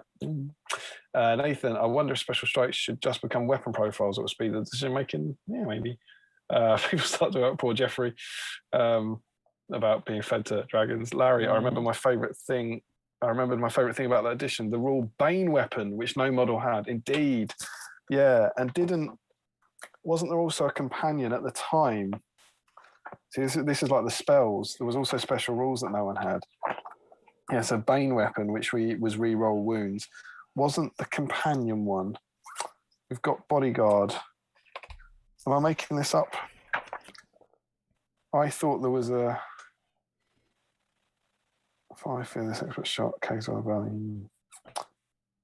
Swarm Protector. That's the one I'm thinking of. At that time, Swarm Protector. No one had that either. I'm Who's pretty got it now? sure. It's the Champions of Erebor, isn't it? Is it, oh yeah. I think they get Swarm Protector Thorin and maybe some other people. Nathan says surely Orcrist. Larry says, oh yeah, he's saying except for Orcrist, which had the Bane weapon rule but with a different name. Dan here whistle, how did your heroes kill the Balrog? They didn't. Jeffrey God fed to the Balrog while Aragorn killed all the goblins. Absolutely. The Balrog was only killable via a really combination of heroes of swarms. Larry said the Fellowship should have brought some warriors of Minas Tirith with them. Why? Shield Wall? Something? I don't know what that is. Sorry. No point asking me.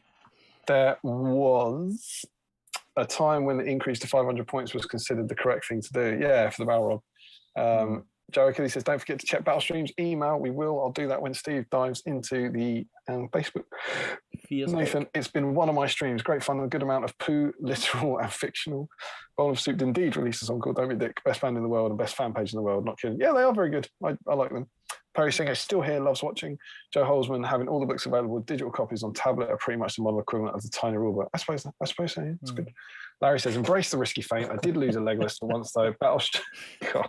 Embrace the risky fate. And then he's wonderfully formatted. Battle Streams Infinite Earth. Yeah, it's quite How the hell do you do that, Larry? Jeez. To type the Balrog goals. Stephen Crow.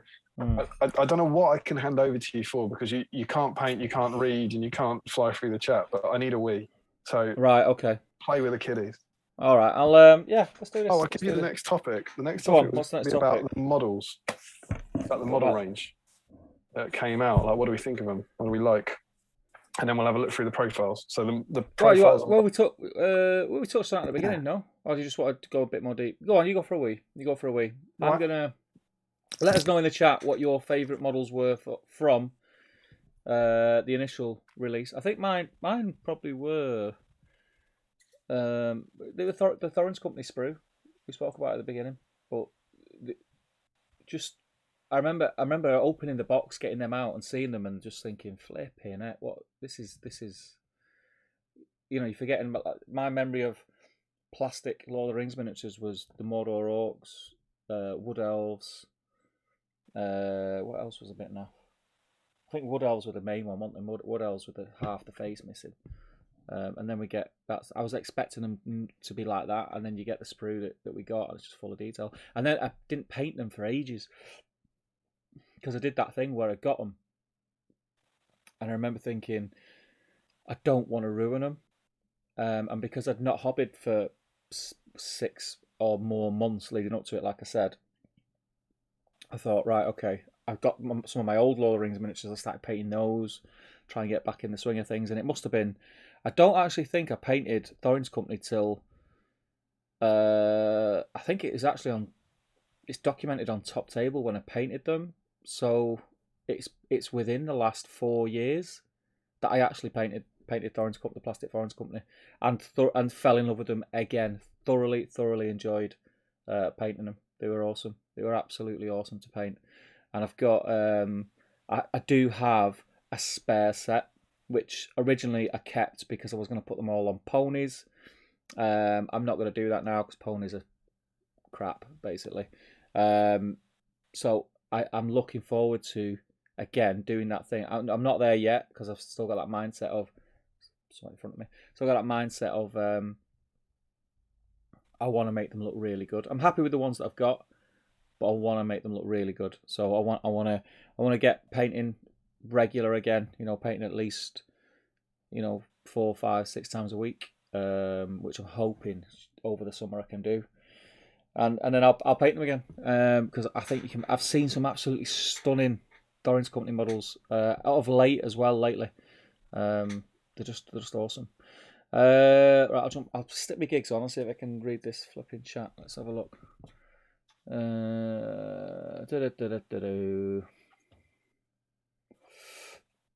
Frederick says, I think there was a great bow, but no one had one. I believe Bard got one in there and back again when they replaced the other Hobbit expansions. Hola. I can't remember how, man. The Great Bow, when that first was in that rule book, did we have a profile with it? Did Bard have it then? No one had it. So the Great Bow was another one. Yeah, there was a lot of. I think again, people guessed. People like this must be going to Bard. Yeah. There might have been a bit of chat for Beorn as well, actually, because he was going to be that big. Yeah. Yeah. I was just saying. You mentioned we wanted to talk about the topic of models, favorite models, and I think mine was which we already mentioned, the dwarf sprue. Yeah, I think it was my favorite. I didn't paint. I was saying I didn't paint it for years. I didn't paint it until about 4 years ago, just because I didn't want to ruin it. I wanted to make a really good job of it. And yeah, I mean, it's a fantastic sprue. What about you? What was your favorite of that range? I agree. I mean, I've said for like to anyone listening that I think Plastic Oin's one of the best models in the range. The sprue's amazing. I love the original Keeper of the Dungeons. Probably wasn't any of the evil models beyond him for me. I wasn't blown away by the kind of, the goblins and the hunter orcs or anything like that. The later stuff, I thought the Rivendell Knights were beautiful, but then playing on the competitive scene for the next 3 years made me hate them. Yeah. The Eagles are stunning. Yeah, the Eagles were good. Really good. Brittle feet, though. some the curse of being an eagle. yeah. It's an affliction, mate. It's an affliction. Brittle feet. What else we got? Yeah, the Finecast Radagast I think is beautiful. Really, really beautiful. He was one of my favourite returns they did. When they announced that and he was going to be in the pack. Yeah. I was like, I genuinely thought I was never getting that model unless I spent 60 quid or 80 quid, whatever he was going for. He's cool. So I've only really base coated him, but I'm looking forward to getting stuck into him because I do like painting Radagast. I painted 2, I think. Yeah. So can you pick a dwarf? Ooh. Bomber's a good one. Yes. Who's playing Bomber tonight? It's Dan. No, Dan Entwistle's playing Bomber tonight. Yeah, Bomber's a good one. I really like Nori as well. And I only discovered that when I was painting them. I really liked painting Nori.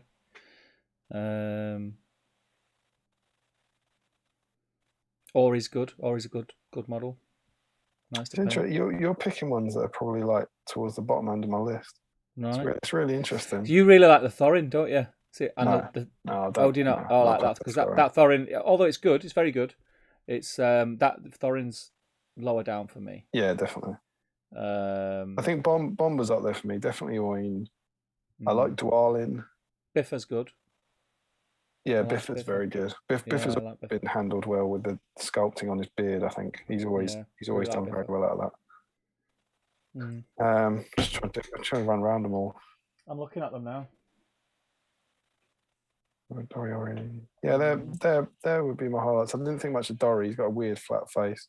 Yeah. Do you know what the thing is as well? Like we forget about that sprue. It's got Bilbo and Gandalf on it as well. Yeah, I'm not. I mean, they're great. Don't get me wrong, they're great models, but I wouldn't. I think I wasn't particularly blown away by the Gandalf. It's not one of my favourite. But then you've had so many. Spoiled for choice. Yeah, spoiled for choice. Yeah. But yeah, Oin, Dwalin.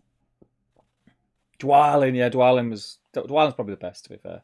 Oin, Dwalin, Bomber, I reckon, for me. For my 3 favourites. Yeah, I liked Bomber. But they were properly those ones where you just discover them and properly fall in love with them as you paint them. Yeah. Like, almost every time I got them out, I was like, oh, this is cool. Yeah, Someone like the other day, they thought Gloin was the best one, which always, I just love that because I think he's possibly one of the worst. And I quite like him. I find that really interesting that the same people can look at exactly the same piece of plastic and because I think the Forge World Gloin is a huge improvement and it's a very similar pose. But it's got so much more definition. Yeah. Yeah. They're all awesome. I think the dwarves have done really well with the sculpts. Even the champions of Erebor I quite like. The only one. Yeah, the champions of Erebor are stunning. Wait. That's 2 binders time. You keep your filthy they're stuff. there, you see. I'm looking at them. They're just right there. So yeah. Right, listen, shall we, before we jump in the chat, shall we start getting some names down? Yeah, I'll tell you what, mate. Should we start kicking ass and taking names? Yeah, obviously, classic bit. I'm just doing a little wash on Bilbo, which won't take long. So if you can do a few comments, if you're able, that'd be grand. Where was it up to? We talked about Bard's Bow, didn't we? We're flipping it, mate. Oof. Who was it who said it? Was it Frederick? Great Bow. Yes. Irex says Sassy Gandalf. Was he initial release? Which one's Sassy? That's hand on hip, isn't it? Yeah. Right. Yeah. Unexpected Journey. Mm. Good Gandalf. Might be my favourite Gandalf. Yeah. I love so many Gandalfs. There's not really a Gandalf I don't like. I also really love Jumping Bilbo. Which I think we'll see a picture of when we get to the work in progress. Nathan T says shade on Steve. He can't paint, can't read, can't do anything, but at least his t-shirt is cool. Yeah, boy. Justin says his favourite were the plastic eagles and Radagast, hands down. The eagles were really good. The eagles were really, really good. I remember looking at them and I didn't have any interest at the time in buying them straight off the bat, but thinking they're pretty awesome. We didn't have eagles, did we? We had Gwai here, right? We had a metal Gwai here. It's hard to imagine. Yeah. Because there was the fine cast Gwai here that's now mega rare. Yeah, he was unexpected Journey release. Fine cast Gwai here and the plastic eagles. Yeah, the eagles were awesome, and the Radagast, it's class. Yeah, Radagast on Slay will be unexpected Journey. He's definitely out there. I love that. Yeah, I've still not painted mine. I can't remember if they were initial release or a bit later, but it was all the Erebor stuff that got me back into SPG, says Larry. They're definitely unexpected Journey. Thrall. How have I not said Thrall? He's one of my favorites in the range. Thrall. There you go. Well, Thrall. See, Thrall's one of them. I think he's good. I wouldn't have said he's one of my favourite in the range. That's incredible. That's what I mean. It's amazing. I think he's possibly the best one in the entire range. You think, he's pretty good. Yeah. He's okay. And ain't taste a wonderful thing? CB says, I really like Goblin King. Yeah, it's great. If I remember right, there was one version that was about to throw a goblin. You did remember right, and it was recently on the made to order. Great version, strong version. The plastic. I think the plastic version is the better of the two. Incorrect. I think. I like both. That's not saying that the other one isn't any good. I love both. I love the Goblin King. But I really like the plastic one. I really like it. I was completely the other way. I was like, I didn't really like the plastic one. As soon as I saw the throwing one, I was like, well, that's amazing. Getting that. Yeah. Anyway, he was going for I picked him up in the first race, and before the mates order, he was going for 160 quid. Yeah. He was mega bucks. Larry says, Grimhammers are nice, but seeing them with shield and spear in the movie made me fall in love with them. Dale White says, Dwalin and Balin from the box set could have done with a bit more detailing on the clothes, but facial features and poses are superb. Nathan says, the Thorns Company I started tonight, the first I've painted since the release for store. Wish I'd kept them. For store. Oh, right, yeah, because you used to work for it. Right, okay, I get you. Larry says, if only there was a bi-weekly stream you could paint on. If only. Joshua says, notably, Hamer has sworn Protector in the current edition. There you go. Alex Kaiser says, new eagles, going from that tiny metal eagle from the Escape from Orthanc to nice looking plastics was great. Yeah, the scale boost was welcomed. Excuse me. Oh, I thought they had feathers. That's what they come here for, mate. That's what they come here for. Well, absolutely what they come. Joe Holzman says, the burning question surely is, if Beorn had a great axe, could he use it in bear form? Yeah, of course, yeah. Dwalin Grudgebane says, Dwalin is clearly the best dwarf in the set. He is good. He is good. He's a great model. He was a very early one for me to paint. I think I did Gloin first. I think Darwin might have been second for me. Yeah, it's very good. Larry says Gloin then Killy for me. I dislike that Thorin, says Larry. Larry doesn't dislike any Thorins. Larry says, even though I have 3 of them painted. Okay. Feely and Killy for me, says Justin. CB Mitch says, Dwelling is my favourite, that's Sprue. Dwelling's my 3rd, says Larry. Matt says, Thraw and Thrain are 2 of the best Hobbit range sculpts for me. Philly's the worst for me, then Thorin, says Larry. Ninja Goes Flat Forge says... World Philly, very good. Ninja Goes Flat says, haven't actually painted anything from the Hobbit range myself, but it's definitely on my to-do list. Do it, man. Do it. If you do it tonight, you might win a die. Yeah, that's very true. The Thorin Sprue Gandalf is fine, but already covered by previous releases, says Nathan. Larry says, who isn't bad? He's just missing his... Who isn't bad? He's just missing his coat and a bit too long. You're talking about Thorin. Oh, Thorin. He's missing his coat. Right. Joshua Bryant says, I've been looking more at Thorin's company. I may end up purchasing it eventually. Plastic Gandalf is good, Thorin 2, and the dwarves with maces. But of the lot, Gloin is my favourite. There you go, see? Yeah. Thraw is beautiful, says Larry. Nathan T, Metal Gwaihir and Warhammer Fantasy Eagles. And Gwaihir's wings were weirdly straight. Yeah, it was an odd sculpt when you look back at it. I didn't have that one. Yeah. I did. I think I got rid of it. When the new one came out. Joshua Bryant says, that goes for Champions 2. Gloin is really nice. I do not like Thorin's company Barlin, though. His face and robes are weird. I'm never keen on Dwalin either, but Graham McTavish is a lovely guy. Larry Miller? Lovely ones in Champions. One thing that bothers me a little bit about Thorin's companies is that Oin and Killy have their hoods up on both versions. Like they're the travelling ones, but you almost want a travelling set and a... Well, that Oin's got a second hood.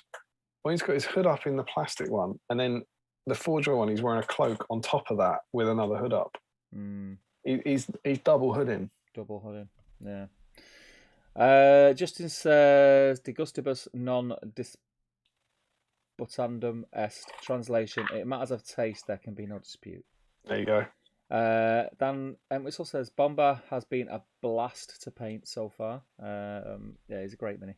I painted 3 Bombers. I always enjoy it. Painting that beard is just such good fun. I'm going to grab it, actually. I'm going to grab it, 1 second. Now, of course, the worry we have here is that he hasn't completed the phrase, I've done it. He could literally be grabbing anything. Maybe a bucket of the stuff we talked about earlier on the stream. We will have to wait and see. Oh, thank God it's a mod. Oh, these need a dust. Your shelves terrify me. Like open shelves, all those models. I was like, that can't be fun. Yeah, they do need a dust. I'm doing this drunk, so it's very thingy. He's in a barrel. He's in a barrel. Yeah, and his arms are magnetised, so they come off. And the barrel comes off. When the arms go back on. And the arms go back on. You can just have him as normal. That's pretty great. Because Yeah. he's in the perfect position for a barreling, isn't he? Yeah. It's a That's great very model. cool, man. There's the barrel, look. Barrel comes off. It's great. I love that. I love doing it. I had a lot of fun painting him. I had a lot of fun converting him. Yeah, it's great. I think we need an official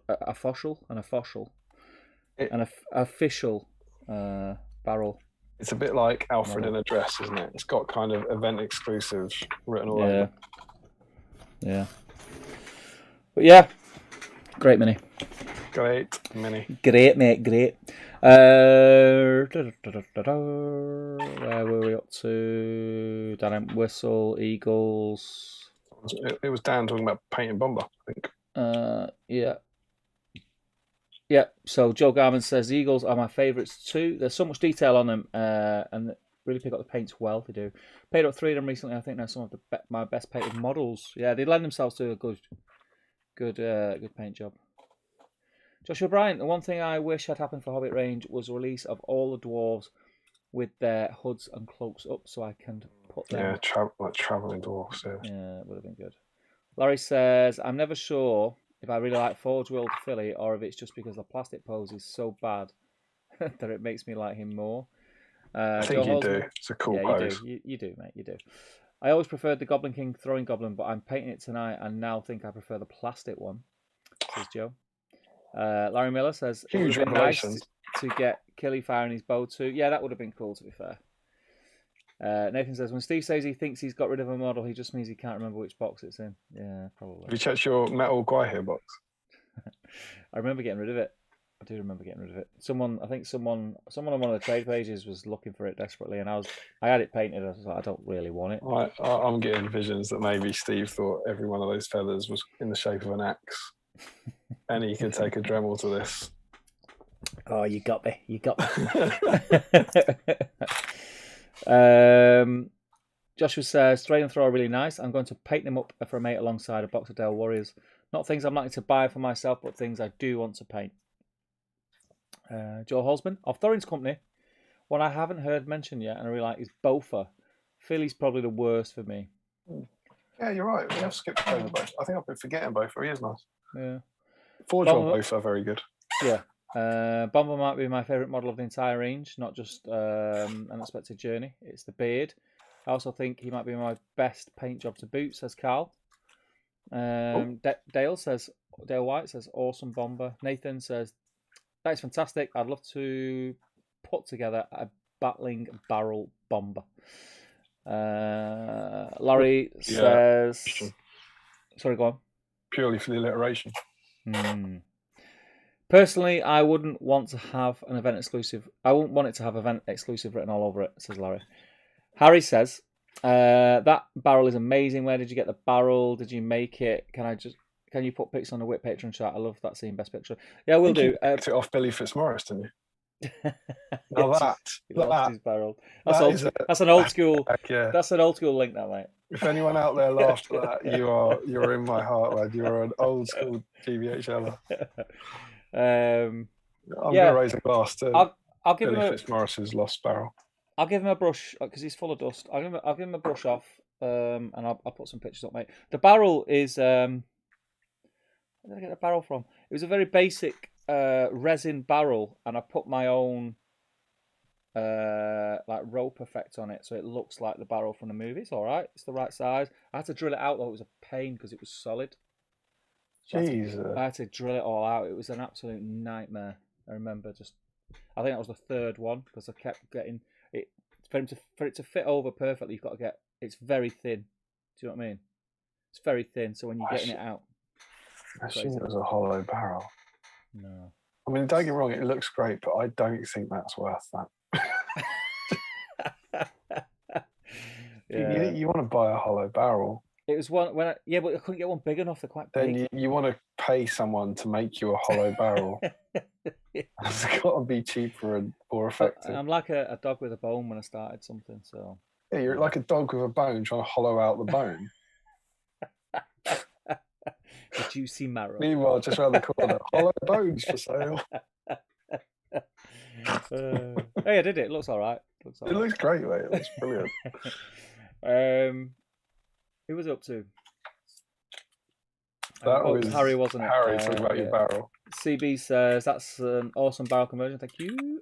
Just noticed Damian has adjusted his sitting position so he can see the door. Says Nathan.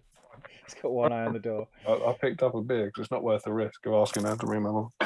Larry says, "You ready? Mm-hmm. Both of them are good." The thing is, he's waited for me to do the chat to drop that because he knows it sounds better in a Manc accent, I think. Bofa lends himself to puns, though, I think. Both of them are good, yeah. Both of them are good. Too soon, Damien, says Larry. AD says... Talk about the barrel. That's about Billy Fitzmaurice's barrel. Yeah. Currently painting Radagast. I think Radagast made his own shoes and disregarded Gandalf's fashion advice. Gandalf obviously wears matching shoes, while Radagast's shoes are different. Yeah, he got two different. Yeah, he has. And Nathan says... I was a bit disappointed you didn't cut the entire barrels out of Bond set to make one barrel. Was it available at the time? When did you do it? Oh, yeah, must have been. I don't know. Yeah, it might have done. Yeah, because you would have only done it because of Desolation Smell. Yeah. I also want to give a shout out to this guy because he hasn't been mentioned. Oh, yeah. Thorin Colt. I'll mention him in a minute in my little final run through the book, but that model is stunning. and was made all the better by waiting for it for about 10 years. Yeah. Adore it. Right, I'm gonna jump into the Facebook now because you know what? It's midnight, mate. What? Yeah, it's midnight, so we need to get into this Facebook. Transition. Ooh, look at that. Right, so we're on Facebook. Are you ready? Have you got your phone ready? Yes. Are you ready? Are you ready? I'm there on phone. I'm there RE phone. I'm not there RE ability to see the thread. Okay, so I'll just listen to my voice, and I'll take you through it. ASMR. Yeah. that was nice. Enjoyed that. It's the roll in the. Yeah. Would recommend to a friend. And you do you do happy birthdays? No. New actor, we must be at the top. Here we go. You ready? 11 comments. That can't be right. 69, mate. Yeah, there must be more to come. 69. I know our patrons, but our viewers better than that. There's no way we're stopping at 11. I am right there with you, sir. Okay, so we've got Chris McKittrick. He's painting up some hobbits, including the famous ones, and a plastic Raddy. So he's in. Looking very nice. And then we've got Jens Elmos, Army of Thor. He's in. Oh, look at the layout there. He's got Ferrero Rochero. Oh, he's really spoiling us with that picture. I could murder one of those now. And also, he's the one person I haven't sent his dice to. So if he wins, that would be great news. Yeah, nice Damian chin there in the shot. What? A bit of your chin on the shot there. You see it? Oh, in the comment. Yeah. In update. Yeah, it's nice. Michael Curtis, 3 trolls, solid work for the stream. These 3 trolls, lovely stuff. Yeah, boy. In you come, Michael. Joe Holzman, Goblin King, painting Goblin King, throwing a goblin. What's he got there? Is that Ferrero Rocher eggs? They're very nice. Lint, and I think, are they lint as well? Lints, aren't they? Don't know. Frederick Schultz, some drinks, some snacks, including fancy coconut ice cream. Oh, I need to scroll. I love a Frederick Schultz picture. Yeah, he's got an Italian supermarket. What is that? Italian ice cream, mate. Italian ice cream. I think Frederick does battle streams better than we do. I think he does, yeah. He'll be assembling his first Hobbit era models this stream, and it is the beautiful, the one and only Thorin's company. He's in. Dan Collister says he's ready. Ice cream will come later. I mean, it upsets me how clean his paint station is. Matt Davis just out of shot. I mean, his wet palette's even neat with paint all over it. It's like all over to one side. You know what I mean?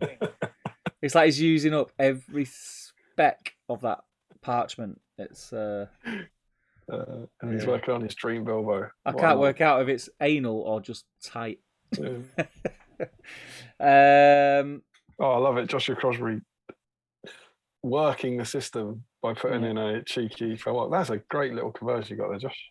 Yeah, it's cool. Could be in line for his 3rd black dice. Mm-hmm. Justin's on pizza. Warrior Dale. Now Dale, they're the tricksy ones, aren't they? Because they're not in the book, but they were unexpected journey packaging, so we're allowing it. Yeah, and they came with their own instruction, their own profile paper thing. Madness. Gordon Laidlaw, working on a mini diorama for Riddles in the Dark, the most expensive Bilbo in my collection, Raddy, and a couple of dudes from Eternia. Yeah, Riddles in the They're Dark. them He-Man miniatures. I've seen them. I've not seen them in person. I've seen them on Facebook. They're pretty cool. Julian Hammond is in. He's playing Gandalf. And Chris from CB Miniatures. Hang on, I think I'm going to zoom on this. I've got a different. Something weird's happened because mine has stopped. I've got Harry and then Dan Entwistle, and that's it. Right, yeah, I'll just tell you then. I'll watch the YouTube, mate. Yeah, something weird's happened. Give me a sec. Oh, it does that thing where when I zoom, Yeah, I'm not going to zoom. 73 comments. Better. So CB Miniatures in. Chris Billowich is in. Billowitz. I haven't got Julian Hammond yet, mate. What have we doing, mate? What have we been doing? Justin Gordon, Julian Gandalf the Grey. Got it. Yeah, and Chris. I need another beer. That's CB Miniatures, Chris. Yeah. I'm drinking these 2 quits tonight. I'm a little bit tipsy, you know. Maybe that's why you can't see anything. Yeah, probably what it is. You better hope it's that. Yeah. It's maybe tonight. It's the night you got old. Dan Lee has just subscribed. Thank you very much. Thank you, Dan. Got Luke Johnson in with a mugger football tee. And Plastic Goblin King. Oh, John Marshall just subscribed. Thank you, John. I've not had them. The KFC Zinger, Chris. I had the normal KFC, Chris. They were nice, but they didn't taste like KFC chicken. Josh, he's got his Legolas, his Gimli, his Bilbo, and his old school Thranduils. I like what you've done, Josh. You're honouring the theme, but they're not unexpected anymore, so we will have to pass on this time. Aaron Noonan is in. Feely, Killy, and Thorin. Solid comeback. Aaron's painting has come on leaps and bounds. I'm looking at the Keeley. Oh, it looks lovely, mate. Yeah, it's come on leaps and bounds. They were in his challenge, weren't they? They were what he drew out of his random thing this week. Yeah, I've been keeping an eye on your painting, Aaron. Right. It's come on really well. Harry Farkill. Yeah, I know. I believe what we have here. Jens is normally the one I think who screenshots thing. I think we've got battle streams in action. We've got Harry Farkill here with Steve drinking while I'm painting. I think if anyone was to screenshot a battle stream, that is outstanding. But he does have some hunter orcs. He does. On the table. And some ruffians. I wonder what he's going to do with them. He's got a few ruffians about. Julian Hammond is showing us his choice of drinks tonight. Rhubarb and Bramley apple gin. Very nice, right? Have we got, Julian's already in. We have him. He's showing off his gin. Always a fan. An update from Chris. Looking good. I'm going to go with Midlands, Chris. Colin Higgins. 3 more trolls. Hang on. That's Chris Bellowitz, isn't it? Is it Bellowitz? I think so, yeah, CB, yeah. So he's posted with 2 different accounts, that's why. Yeah, but it's the same. Yeah. Yeah. So no double entry for you. Colin Higgins is in, 3 trolls. Oh, look at those dice, Steve. They look nice. I'll be totally honest with you. Mm. I didn't think we'd get any of the 3 trolls We've got entries, tons. And we got 2 tons. Thus far. We're not even halfway through. Doug Waters is in with his Dale captain. With upside down shield. Yeah, and the big helmet. What book is this? Decals on the shield. Birds on shield. It'll be one of 3 of the 6 Chronicles books. Probably the Unexpected Journey one, I would think. So the 2nd Chronicles book in the series would be my guess for. Yeah. Adrian Nysand is in with a Plastic Fellowship. Welcome, Adrian. Can I just say, I normally say at the beginning of the stream and I haven't said it. If you're watching, just say hi. Say hi in the chat. Let us know you're watching. It's always nice to know. We always have, we've still got a good number watching at the moment. There are still 55 people watching. Crazy people. It's late. What are you doing? Just say hi in the chat. Let us know where you are away from, and we'll give you a little shout out. That's Adrian in the draw. Crispin is making he's making a inn and he's painting it up tonight. It looks pretty cool, that Crispin. Yes, and there's a merry old inn. Is that you on an iPad in the background waving? Could be. Is that you on an iPad in the background doing Gangnam Style? The traditional Russian dance, mate. That's Gangnam Style. Look at Michael Haskell going all a bit, I like this, and so it begins. This isn't how it begins. It began at about 7 p.m. when he started his wine tasting. This is and how it develops. This is the liveliest I've seen you, Michael. You're 10 sheets to the wind. What's he painting? I can't make that. Oh, yeah, Goblin Town. Goblins. Yeah. I love that. You're accusing him of being half cut. What's he painting? I literally can't see what it is. I've managed to. He was worried about being drunk for it. He said, "I've managed the base coat 15 in the end, including little and large. Not sure I've got layer 1 in me though. Too much wine." Scott Newman, he's in. Thorin. Oh, and the syrup cake. Check Discos, mate. Discos. I'm still deeply uncomfortable with the idea of crisps being on the same plate as Star Mix. That's not Star Mix. There looks. Yeah. I can see foam teeth and foam mushrooms. Yeah. All right. Sweets. I saw the cola bottle. And let's not open up the Star What. Yeah, I don't want to go. I don't want to go back there. But crisps. Crisps and whatever you want to call them, chewy sweets on the same plate is. Well, at least they're in a packet. It could have been worse. They could have been poured on the plate. Yeah, but don't forget that whilst I can judge him, you can't because you dip your toast in your tea. Don't knock it till you tried it. Don't try it till you've knocked it over. There's the Larry Miller posting a picture of the Beast Lord Ricard. There you go. Oh, I loved that model. It doesn't look like Ricard flesh, though. Not gonna lie. I love that model so much. Tom Christian is in. Sensibly, I want 90s Beast Lord Ricard in purple and red, please. Purple and red. Purple and red. Yeah, Tom Christian's in. Fell Walks. Very organised paint rack as well. Colour organised. Freaks me out a little bit.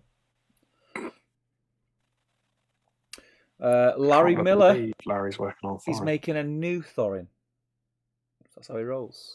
Look at all that. Look at all these spare Forge World Thorins. His 8th Thorin. Which what are you trying to do with him, Larry? What's the conversion?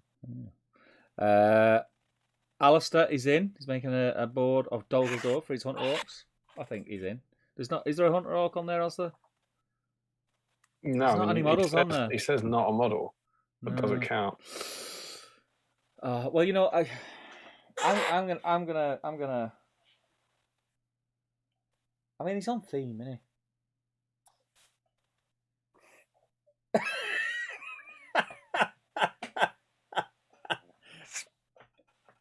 I mean, if you want to say no, I'll go with you. I won't say Damian said no. I'll say we've said no as a. Yeah, they can hear this part of the discussion. We said no to Josh Bryant for painting Hobbit themed. That's true. This is great. Yeah. It is Hobbit film themed, but it's not a model. I think if we say no to one, we should say no to the other. Right, and I agree with you. So we're saying no. So, so sorry about Alistair. I would have said yeah, but Damien said no. Such a wretched co-host. Nathan Talbot's in.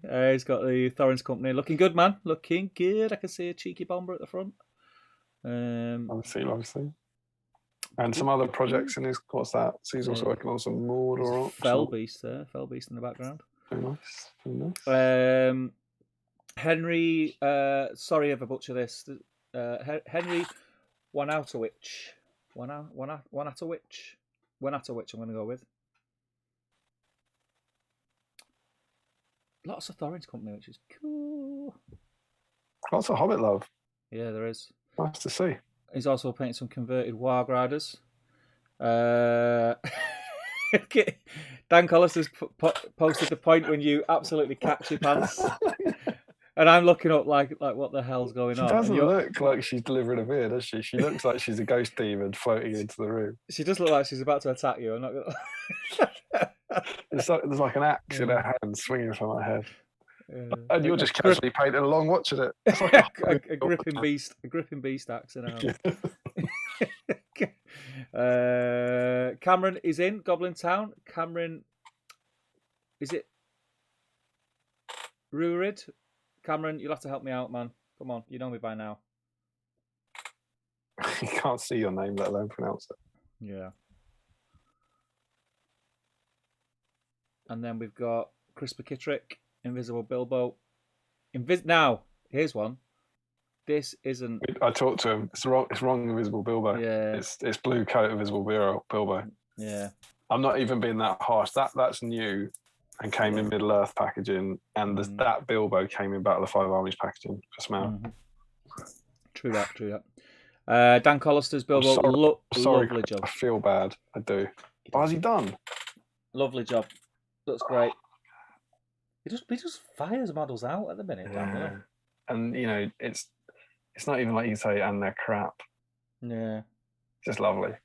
Such a good model. Annoying and lovely. Yeah. It's There's a cheeky little spider on the base as well, which is nice. I don't think you can see it in those pictures. It's cool. I like Such a good model. Such a good model. You've got a very distinctive style, Dan.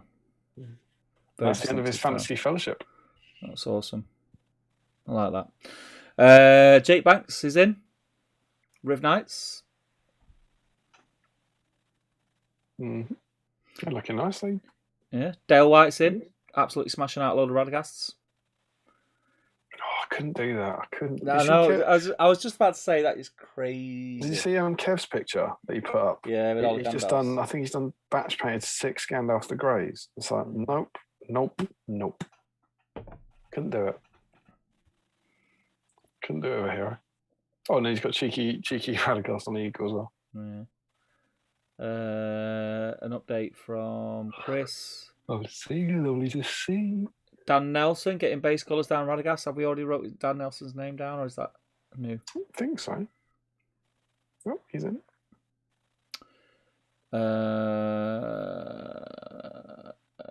Dwalin is painting jumping goats this evening for a bunch of dwarves. No axes. Dwarves? What's a dwarf? Dwarves. No axes in sight. Is there any? Have we got Thorns Company dwarves on there though? Are we all champions? So they're all just Iron Hills dwarves. Oh, there's Dwalin there. What Dwalin is that? If I zoom, you're not going to be able to see it on that screen. Oh, it is. Is it Thorns Company dwarf? Yeah, it is. Yeah, it's got the cross axes. Yeah. Yeah. Sure. I think so. Mate, you're asking me. I can't see. Right. I appreciate your honesty now. I think it could be that. Yeah. Just let us know. Dwalin, just let us know. Let us know. You tell us if you're in or not. I'm going to put you in, Dwalin, but I ask you to do the right thing. Santa will know if you lie. And the Easter Bunny. Yeah. Oh, definitely. They talk. Yeah. George Sutherland. Have we already got him out? Is that I don't think so. It's not a troll for you. Is that another troll? That's 3 trolls. That's 3 trolls.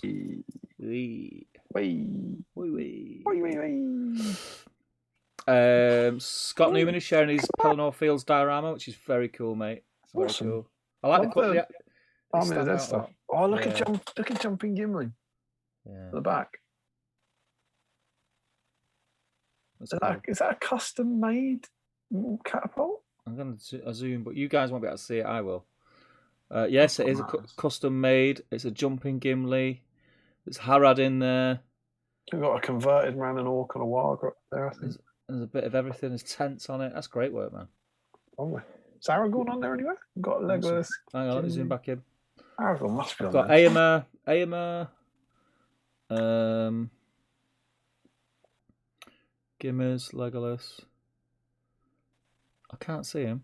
I wonder if he's pottering around behind the catapult. Yeah, he might be behind the catapult. It's very good. It's very cool. Very cool. I like to see the hobby. I like to see the hobby.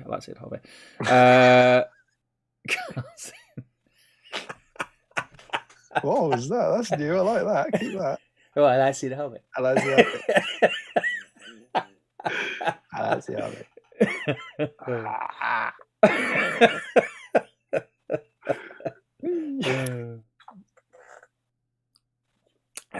Right, let's crack on. I was in after work. Let's win this. Is Carl already in?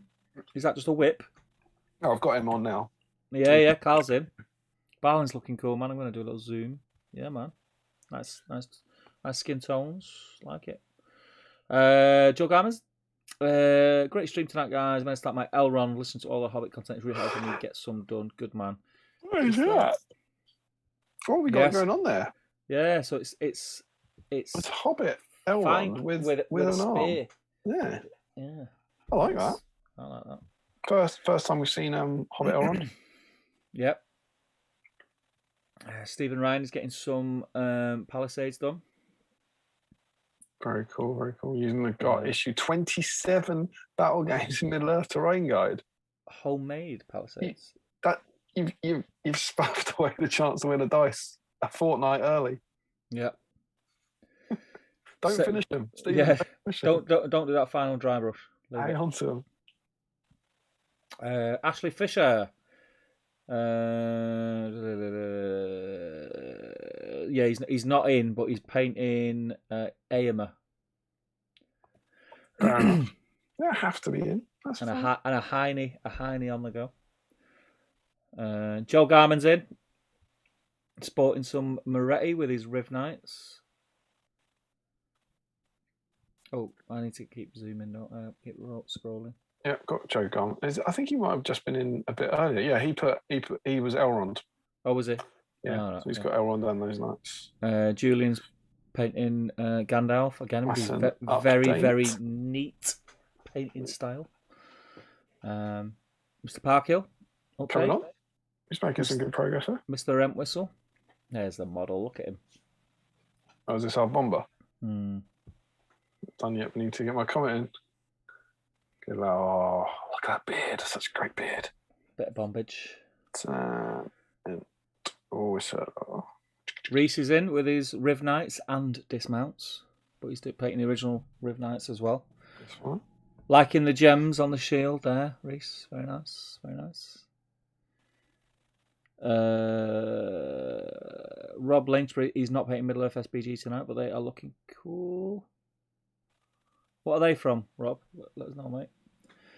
Are they like Amazon women or something? They like it, don't they? Tim Garlick has given Dale some justice. He's got a jersey, I think. So yeah, Dale Warrior comes in. That's fine. Tim and Garlick. Larry Miller's giving you something there to think about. Yes, that is better, Larry. That is the official heavy metal Rakaf with the purple banner that you could cut out of White Dwarf and put on it. Look at that. That is great. That is great. Look at the size of the base for a dragon. I know, yeah, it's proper old school. Joe Hosman, he's coming along, mate. He's looking good. He said, making slow progress tonight. Been laughing too much at the stream. We're sorry. He's looking good. Great model. That's a great model. Reese has painted an invisible Frodo. We've got Joe in. He's probably out. Yeah, we've got him. Yeah, he's in. He was in it. Oh, look at, you see what's lurking in the back of Joe's picture there? A Rex Siege ladder. That looks to me like a man who's prepared. With a plan. Solid invisible Frodo from Reese. Love it. Update from Carl. Parlin. Lovely work. Gordon. Update. I think we've got Gordon already, haven't we? Yeah. And then... Maybe we don't, Hang on. Oh, yeah, it's very early. Yeah, got him. Tony Greenwood is not working on any Hobbit stuff tonight. He is getting his Aomer on. And that is it. That's it. Awesome work. Go back to us. So why don't you put your feet up and I'll catch up on the chat because I have the ability to read. Yeah, let's do that. See how we're doing. I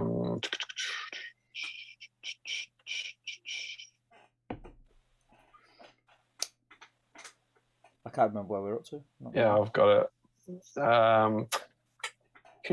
Josh says Keely is the twin with the sword, isn't he? I think he was one of the better ones. Yeah, he's the twin with one sword.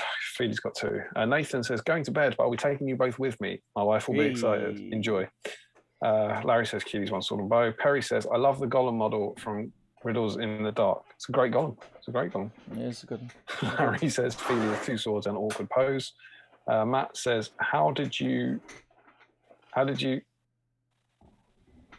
think I'm not sure what he's trying to go for here. It's obviously a pun on Cooper. How did you cope? How did you coop hollowing that barrel out?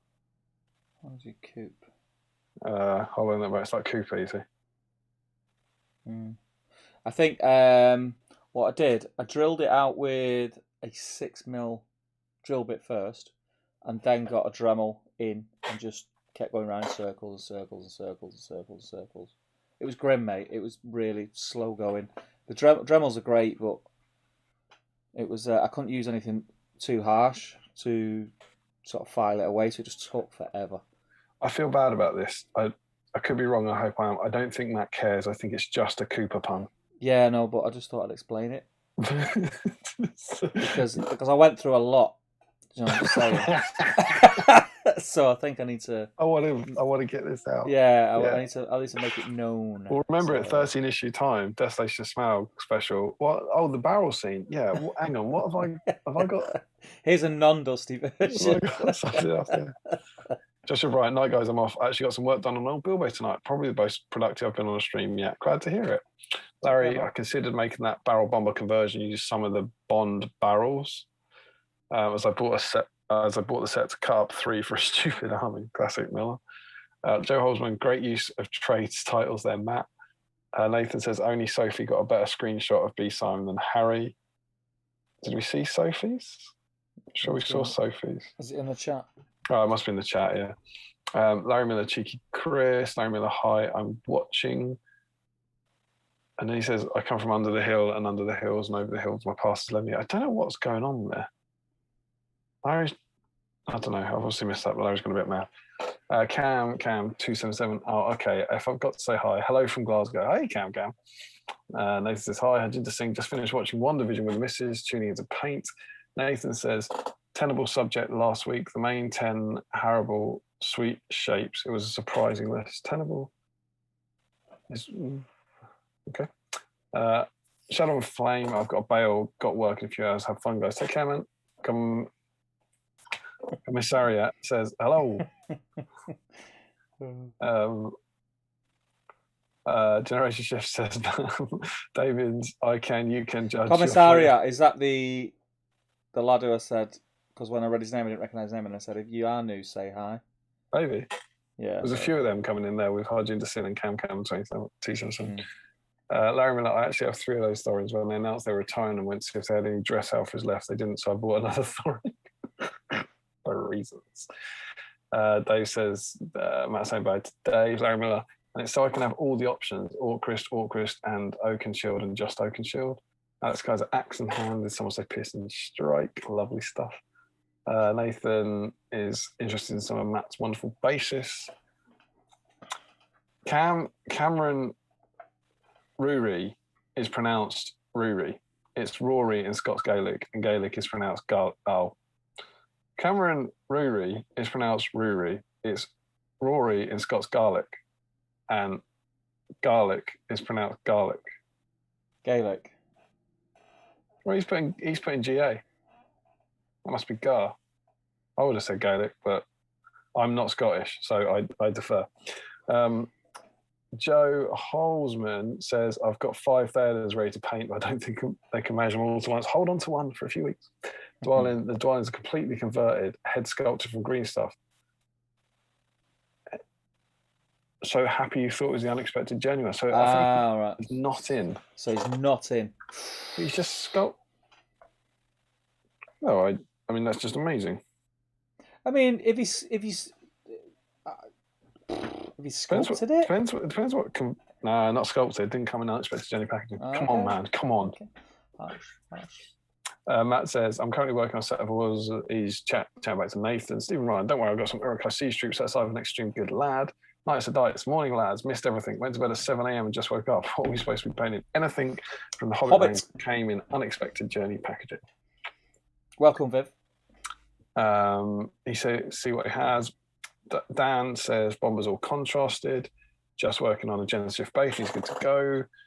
Larry says, are they twins though? I always thought Feely was older. He's a barrel of last mate. Yeah, no, you're right. They're not twins, are they? They're brothers. You're right. Rob Lynchbury, the Amazon women, a Viking Serpent clan from the board game Blood Range. Don't worry, I've really enjoyed the stream. Highlight of a bad week so far. Thanks. That's awesome. Larry says, you told us to say hi and where we're from.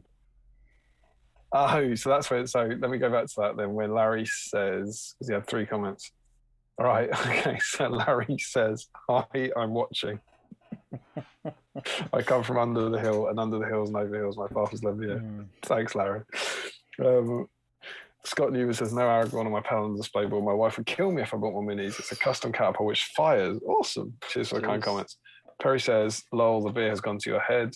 Larry says, I think it's meant, I'm not even going to read that because I'll say it wrong. Whatever. I'm not falling for this again. Joe, I'm absolutely saving at least one for a few weeks. Difference between Gaelic and Gaelic. Scots speak Gaelic. The Irish speak Gaelic. Garlic. Okay. Yeah. So G-A-lick was garlic. Garlic. Garlic. There we go. Flowing through the chat. How are you, sir? I'm knackered. Knackered. Tipsy. Yeah. All right. How many entries? 35. 35. Good. Hey. I mean, it was never going to be. I wasn't particularly worried or excited because it's a special week, so it wasn't gonna count for the record. Yeah. But it's good though. Yeah, it's good. It's good. Have you got another deep dive in you? Deep dive. We've got scenarios to go. Oh. Hey. Go on. That's it. Good lad. There are. I've got. This is what I've got left in me. People. 49 people. This is where I'm at. Look. So this is it. I think you said the right thing. You made the right decision because there's some fun stuff to be had in here. So in this book, it was of course the Unexpected Journey book, and it contained all the narrative scenarios. That contained some fun things at the time because it was pre the film. It was obviously based on some early version of the script. And we started off with roast mutton, which is kind of similar, but imagine you've never seen the Hobbit films. Actually, there's a designer's note that says those familiar with both the book and the movie will of course be aware that they look quite different. In the book, Bilbo is at first captured by the trolls and watches on helpless as Thorin's company is ambushed. In the movie, the battle is somewhat more frenetic. And this is the sort of stuff that I remember people reading through going, oh, what do you think is going to happen? At the time being like, well, how is this gonna play out? We then get to the chase when things got really, really interesting. So this is meant to be the Radagast chase. And look at the picture. Who we got up there? Somewhere up here. Is that Fimble? Yasnig and some hunter orcs. I can't believe you just... You know I can't see. You just asked me to look at a picture that you're showing to Zoom, which has been transferred to the streaming software, which is going through to YouTube. Still punted for it, though. Yeah, I just threw it out there. I knew it was one of them. Yeah. And yet, evil models, Fimble, Narzug, and Azog. In the scene where the wargs chase Radagast and the dwarfs, we have Azog. And in the picture, you have Yasneg, because at the time that picture's taken, that's Azog. Yeah. At the time this book's being put in, that's the design for Azog. Very, very similar. It's quite fun that it says, it must have been a different world then, because it just says the good models, it has the Thorin's company says, and Radagast the Brown, and he's on foot here. And I was like, oh, he's not on his sled. But then in the rules, it actually says, where is it? Until Radagast's sled has suffered a wound. And you just know, you absolutely know that now someone will go, can you FAQ that? Is he on his sled? Yeah. It just says Radagast the Brown. Of course he's on his sled. We then get the capture, which is the dwarves getting kidnapped by the goblins in the middle of the Misty Mountains, and it's straight out of the book. Something that doesn't happen at all. Basically, they're in the doorway, and goblins rush in from every side and grab them, and Gandalf's with them. Gandalf stays in Rivendell in the film. Yep.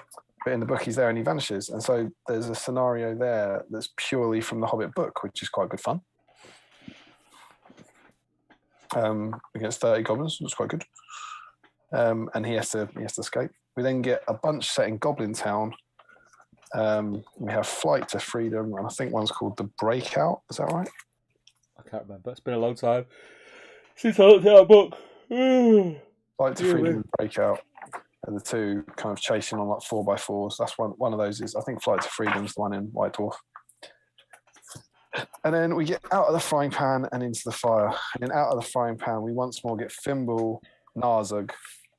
So we don't have Azog in this one, chasing all the dwarfs, and they have to try and chase him into the trees. Narzug again, like he doesn't appear in Unexpected Journey, but he's put into here. And then for Into the Fire, we have Azog, Narzug, and Thimble. It's a really bizarre scenario where the only good models are Thorin, Bilbo, Gwaihir, and Four Eagles, and all the other dwarfs are meant to be up trees. Yeah. And you can just see the impact of the story changes on it. And then after the scenarios, you get that beautiful page that contained them. The alternate Thorin's Company. That we never thought we'd see. And everyone, I remember for months and months and months going, God, a fine cast Thorin's Company. It's going to cost like, I think people were saying it must cost 150 quid. I was like, God, well, I'll probably buy it though. Never got the chance. You get some Lincoln game stuff, which is exactly the same as very similar to the Fantasy Fellowship stuff at the moment. And then that's the end of the narrative scenarios for it. And you can just see the whole confusion about the profiles. And what we had in here was, where is he? At that point, we had Azog, who was an orc, who has a lance. He did ride the White Warg. Azog with a lance. Yeah. Imagine. So it's Azog's rules as you know him, with a lance. The option to have a lance, a two-handed axe, because it's describing Yazneg. But they've changed it to the White Warg because Yazneg was on the White Warg. You then get Thimble with a model. You then get Narzug without a model, who never appears in this film. He only appears in Desolation Smiles. And then you get your friend of mine, Bolg, as the keeper of the dungeons, who at that point is the son of Azog. And what you don't get in here is a profile for Yazneg. It's deeply, deeply confusing. But you're at that point clearly where I would love to know, I would genuinely love to know, like when this book, like from Adam, when this book was published, what did Azog look like? Do you know who was who? Like what were you expecting? And of course, the Azog model I think came out in like June because they only saw him I think much later and had to redesign him, whatever. But it's kind of fun, and so you get in this bizarre situation where Azog doesn't have a model, Narzug has a model and a profile, but isn't in the film, and Yazneg doesn't have a profile, but he has a model and he's in the film. Very silly situation. The trolls were the wrong way around. Do you remember that? Yeah. Bert has all the rules that Tom should have. Bert's the weakest one. Bert has a cold, and Tom has all the rules for Bert, presumably because of like CGI changes. William has the magic purse from the book, which he doesn't have anymore. They took it out, but does that mean it was in the script? However unlikely it might seem, Bill has somehow come upon an enchanted purse, the self-same item that warns the towering troll that a thieving hobbit is attempting to steal from him. Enemy models never double their attacks when making strikes against Bill if he's trapped in a fight. It's an awesome rule. Bill's a great troll. Billy's the only troll that I've got. What, you just painted him? Yeah, I just painted him. For a competitive army or something? Yeah, I had him in a... Let me think now. I had him in a list. It was with Goblin Town. I think I had him, Goblin King, obviously a ton of goblins, Shaman, all that malarkey. I think that was the one that I came second with. Bill worked out for you. Yeah, that was a great profile. It's a great profile. He's just lost that now, right? I can't remember. I think they removed the person, removed the rule. I don't think they've rewritten it or something. Right. Like Biffa's axe rule got changed all over the place over the years. But in this one, his axe rule was battle damage. If the axe blade jumping from his head is touched, he becomes berserk. Once he's reduced to one wound, he can make a single heroic action without reducing his sword, but it only Biffa affects it. And our other curiosity of it was that Gollum, dear sweet Gollum, was fight 5. Do you remember that Gollum? I had him in my list as well at one stage. See Gollum, fight 5, Gollum attacks with the ring. He was horrible. Jamie Givlin used to use him a lot. Yeah. He was absolutely horrible. Fight 5 Gollum. I believe the word on the street is that is genuinely a mistake. Was it? I think so. I think that is, it's like a typo-esque mistake that he wasn't meant to be typo. And there we go. You also then get an absolutely kick-ass hobby section. Yeah. You got full whatever you call them, galleries of all the Lord of the Rings armies as well. A huge section on making terrain, looking at other people's armies, painting guides for Rohans, for goblins, for eagles, assembly guides. Really, really good stuff. And then it ends with a really fully comprehensive summary section. And you got all the profiles for every model in the entire game, including Lord of the Rings. Didn't get points values, but you got all their profiles. Yeah. Which is a handy reference guide. And that is The Unexpected Journey. Great book. Great book.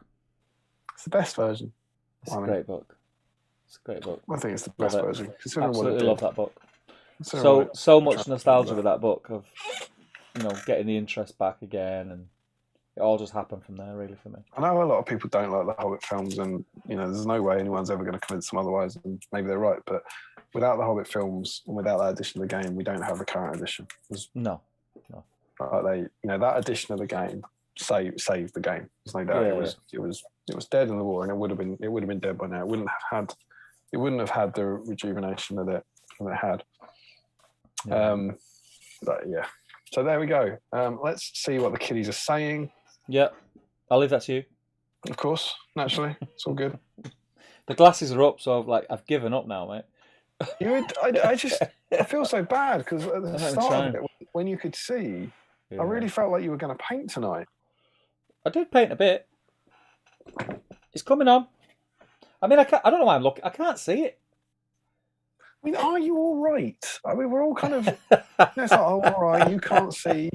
I'll read. No, do you know what? This week, my eyes this week have been really funny. I think my eyes might have got a little bit worse. I'm gonna have to go and get an eye test again, I think. Yeah. I don't know. You've got your glasses on your head. Yeah, even when I got them on. You tried just popping those down. I'm really, really, really tired. Oh my god! You know what else? What? Dear sweet Joe Achille, don't forget to check the email. Dear me. I bet he's put a comment on it. Hi boys, entry for 3 to 5. I'm not quite sure what that is. He's working on the Elrond as well. So Joe Achille is in the draw. If I win, that's shipping to the States for you. Lol. Well, Joe Achille's in the States. I didn't realise. There you go. So that's a 36. Oh no, 35 still, because we had to take Dwelling off, didn't we? we had to remove it. We have to set Dwelling off, didn't you? Yeah.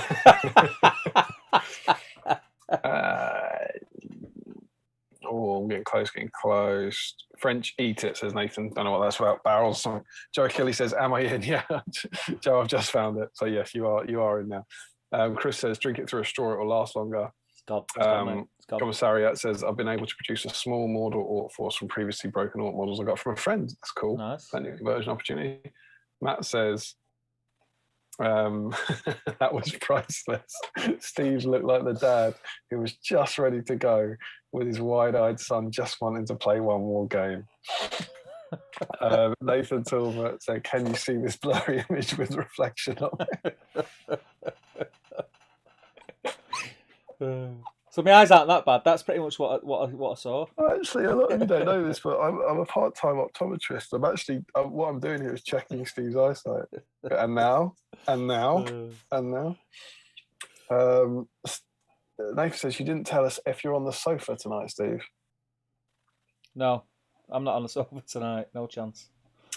Hardinder Sin said, "I didn't realise Yazneg was Azog. I thought it was just the Keeper of the Dungeons." Yeah, Yazneg was Azog for a long time. He was filmed all his scenes as Azog as well. It's all very, very, very confusing. You can see on the Unexpected Journeys behind the scenes features, you can see him at the tree scene, and you can see him as an Albazar fighting Thorin. Joe Holzman, Beardy Crow strikes again. I think that's about Bill. Larry says he was released riding the White Warg in one of the first Hobbit Lego sets. He was indeed. They didn't do an Azog until Desolation. Yeah, in the Dol Guldur set, I think. Yeah, you can get Yazneg on the White Warg. Very confusing. Hardinder Singh says, "Awesome, going to have a Google." Perry Singer says, "Damian and Steve, love you guys." Thanks. Too, man. Larry says, I think if I remember correctly, in those days there were 3 different golems and each one had a different move value. Yeah. Nathan says, the more you watch the Hobbit films, the less irritated you are. They don't match Lord of the Rings, but overall it's decent. I agree. I mean, I don't agree actually. I think they're probably better than that, but I think that's a perfectly viable way of looking at it. Eric Schultz says he's finished assembling all his Thorin's company models, including a converted Thorin. Only a little bit of green stuff work on gaps to do before I can start painting them. Harry says, "Oh, I like a converted Thorin." Knights of that's Viv, isn't it? Knights of Dice. He's saying, "Had a look around. I don't think I've got anything to work on." I mean, he's panicking. I think let it go, Viv. Like Steve's not long for this world. No. Unless you can find something quick, you're in trouble. Nathan suggests taking a long drive to test your eyes, Steve. Maybe pop up to a castle. Harry Singer says, Damian and Steve, love you guys. Keep it up. Cam277 says, Steve, I've had a corneal transplant and rejected it twice. My eyes are screwed. Please look after your eyes. I'm trying. Larry says he's also really prominent in a lot of the artwork, like those silhouettes of all the main characters walking sideways. Yeah, absolutely. And he says, Cam, you need to look after your eyes to be able to paint. And Chris has just bought the rulebook online. What a time to be alive. What a time to be alive. That's also Larry saying there's 3 different golems at the time. It reminds me that in here there's army lists as well. Now, I really struggle to remember where we were with everything, but I think the idea of army lists were relatively new. Like you had the source book thing with the ministerial books, and in here there's the White Council. And there was all sorts of arguments. Do you remember about there were 2 different White Council army lists? Yeah. And there was a whole raft of FAQs, and it was like, I can't remember why you would want to now, but it was, can I have Radagast on sleigh in a Lord of the Rings era White Council list, and can I have Gandalf on horse in a Hobbit era White Council list? I vaguely remember all that. Yeah. And there were reasons that you would want to get the best of both into. You know, maybe it was to do both. Maybe it's to have Radagast on sleigh in the same one as Gandalf on horse. I think that was it. And there were tons and tons of FAQs about every permutation of it. Because it was the first time that they'd ever had that situation, I think, where you had, 2 different timelines or whatever. Yeah. Funny old world. I feel then there was a lot more. I think the rules are a lot more clearer now. There's still the odd little thing like can Bjorn carry an axe when he's a bear. Yes, some of those really confusing ones. But generally, then there was a lot of things that weren't clear. Do you know what I mean? There was like a load of things that was like, well, you can do that if you want to be that guy, because it doesn't say you can't. But I think that edition of the game was made with a lot of love and a lot of narrative focus. Yeah. And then given to an army of people playing it competitively. Yeah. But there were definitely things like that. The timelines kind of cause issues. I think there was stuff with Elrond. I just feel like there's stuff with Elrond and the knights being in different army lists and stuff. I'm trying to remember now. But, there we go. I've just checked the Facebook thread. There's no more entries. Yeah. Should we pick a winner? Let's pick a winner. I need a wee and sleep. Right up here. How many we got? 35? 36. That screams to me double 18. What have I got here? Got a D20. So a 19 or a 20 is a reroll. Okay. We're doing semi-finalists, right? Yeah, let's do it. The first 18 people. Over we go. Let's go on D-cam. D? Could be. I would say, are you drunk? But go down. Stop. Just there, mate. Oh no, go left. My left? Left. Yeah, left. Stop there. Yeah. Yeah, lovely. All these and that is look at what they're on. This is just have another go at that. That's pretty good. See, they're fine. I mean, yeah. All right, here we go. Our first finalist. Yeah. Are you ready? Yeah, I'm ready. Do you want me to shout? Always the same. Yep, go. It's a 5. Ooh. It's Frederick Schultz. Oh, well done, Frederick. You're in the final. Indeed. And now, with tedious predictability, we go to 19 to 36. Okay. Ooh, go on. 12. 31. It's Carl John Daly. Hey. Two staples.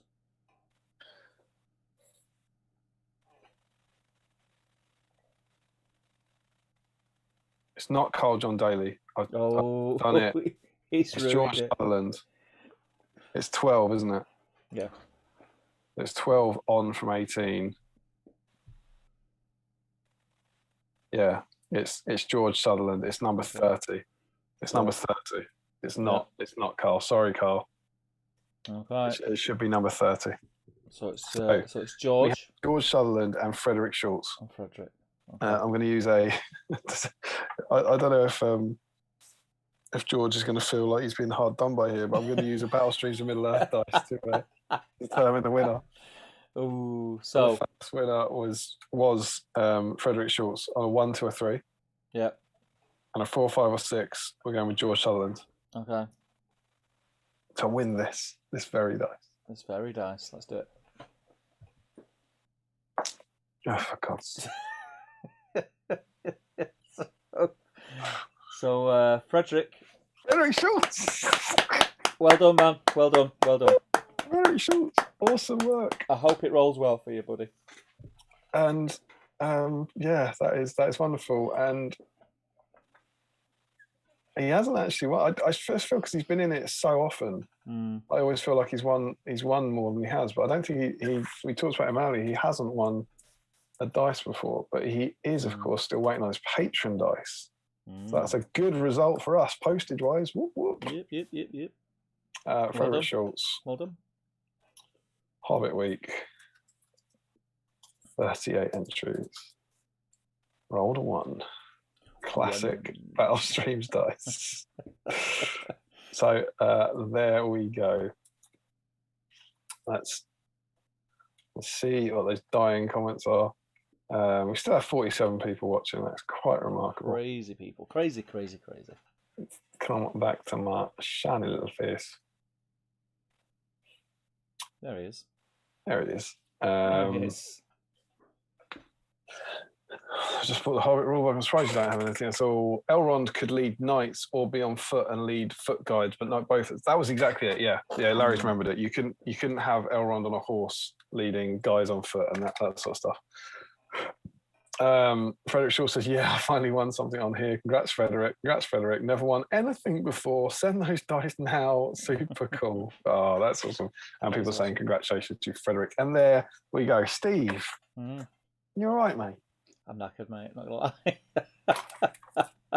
I just the thing that I'm that tired. I'm not even gonna make a brew when I get in the house. I just wonder how you're going to get through our 3-hour post-stream chat. Here's the clue. I'm not. I'm shattered. I've enjoyed tonight. It's been great, yeah. It's been great. It has been Steve struggled through. I mean, I've been up since 6:30. Go on, give me some credit. Yeah, that's lunacy. Yeah. I got my 2 Bilbo's base coated and shaded, which is what I wanted to do. I did something on Gollum that you probably can see better than I can. Hey, that's your beer bottle. That's what you do. And we have taken a nostalgic ramble through the Unexpected Journey rulebook. It's been a really good episode tonight. I've really enjoyed it. It felt nice to, although I love the Battle Games of Middle Earth, it felt nice to go through that book, because I don't think since we've changed the rules, but I've looked at that book twice since. Yeah, well, of course. So it's been great. And a lot of it as well now. I don't know, but because There and Back Again is redundant and this is redundant, there can't be many narrative scenarios for The Hobbit. We've only got the armies of The Hobbit, right? Yeah. Like in print, which will have, I don't know, 10 narrative scenarios. So there's probably, I don't know. I'll go and have a look after this, but you've probably got Roast Mutton 1, Goblin Town 1, and 1 Out of the Frying Pan 1, maybe. Yeah. Out of something. So there's a whole kind of raft of interesting narrative content that's not in there that hopefully will be, expanded on again in future Journey books. But it was great, and I think we need to doff our caps to that era, and to sort of and what it did for the game, and what it the catalyst that it had essentially, because it really is fabulous. Yeah, totally agree. Next 2 weeks, in 2 weeks, should we say? Oh, that's the next binder. Not in 2 weeks. That's the next binder. About 6.5 months. I mean, that's getting really ahead of ourselves. Yeah. Next time on Hobbit End of Binder Special, we take a look at this bad boy. Yeah. And you can see that absolutely nothing had changed in the level of Games Workshop support between this release and this release. Uh-oh. That's a discussion for another binder. Yeah. Indeed. Look at this. Are you ready? It's like a new box. You ready for that first new binder smell? What's that? Urukai. In someone else's house. Indeed. We are moving on next time to issue 27. Saruman's army besieges Rohan. The team's a bit more specific than that, but this is the first of our narrative wander through Helm's Deep. And we've got 5 issues on Helm's Deep. 5 issues. 5. 2.5 months at Helm's Deep. So there's going to be a lot of fun stuff to play with there. And the troops, the models for next time are plastic Uruk-hai siege troops. Siege. Yeah. We haven't done them on the stream so far. So it's that they were out of stock for ages and ages, but they are back in stock now, I believe.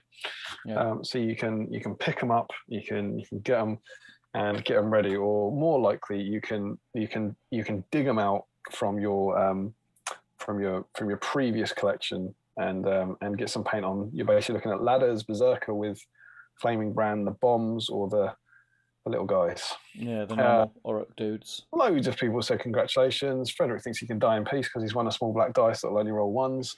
Carl says congratulations. Lots of congratulations. Great screen. Next guys from Justin. Looking forward to the next one. Ninja Goes Splat says, right, guys, great stream as always. I look forward to next. I'm struggling to keep my eyes open night all.